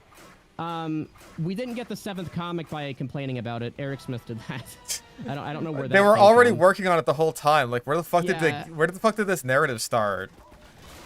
From people who, by the way, hate the comics and everything they did to TF2's lore, but what the fuck ever. There's like a couple other things that I see people say, like, oh, we complain about this and then we got it, but it's like, Fix TF2 was the only one that, like, really could be attributed to that, and like a lot of the other ones were, this was either kind of in progress and then Valve could still be lazy while finishing it, and, like, nothing really changed. Like, complaining didn't change Valve's core laziness problem. It just, like, I don't know, accelerated what they were already doing. I think you're being a bit unfair. It did speed up unmuting the free-to-plays. Again, this is something they were already going to do, but it did speed it up. It's the same thing with Fix TF2, actually. Fix TF2 did not create the bot fix. This is what people get wrong. Is people have this they have an extremely binary view of, like, oh, Fix TF2 saved the game, or Fix TF2 it actually didn't do anything. Again, go to the Cypherlock stream. It's literally there, where they literally admitted we fast-tracked the bot fix because of Fix TF2, right? So the idea that it did nothing, bullshit. The idea that it was the reason why we got the bot fix at all is also bullshit. They were already working on it. It just made them go, hey, fucking chop chop. Because when you get that much... And fast track for Valve time is, like, that is meaningful. That's a lot. Could be a couple years early, but at the same time, it's like Valve didn't just... I don't want to speculate on, like, counterfactuals. I just want to say that it did have a positive effect, and that is pretty clearly demonstrated. It did, but it's also, like, it didn't necessarily change Valve's mind about something, which is something that I think people have to understand what the biggest barrier is. We can speed Valve up on stuff that they're already planning on doing, but it's a lot harder to change their mind about something they weren't planning on doing and get them interested in doing it. Or especially to go back on a decision that they already made, like, ages ago. Oh, that's an entire tier up of, like, hard to do. Yeah, so I don't think it's a fair comparison to say, like, look at this, we fast-tracked these 2 changes, and then these other ones were, like, vaguely tangential, I guess, to the increased player base, where they were already kind of doing it anyway. So therefore, we can just do anything if we complain loud enough, and that justifies me doing literally anything in the name of complaining loud enough. Like, that's an asinine view. I think at the same time, though, unfair, but like, at the end of the day, what else are you supposed to do? Well, that's the thing that I don't think a lot of people want to admit, is, like, there just isn't anything you can do. It's like, people always say, what can you do? Like, what else can we do? As if there is inherently always going to be something that you can do at all, and you're not just up to whatever Valve is doing. And that's not a comfortable reality that a lot of people want to sit with. They want to feel like they have some sort of change, or some sort of ability to instigate change within Valve, when, in my opinion, unless it was something Valve was already planning on doing, they just don't have that power, and that's an uncomfortable thing to think about. Nope. Like, at the end of the day, Valve is the company that is in charge of making the changes that you want to see, and if they're not going to do it, there's fuck all you could do about it. Yeah, and you can petition Valve to do something, but it's like, I really disagree that if every single YouTuber, like, sat there and screamed at Valve to, like, start working on the game again, they suddenly would. Like, that's not gonna happen. There's no shot in hell. Like, Valve might think about it for an afternoon and then decide not to again. Yeah. Well, I do think everybody wants it. And you got to remember, like, literally during Meet Your Match, everybody quit. And that wasn't enough of a motivation for them to rethink the path that they were on. That's what I've been saying. It is really disappointing to see that. I do think that is... this is why I do lean towards that perspective being more true than not. Is because if that were the case, during Meet Your Match, they would have reevaluated 100% their entire platform. It would have been looked at the game. That's when would have been the easiest and, like, the most beneficial for them to do so. But they were just like, nope, we're sticking to our guns. And if they did it then, why would they not do it now? So yeah, that's kind of the like the reality that I'm on like that train. I think that's the most realistic perspective. But at the same time, it's just like that sucks, but it is realistic, yeah, it right? sucks. Like, Like, no really... one wants to hear you can't do anything about this. It just is how it is. It's not a very uplifting message at all. No. I mean, apparently some people want to hear that because that was a very popular perspective during Save TF2 and Fix TF2. So no. Those people got shut out. Those people, no. I reject that. I think the majority of the community was pretty hopeful that it would do something, but at the same time, it's like there's a lot higher of a chance of that, like the bot crisis, directly affecting Valve's ability to make money from TF2 than like it not being in an optimal state in terms of new content. Like people getting bored is a very slow burn thing. More than that. Okay, so number one, the PR that was generated, again, like Valve fucking hate getting bad PR. You can look at all the history of this game, and that's not happening with just no new content being added. Well, right? you can look at it, for example, like during the spray controversy, when there was like accusations of CP getting put on people's computers because of the sprays automatically downloaded. What happened? They immediately banned that shit the moment that accusation started going live. Yep. And then there were a couple other examples as well. I'd have to think of it off the top of my head. Again, like even look at unmute free-to-plays. Unmute free-to-plays, it absolutely did speed up the free-to-plays getting unmuted. It absolutely did. Why? Because I don't know. They just like it was too much heat, so they're like, "Fuck it, we'll just avoid all the heat." And like it's too anti-consumer to be like, "Oh, hey, you need to be able to like, you need to give us money in order to chat in this free-to-play game." That's too anti-consumer. Like during the bot crisis, like Speaking of unmuting free-to-plays, you want to know the reason why they were muted? Bad PR, because you had like three massive like Kotaku-style news organizations going, "Hey, they're saying racist bots are screaming the N-word." Keep in mind, this was like 3 months after or 3 weeks after George Floyd, something like that. So you know, it was a hot topic at the time. Yeah, pretty spicy at that point. Yeah, exactly. So Valve respond very, very well to bad PR. But the issue is that the bad PR, the responses need to be things that like Valve will do whatever is the least controversial. Yeah, like something that you just can't disagree. Like, hey, people saying racist things is bad. I mean, maybe this is the bad place to. So you need some ubiquity to argue that in terms of like what you're getting. But like most people, the reality is most people, I hate saying this, but it's true. They're just fine with the modern TF2 content structure. They don't mind. They don't think about it that much. They just go, "Ooh, new maps, wow." Well, if you go by like the views on videos that talk about how awful everything is, then like I'd have to agree that most people just don't give a shit. Like one Soundsmith video, like fucking around with his friends, it view mogs all that. That's my point. It isn't actually as big as you think it is, and I would argue that's kind of unfortunate given the fact that Valve, I can tell you in my situation, whenever I bring up changes with the game, Valve have listened to me. Like, they absolutely have. Look at me, I'm Wheezy. Valve listens to me. Well, what changes specifically? Like, let's level the... Sure, so you had air... okay, so number one was air blast creeping in MBM. That shit got shot very, very quickly. Okay, bug fix.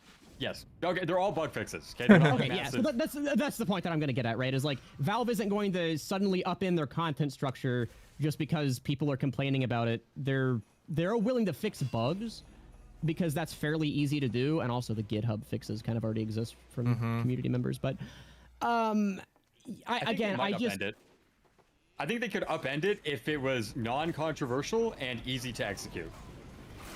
I think those are the two factors at play. You need ideological parity with Valve, and you need ubiquitous player consensus. I think those are the two. Well, that's way harder now. No one's going to ubiquitously agree just because... If everyone would just... Again, a lot of people are just pretty apathetic to the state of TF2. Like, TF2, regardless of what people might say, for all intents and purposes, in its modern state, is fine and playable, and it could be better, but a lot of people don't really So could society, and yet we participate in it. Curious.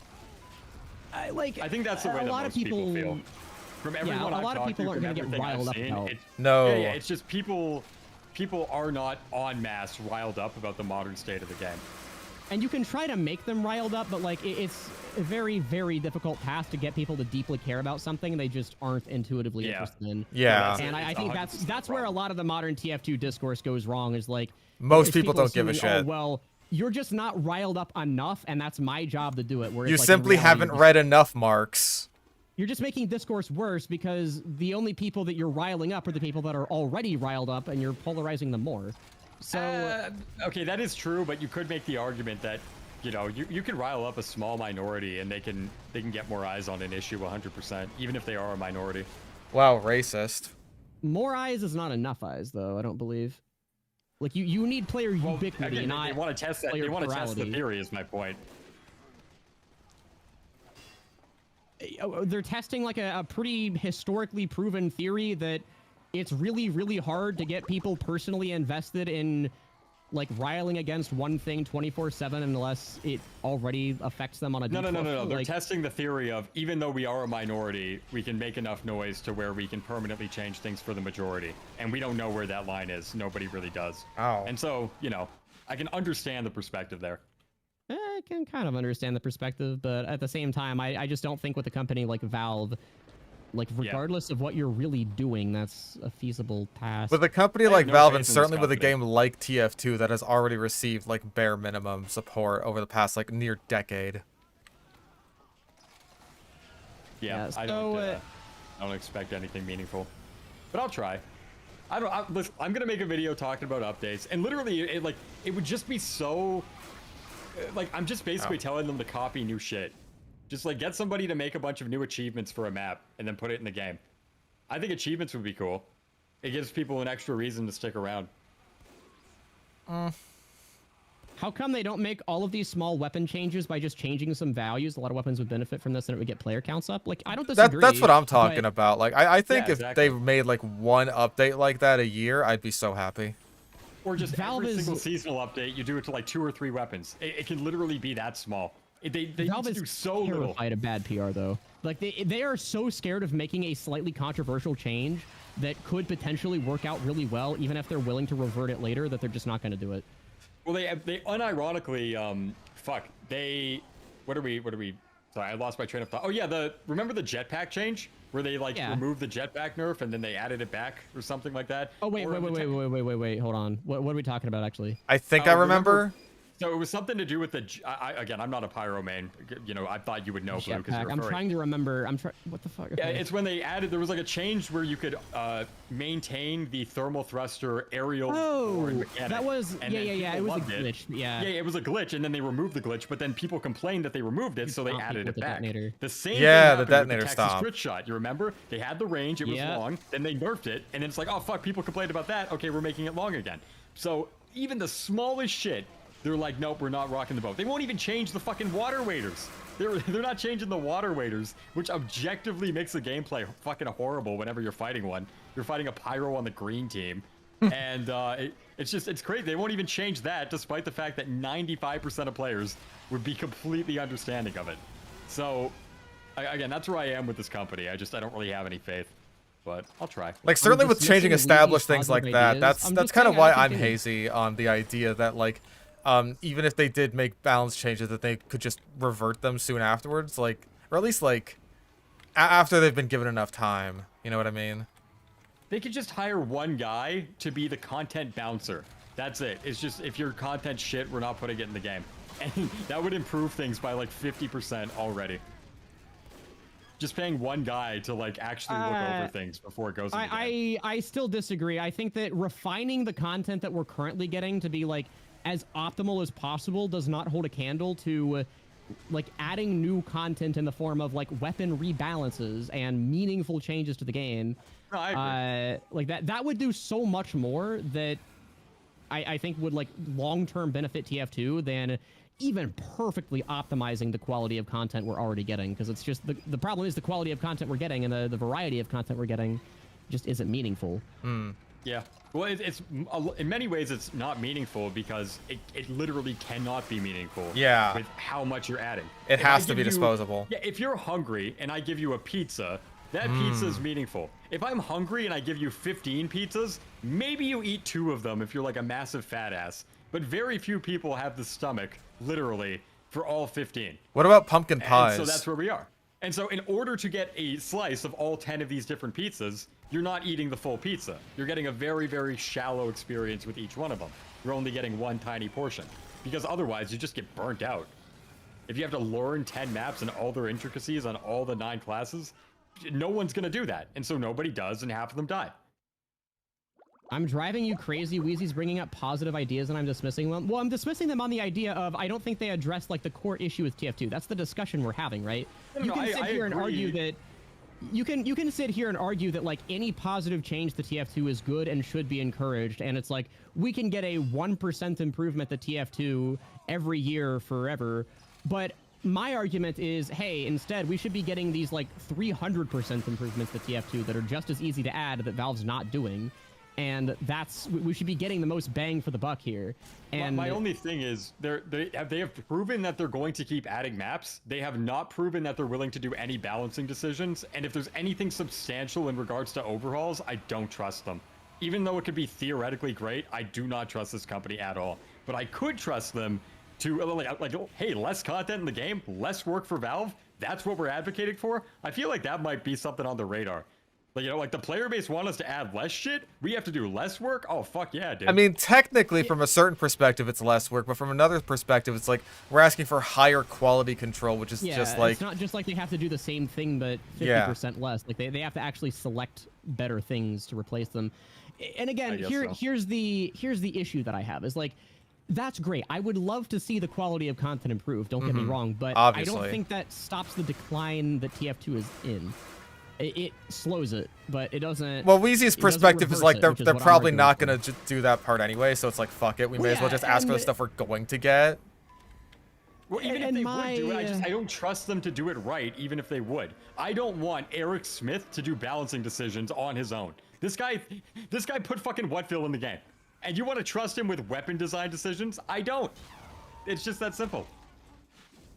No, I don't trust Eric Smith, but at the same time, it's like, I really do think if they just hired, like, 1 or 2 guys to just be in charge of, like, the TF2 balance thing, the amount of players that would come back to TF2 and therefore spend money on stuff would more than make up for that. Like, it is a really good investment. 50 times over. How little they would actually have to invest to do it. So, because every employee is a diminishing return. Where like employee 501, it doesn't really make as much of a difference as employee 500. But going from 0 to 1 or 1 to 2 is fucking crazy. Yeah, and again, it's like, I guess the unfortunate reality is like that what we are asking for is a change in Valve's hiring structure and work practices that I don't think any amount of public movement is going to really change on their behalf. So I think they could maybe add achievements. I think they could maybe add contracts. I think they could add achievements and contracts. Quality. That would be cool. Yeah. Yeah, stuff like, and even I think they could do minor balancing decisions. I think that's a box that they might be willing to open. Like I would be totally fine if they just would do like just one update that has like mostly number tweaks, just to like give us a ballpark, right? And then we could move on from there. Yeah, as an appetizer. I really do think the game would benefit from and does need overhauls to a fair amount of weapons, but I really wouldn't mind if they decided not to start with that, right? Again, it's more of just like, the thing the game needs long-term is people just actively working on the game, and it's like, I can forgive them doing something weird if I know it's not a permanent decision that's going to be in the game forever. So that's a lot of it too, is like I think that's just the thing that people need to grapple with, is the answer to the underlying problems that TF2 is facing is people working on the game, and that's such a hard thing to actually get Valve to do. True. And you can sit there and I guess petition for all of these extremely minor things that would maybe slightly improve the game, like, oh yeah, we need better cosmetics from the workshop. Like, that's great. I would love to see that, but at the same time, I don't know what you're really expecting that to do compared to, like, meaningful things. Like, people are still going to get bored of TF2. That's not actually stopping TF2 from falling off. So well, I think in regards to the workshop, they're just going to keep adding shit that like gets likes on Reddit, if that makes sense. Yeah. I genuinely think that's Valve's philosophy. Like, what will get us the most amount of updates to promote the new update? Yeah, they want novelty. They want the best bang for their buck in terms of luring in new players and getting that seasonal spike as high as possible, but they really should be... Yeah, the way they should be looking at things is if we get these new players that are like here from the spike to actually stick around long term, which right now I would assume that very few of them are, It'd be nice if we had or at data on least that sort of thing. Yeah, like I can't really say for sure, but that is what I would assume based on what I've seen in TF2. Is I know very few, like, I guess not really. I know few people because that's like such a wide pool of possible people that you could know. But like, I can't imagine that, especially if the content that people are coming in for isn't around year round, that they're staying for more than a year. Just because then they have to contend with the game just being monotonous for the other 9 months, that there aren't seasonal events. I wouldn't even call it monotonous. It's like soulless. There's just like nothing. You know, I mean, like obviously, like TF2 inherently has a lot going for it, just as a video game in general. But in terms of like, what is there to get excited about? Basically nothing. Well, what do you mean by soulless? Because if you're a new player, the entirety of TF2 is exciting because you've never seen new, it. No, new content-wise, there's nothing interesting anymore. If you're a new, whenever I say new player, I don't literally mean like 2-day-old player. I mean like new-ish, like 7 months. You've been playing the game for 7 months. Okay. And then like, oh, there's a new. It might be fun the first time, but I feel like the second time it just gets fatiguing. Yeah, it's like the experience between any given 2 summer or winter or whatever updates is exactly the same. Like back in the day, like each Halloween, for instance, felt really different from one another, and you were always excited to see what they were doing from year to year. Like it was totally different every single time. Tower, and then I played Carnival of Carnage next year. I'm like, what the fuck is this?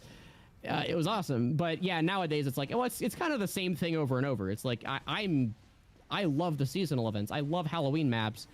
And I've definitely noticed myself just kind of getting tired of it over the past couple years. Yeah, but also the Halloween, like, Halloween maps are just like, it's all fucking just like spell rape. Like it's not even fun. I don't even know how anyone has fun. I think there's some okay, what maps are decent? Okay, like Farmageddon's great. great. Let me pull up the list of maps. Let me pull up. Yeah, pull it up. You gotta pull up the list of maps and like images of those maps because all their names are ridiculously similar. Yeah, Hellstone, Gravestone. There's like Stone or something. Hold on. Sorting like, by most least recent. From this year, Afterlife, obviously it was broken, but oh yeah, once it started working properly, actually is a really cool map. I did like that one. All right, it's not horrible. Let's see. Most of these are just reskins as of recent, I'm noticing. Yeah, that's a problem, I think. Tug of War Dynamite, I think that was a great map. I think that works very well. Like it plays well. The only spells in it are like the little jump spell that you sometimes get on kill. That's great. Like that's exactly what you need. No, I agree with that. Cool little gimmick. Thought Dynamite was cool.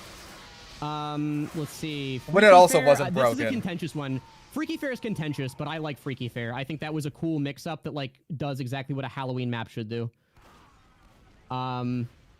I would have loved, but again, this is what I mean with content. I would have loved if they just added Freaky Fair, and then they had like 5 Freaky Fair achievements and like 5 little contract things to do on it. That should have been.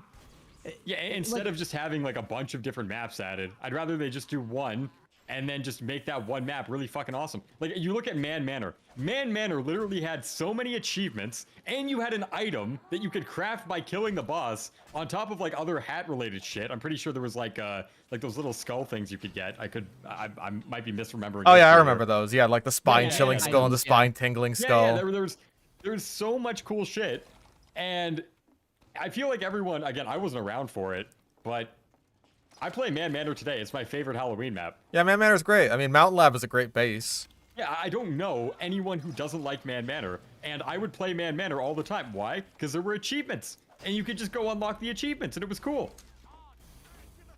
I personally don't value achievements too much. I don't disagree, but I really think that we shouldn't be relying so hard on external motivations to lure people into play TF2, because then if you take those away, then those people aren't sticking around anymore. But like again, something like a weapon rebalance is an internal motivation. You want to play with the new weapon. No, so I'm not saying I'm not against. Sorry, someone was he was screaming the N-word in my game. I got excited for a moment. Fuck, what were we talking about? Oh yeah, intrinsic versus extrinsic.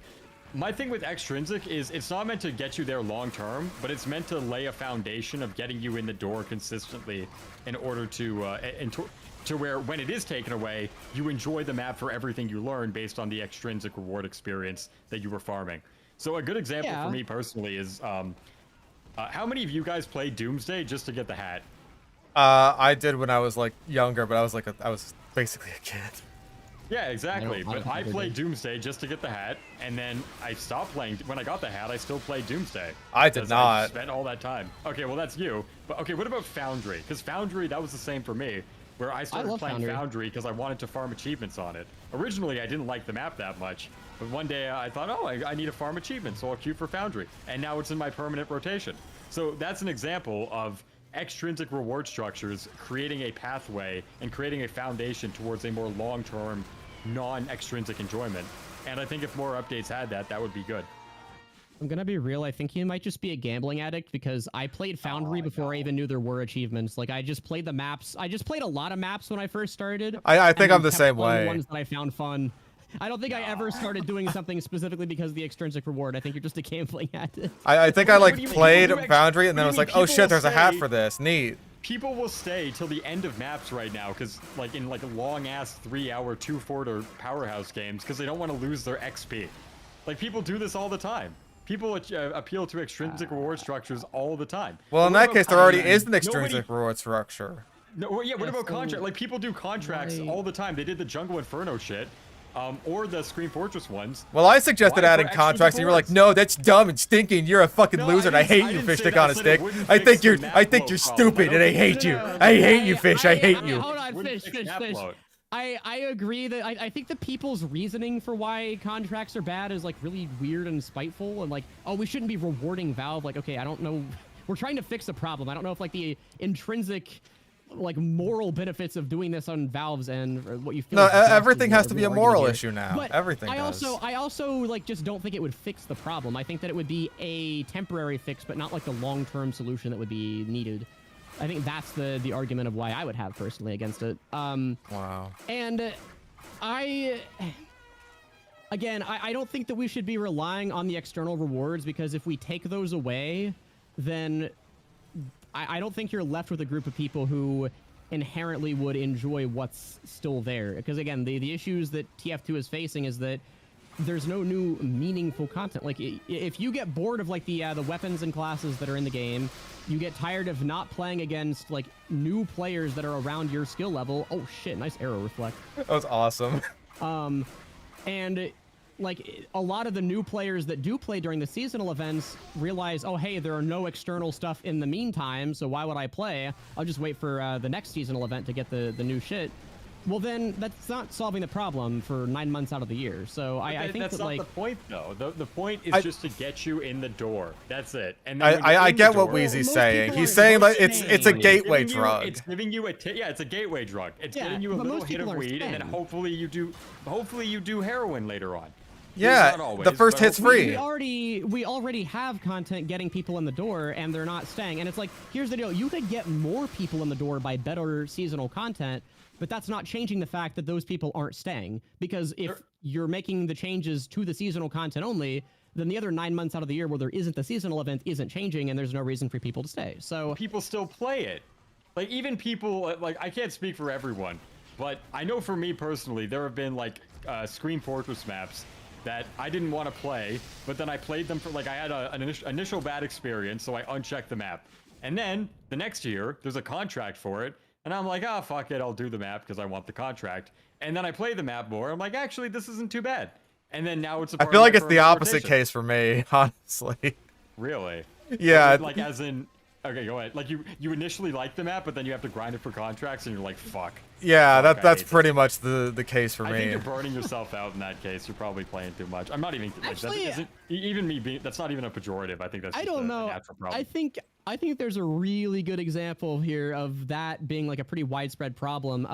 Graveyard, the arena map, is an awesome map, and most people hate it because the contract takes a really long time to do. No, I just dislike it in general, partly because I don't like arena. That's a problem with a bad contract, not inherently with a contract. Yeah, but the bad contract sours people's opinion on the map. And make a good contract.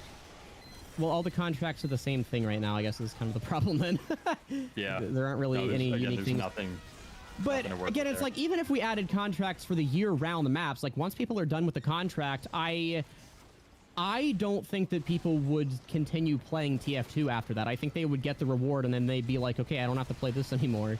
Like, and maybe they'd stick around for a little bit, but it's like the fundamental fabric of TF2 isn't changing. And I think, again, stuff like weapon balances. Well, again, Yeah, like it doesn't what I solve the what I problem, to said be fair. earlier is that we should be talking about these under the assumption that like the thing we've universally agreed upon, which is that like weaponry balances are also part of the package deal.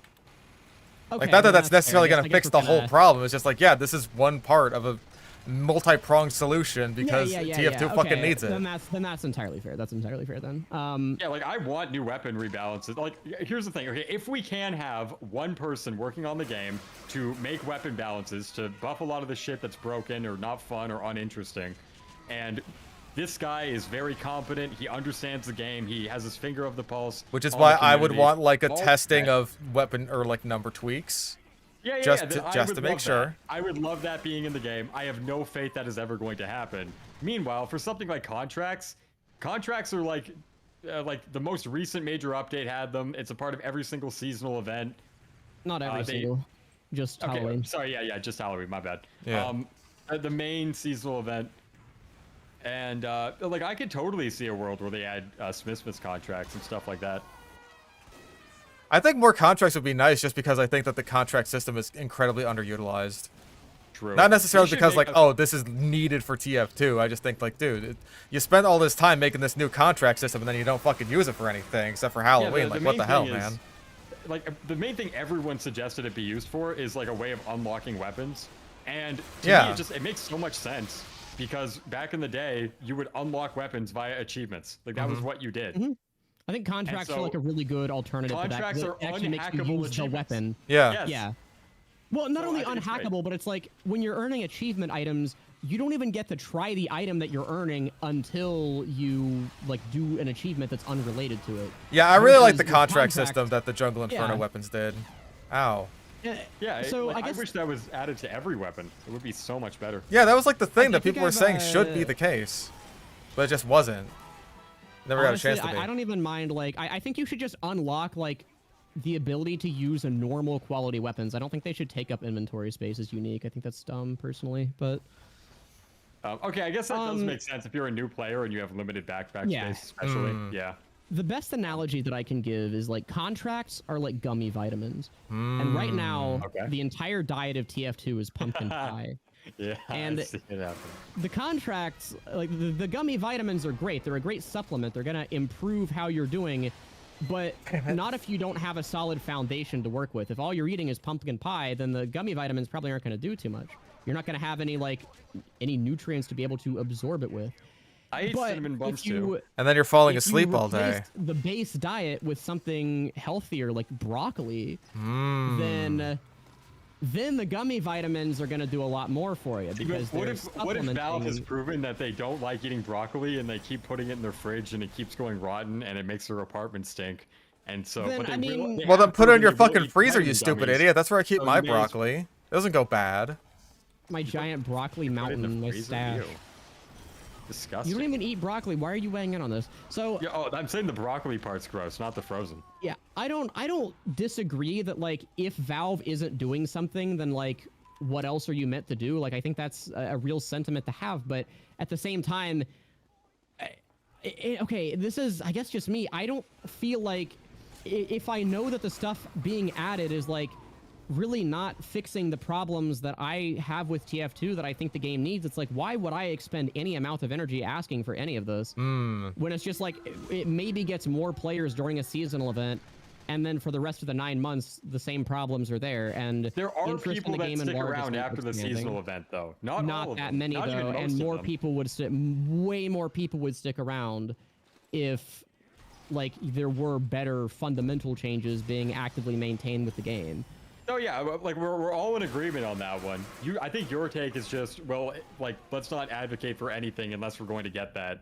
Whereas I say, Well, okay, I'm well, not even if we're not gonna advocate get for it- anything. It's like, again, it's like if we're not getting this first thing, then those secondary changes don't really matter. in my I get opinion. what Like, Blue's saying. they It's help. like if we're gonna push for anything, like, you know, collectively or anything like that, then it should be the most important thing instead of muddying up the conversation. Yeah, like but if that's not you're gonna happen sick, either way. you don't push for like banning coughing or whatever. You try to treat the actual disease that you have, right? A disease. So- No, yeah, and the disease is valves in action, and we all get that. But this is just kind of like, it's like, I don't know, like ass cancer. Like, you can't cure it. Yeah, it's like that. Yeah, but it's like if I have We're so ass good at cancer and I have analogies. 4 months to live anyway, it's like, do I really care what my meals are gonna be from then on out? No, I think you would care a lot. Because if you're gonna die in 4 months, then every single meal matters more. You only get like 120 more meals in your life. And half of them might be pumpkin pie. You're eating 120 meals in 4 months? That explains a lot. Okay. What? That's 3 meals a day. I guess Okay, it would be fatty. three- No, it's 1 meal a day. That's 1 meal a day. Oh yeah, my bad, my that. bad. Yeah, my bad. That's like a third of it. I got it mixed up. Okay, I got my. Look at multiples me, of I'm three. wheezy. I eat 3 whole meals a day. All right, shut with your up. fucking mansion over here.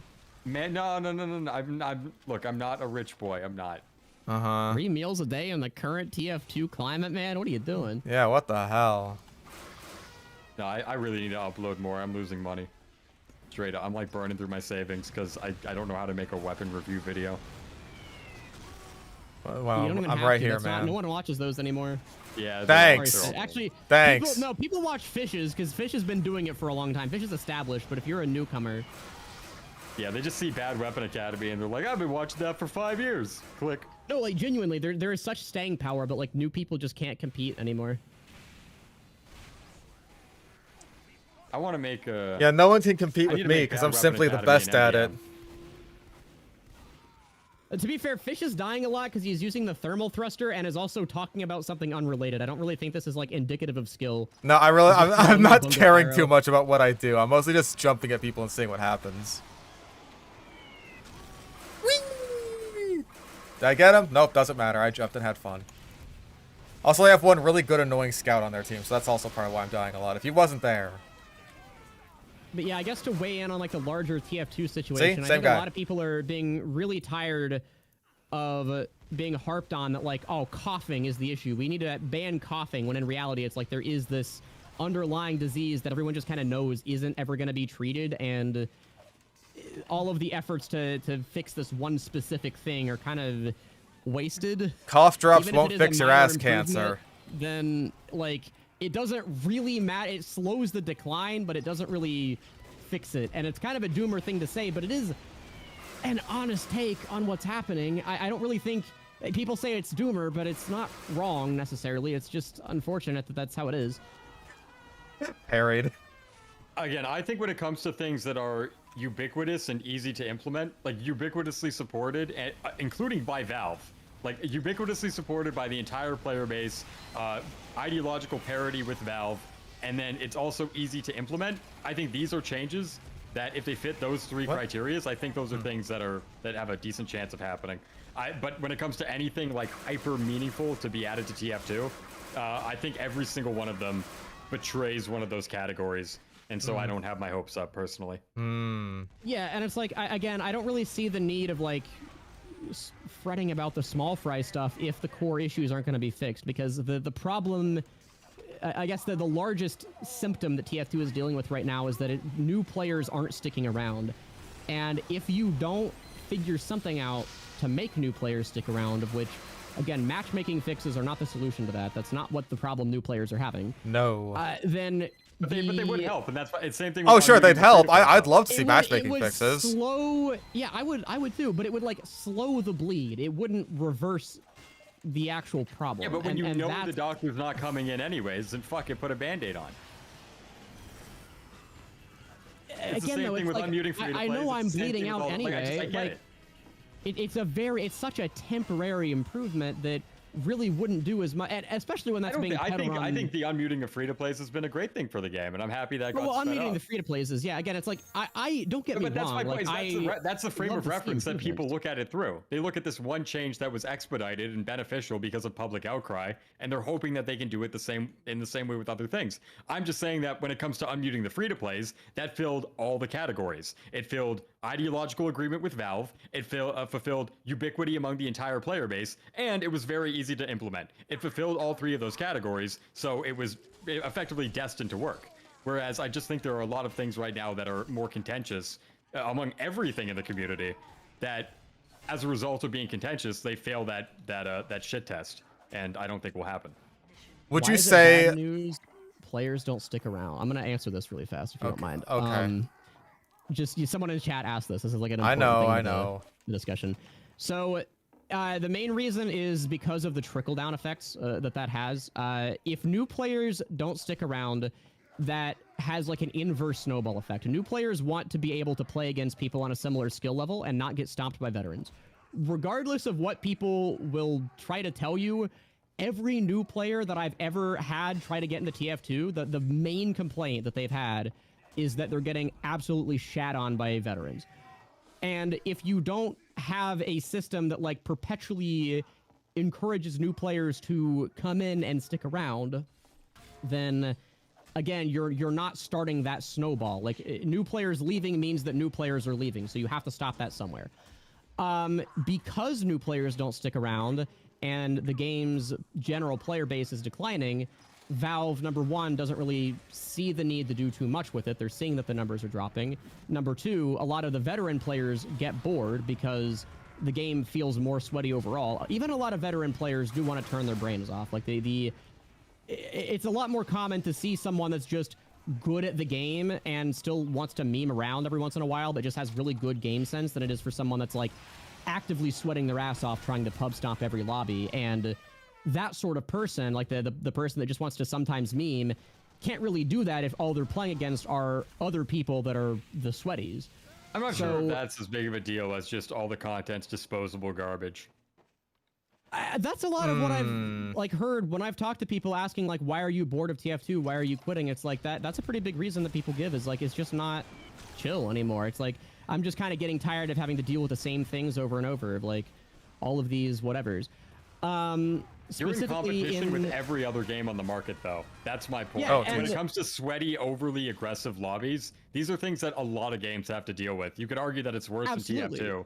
Yeah, absolutely. But my point is, when you have new players, the problem of shitty content additions is not really there. At least not as much when it comes to TF, because like all the content's just, it's fucking garbage. No one cares about it. It leaves no lasting impact on any player that experiences it. Fuck. Yeah, and I agree with that, but I think like the specific solutions that you're giving are more externally motivated, and the only lasting impact is going to last exactly until they get the reward, and then they're not really going to want to interact with it anymore, because then once they no longer have like some kind of light at the end of the tunnel, they're gonna see all of the issues pretty clearly. But it's the process of going through that tunnel to get to the end of the light that they find the enjoyment. And then if they find that enjoyment, like, familiarity breeds comfort, and comfort makes people want to stick around. I think the sentence is familiarity breeds contempt. Yeah, that's what I was gonna say. No, I completely... Really? No, yeah, it's okay. familiarity breeds contempt. No, that's just not true. How come Badwater and Upward are the top two maps then? Well, that's just how the saying goes. I was gonna say, I think that's the saying. I'm not arguing for that. Okay. My argument is that familiarity breeds comfort, but overexposure breeds contempt. I think burnout is a very real thing that, like, once you have enough time in TF2, the matches really do start to feel samey. And whether people are willing to... I think that the stale meta has a lot to do with that. It's just like everything feels the fucking same. You always see the same goddamn kunai spy in every goddamn game. It's just like, dude, I want to fight something else. Yeah, well, again, I'm gonna bring it back to the engineer video. The one fucking engineer taunt kill is like the most. That was like the #1 TF2 video for the past year. That's what I was gonna ask. Like, Like, starving that much. The question that I was gonna ask is like, would a balance change update that like just does number tweaks, that does the Jungle Inferno thing, where they were like, oh hey, we're gonna like pass the potential patch notes by you by you, the community, and so that you can give us the feedback, would that pass the stink test that you were talking about earlier? Would that be like easy to implement? It's just number tweaks for like a bunch of weapons. Like, would everyone agree with that? And would it be easy to implement? It I don't wouldn't. think everyone would agree with that is the problem. I think that I think it's something that needs to be done, but people will be stubborn because they don't want the stuff to change. I think there's a massive status quo bias in TF2 right now. Oh, 100%. But we're also here saying that like we need like major additions in order to, like, you know, revitalize the game. The differentiator is that the people that are sticking around are the ones that like the status quo. The people that are fuck leaving those are the people. ones I that don't care. aren't weighing in. Well, no, I agree, but I'm saying like the reason we need changes is to get the people to get the like way more new players in than existing players that are suffering from the status quo bias. But the status quo bias people are the ones that are actively going to be petitioning not to change anything because obviously if you don't play TF2, you don't care what they do to the game.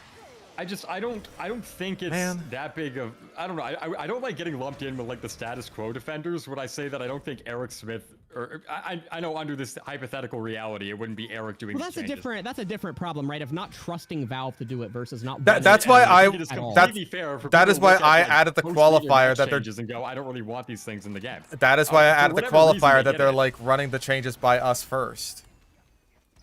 Also, the player base, they're fucking stupid. They don't know what they want. Oh, okay. Can you tell me that like the change where the ambassador had random fucking spread at long ranges is better than what we got now? Let me if I can answer some one gradient for sure. Who are weapon balance changes for anyone but the existing players?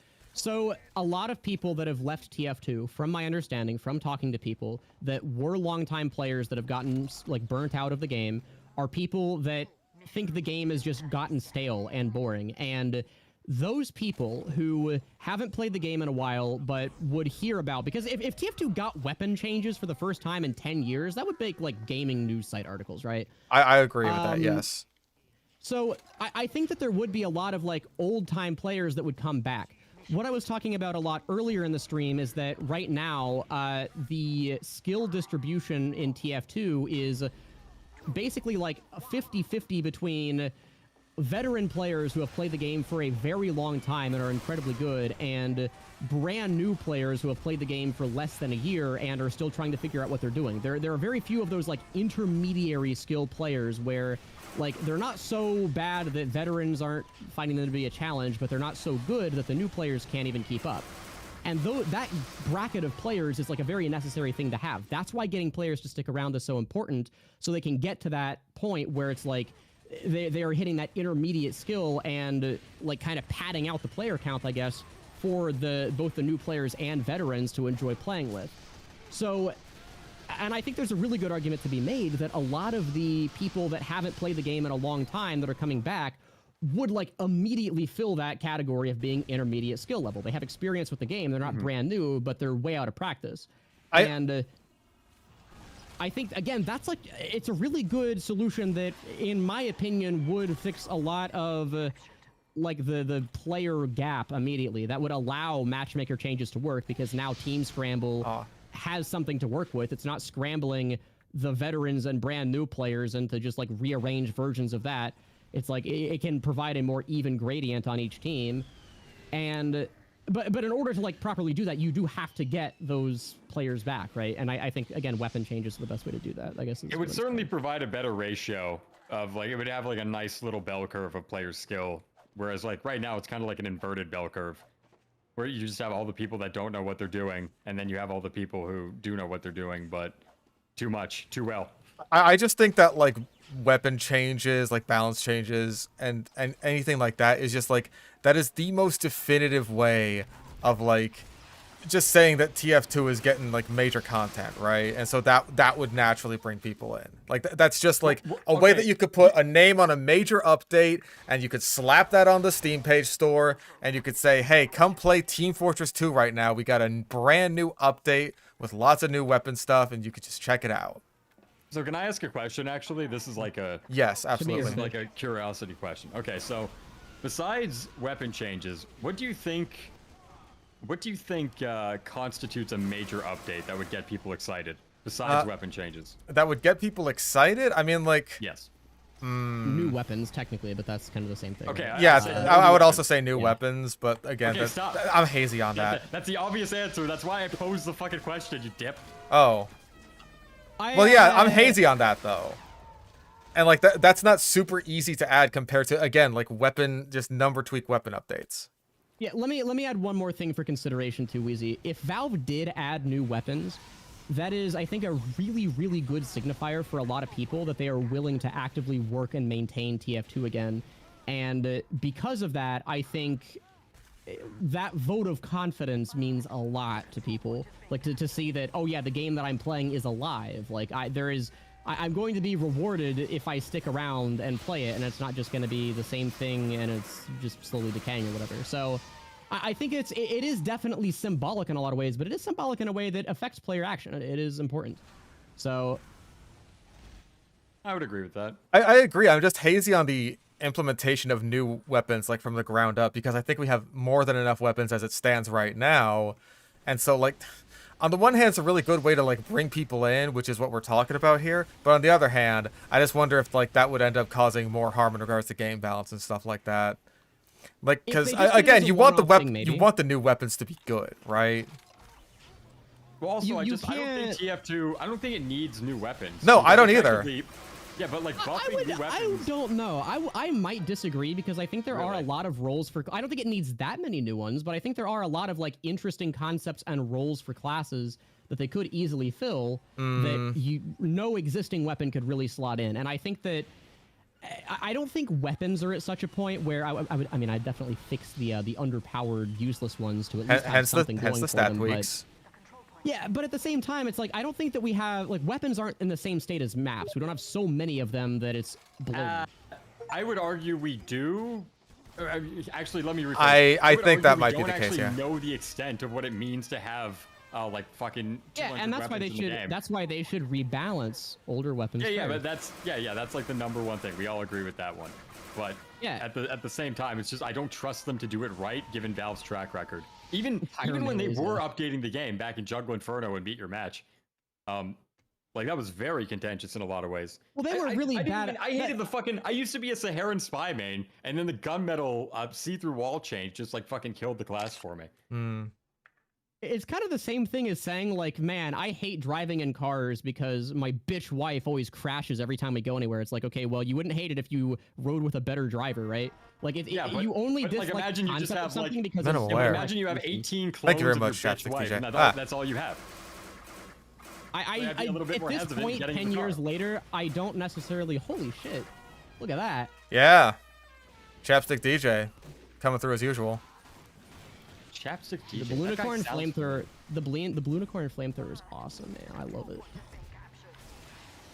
I wanna Yeah, get a the blue main unicorn thing is snipe just all the rifle at some point. content's dog shit, and you need something to make things new and interesting and spice things up. And like adding map number 127, nobody gives a shit. No No. one cares anymore.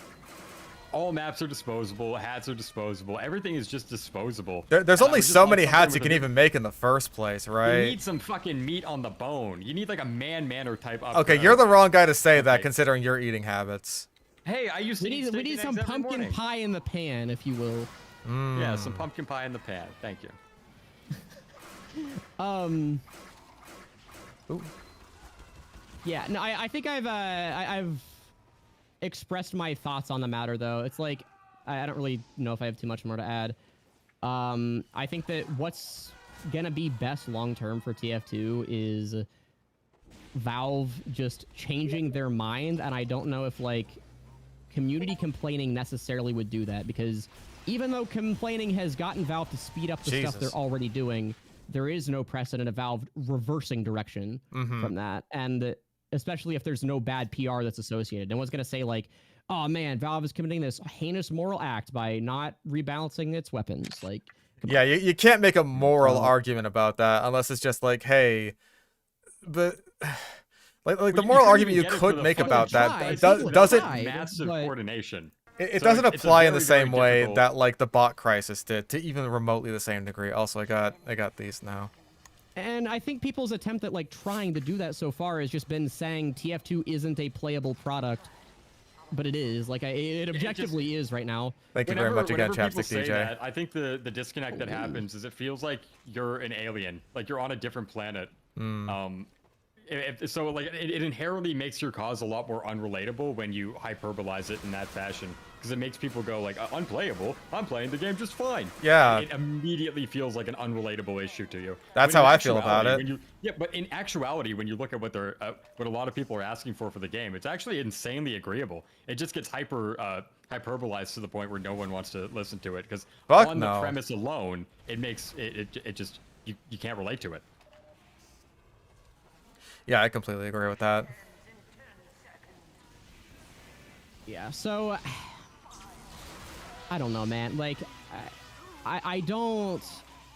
I'm at the point too. I guess I'll say this. I'm at the point where I'm very burnt out from what TF2 offers right now. Like, I have been playing less and less TF2, just like off recording over the past probably 6 months or so. I basically only play with like one friend that invites me, and I would love to see changes to the game, but like until that really happens, it's like the amount of burnout periods I'm facing with TF2 have become more and more Toxic frequent. Drift And donated from $3. everyone that I have talked to Please tell me you're not that playing is like a cringe longtime game after player of die the game, twice. Play something I cool really like don't think SOTN. that's an uncommon sentiment.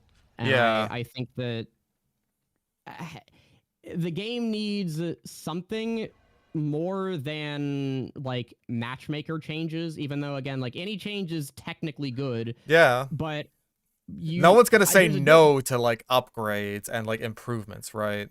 Yeah, and there's a very different argument between this thing is good, so you should support it, and this thing is like actually what's going to fix the problem, so it's worth the amount of effort that we're expending on this. And I think that that's a very hard line for some people to draw.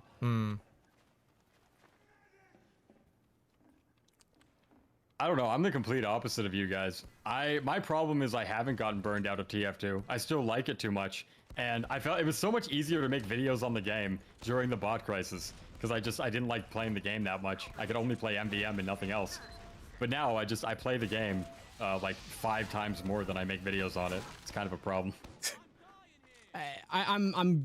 I might make the argument that that is like more specifically a you problem. Yeah, I guess. You know, I'm a special individual. I feel like burnout in regards to TF2 in particular is just like kind of a constant as far as, you know, TF2 YouTube goes. I'm sorry for you guys. For sure. I cannot relate. Well, it's like I'm not even really burnt out. Like I could continue making like the goofy stuff because that's the entire thing my channel's founded on. Yeah. But at the same time, like I don't know, just playing You wanna go TF2. in other directions with it?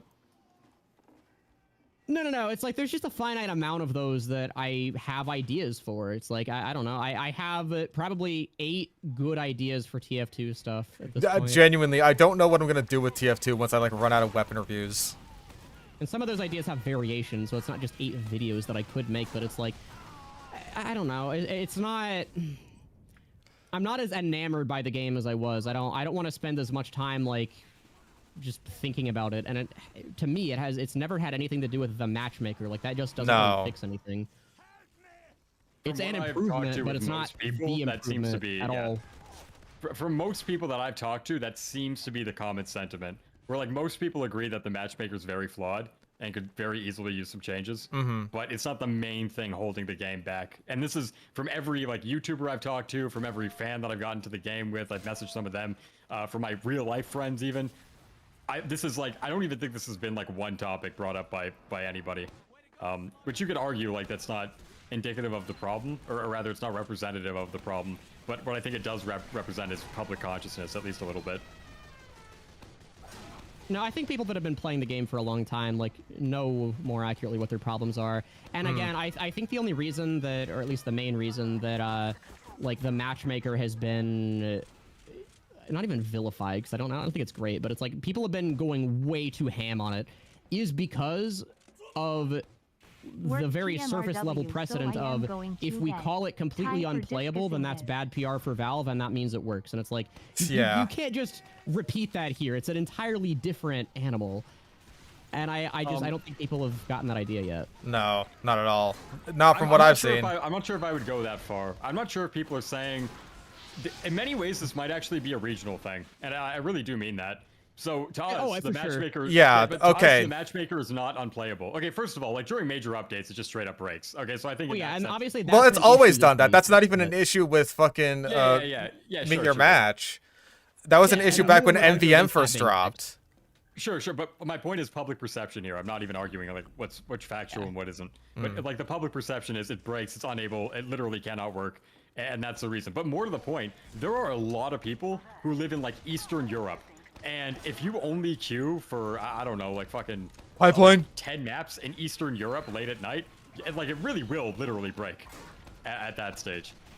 So there are definitely people out there, but like to me, it's just I don't know. many If you people, live though, are if you there? live in Boston, I'm sorry. Like, How the many matchmakers, it's not people crazy. would you say live in Eastern Europe? And I mean like actually people, I not don't- you know you'd be sure there are a lot of like gypsies. Eastern European or like people in Indonesia or fucking Australia, and their play experiences are fucked by the matchmaker. It's undeniably true. Is Australia that bad? I've heard Australia is like a tighter I think player it pool, depends but of time depends on time of day, map queues, all that.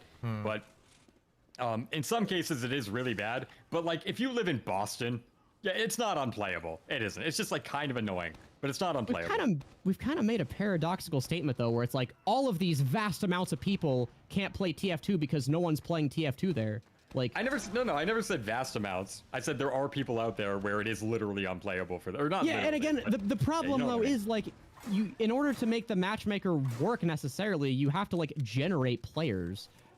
In order to like make games work at all, it's like if there just aren't even 24 people in that region playing at the time of day, no, like you could hyper optimize the matchmaking system. You could come up with the best system ever seen on this earth, and it wouldn't spontaneously create new players to fill the slots. Well, if the that's quick why play people- movement is anything to go by, then the only people in those the people in those regions literally only queue for pipeline and nothing else. Okay, well, it's not. Here's my point: is it's not only, like the truth is, like even if you might have 24 people in fucking Poland or whatever, but it's not like all 24 of those Poland. people are all queuing for the same one map. Yeah, but again, so it just- that's it gets assuming that spread. like all 24 people in Poland like the same map, and I think that one of the biggest things that's my that's being point. demanded of those regions is like you all have to play the exact, like you have to compromise on the map. And sure, it would be great to at least see what people are playing, so it's like, because I don't like Badwater Basin, but if there's 24 total people in my region playing and that's the only option that I have, then sure, I guess I would concede. But I also want to know my options before I just get slapped into some random fuck map. I agree with that. I mean, that was kind of And, what you did yeah, even in that's like, the you real know, the quick play days. It's just like I go through the server browser, I see what servers have people in them. I Yeah, play and on that it's like, server. I wouldn't mind that being brought back, but like that's also Yeah. not a like that doesn't affect anything for 80% of TF2 players No. who live in America. I mean, I would like it as a nice In terms option. of fixing the biggest problems, not really, but I think having ad hocs is a beneficial thing. For Oh, sure, that's why It's a quality of life I wanted to come improvement, but back. we're fucking dying, Mr. Squidward. Like, our quality of life doesn't matter too much right now. We gotta reverse course.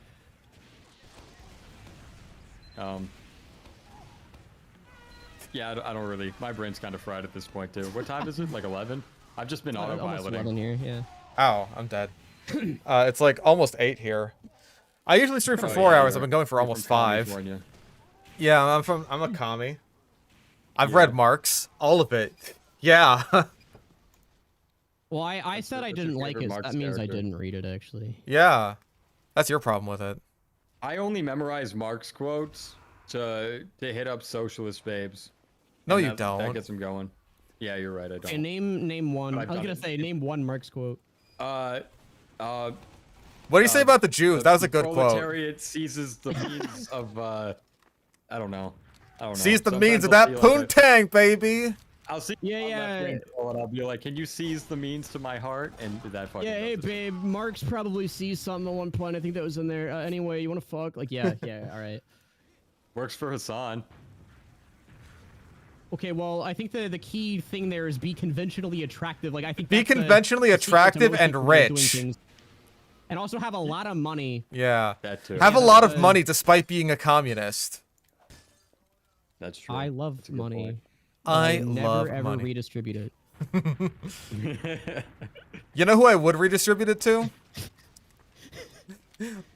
Me. No, Los sorry, Angeles I'm- mansions. Oh, that's true. Yeah. Yeah, Karl Marx's most famous quote, "Hey, it's me, Karl Marx." I live in a mansion in LA. Hello. I am Karl Marx. I like burger and pizza and gummy bear lines. Gummy bear lines. Yeah, you have to go in the gummy bear line and heavy Marx's dystopia. That's horrible. You get one gummy bear for your trouble. No! One? I'd die. I'd kill myself. You know, that's rough. They only got one gummy bear a day. This is like a schizo MVM bit. Communism sucks. You only get one gummy bear a day. This is why I hate it. You only get one French fry a day, too. You have to pick between that and the gummy bear. Oh, what the fuck, man? But I love French ever fry. Do you guys like ever get a bag of gummy bears and you try to find the one that like looks pregnant? How are you a real human being? and What? Then you bite off its stomach and you do like a gummy bear abortion. I don't know. You know, funnily enough, I don't think I've ever done that. Yeah, me neither. Okay, all right. I'm Good. Just saying. You Yeah, know, I was just never wondering. really. Was Well, just that's a curious. fair thing to ask, I guess. I've never done that personally. I don't even know like if there are pregnant gummy bears. I don't think they do that. I don't Oh, think there that's are, a trust me. manufacturing. I look for defect. them. Oh, okay. I'll take your word for it.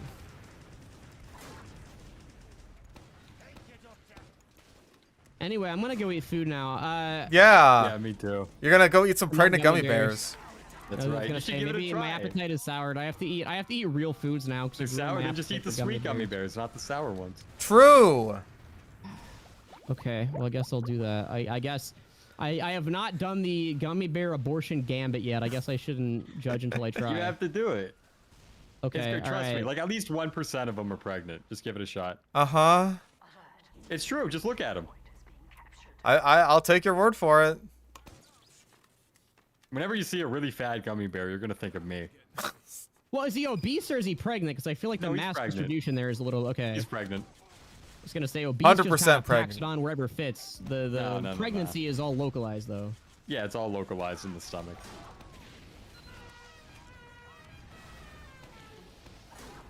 Anyway. Anyway. This was a thrilling discussion. This was very Are you ready to enlightening stream? in multiple ways. Yeah. Right. Have fun. See you. All right. Okay, I was just saying that to get him out of here. Sorry. Okay. After the gummy bear pregnancy After thing. the gummy bear. Anyway. Yeah. Sorry. No, actually, I do need to go here before too long. But yeah. Anyway, That's fine. I'll be wrapping up after the Sunshine game. Here's what I'll say too. The specific solutions that like I guess I've thought of, I don't know if those are too common, but like the general sentiments about what is wrong with TF2 from pretty much everyone that I've talked to, that is agreed upon to be the biggest issue with TF2. It's a very small group of people that I've seen assuming that it's the matchmaker. Nah. The same couple of people that just happen to keep showing up in the damn comments section. I don't believe. Here's the deal. If you genuinely believe the biggest issue with TF2 is the matchmaker, I don't believe that you actually play TF2. No. Or if you do, you're so new to the game and are willing to overlook the fact that the skill discrepancy has other explanations than just the matchmaker is bad. Trust me, I there just- is skill discrepancy even without the matchmaker. It has always existed. Again, it's like I'm not having that much better of a time if like the server consists of like 10 veterans and 14 brand new players. Like my experience is only marginally better if I'm one of those new players. If there's like 5 and 5 veterans on each team, then Then at if least there's, they're all like, keeping 7 and each other 3. in check. For the most Kind part. of, but at the same time, it's like if I ever encounter one, I'm still fucked. And it's like, Oh, yeah, you absolutely. do need those mid-skill players, and that's not happening. You're not spawning those guys in with matchmaker changes. So, yeah, and it's like, I think most people agree that the matchmaking isn't perfect and really No. does need improvements, but it's like, saying that I it's agree with that, but unstable apparently is I'm Hitler for saying that when I dishonest, say in that my the solution opinion. is not bringing back quick play. So I really just don't. Actually, that's a lie. They love Hitler over there. The only devil's advocate argument that I'll play there is I do think the tone of your video is way too aggressive. I don't think you should have done that. I but probably shouldn't have, but at the same time, it's just like, bro, fuck these people. I understand what concerns you have, but I don't think. I don't know. I don't think the optics hit was necessary there. I mean, that is And why I think you like could have put the conveyed your video point in a out much for cleaner you way. guys beforehand, and I was just like, hey, y'all got I any didn't even get a feedback? chance to- you put it out for like 12 hours. I didn't even get to see it. I feel like I put it out for a few I don't think anyone days. Did I commented. not? It was like 12 hours, and it was while most of us were asleep because we all are night owls. I swear to God, I had it up for like a few days. I can't recall any of us ever having seen it. My first watch was during the The shitstorm. live thing, but yeah, it's like I disagree in different ways than I think the majority of people that commented on that video disagree. And I think mean, the hey, tone I'll was take a off. fucking disagreement that So- doesn't just say, hey, kill yourself, bring back quick play. Yeah, and your mom, lol. It's like, all right. Yeah. I don't really think anything's being accomplished here. No. But yeah, at the same time, like I won't. I won't say that I like the video just because of the tone. I won't go that far. But at the same time, I think the general sentiments of which we're having this discussion on are pretty agreeable. So. Oh, you want to go in? Hell yeah, we're going in.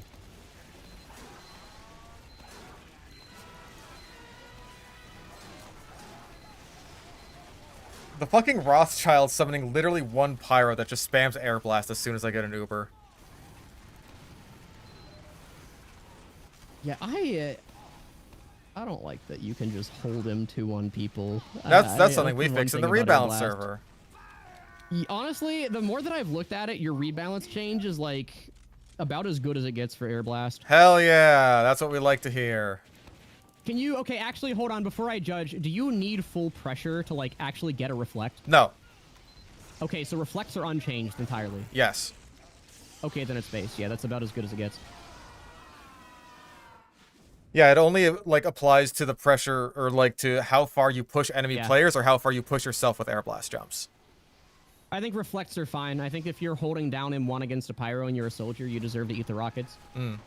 Because if you don't have that interaction in TF2, you have the interaction where the soldier can hold down M1 and spam choke points for free, and only some of the rockets get reflected. Yeah. And all he has to do is dodge the ones that get reflected and doesn't have to think about it. I And think TF2 pyro is works already good so as like a spam-heavy check that you for soldier. need a counter to that. Yeah. I think you should be better against demo. I don't think that like you should eat your own pills that you reflect for like 100 damage.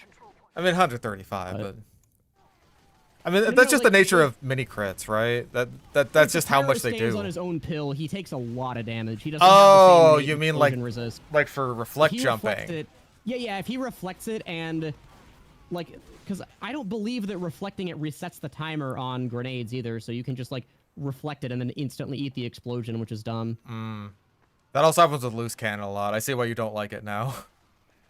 Well, it's just like okay. My issue with the loose cannon is that it's too punishing to be hit by when the skill on the demo's end isn't even one that you as the opposition are like able to really counter. You can dodge the projectile itself, but you can't change whether that's a double donk. Really, there isn't really much just because it knocks you into a specific location. If the demo man times the double donk, that's entirely out of your control. And if he does, you're eating like insta-kill on a light class, 135 damage, a shit ton of knockback to the point where you're in a really bad position. And it's like, that's from one thing that you can't even really control other than avoiding getting hit. And you can have that, like, that's the same counter to every projectile in the game, I know, but Simply don't get I hit, disagree. idiot. I disagree that the weakest part of the cannon should be as weak as it is, and the strongest part should be as strong as it is. I think it should be leveled out a little bit more. But That's just a theory. Alright, well, hopefully that's a solid amount of thermal thruster footage and a little bit of sticky bomb footage in there just for good measure. yeah, I just realized I've been sitting here for like 4 hours talking about this. Oh my god. Yeah, you said you were going to pop in for like 10 minutes, and how did that go for you? Actually, it's only been about 3 hours. I don't know. I mean, we had a good discussion, so. We had a good old discussion. Do you have any closing thoughts? Probably not that I can say here. Oh. Do you have any racist thoughts? Well, that's just like all the time. Like new ones or okay. Would you like to say goodbye to the chat? Anyway, goodbye, guys. All right. I'll talk to you later. Get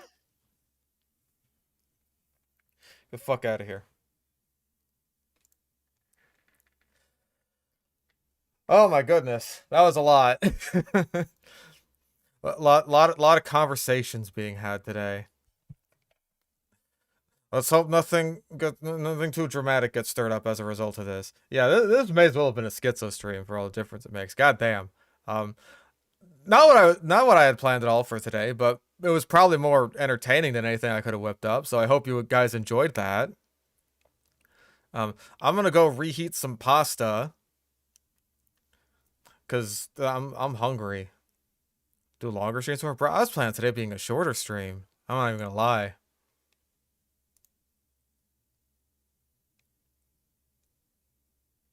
Anyway,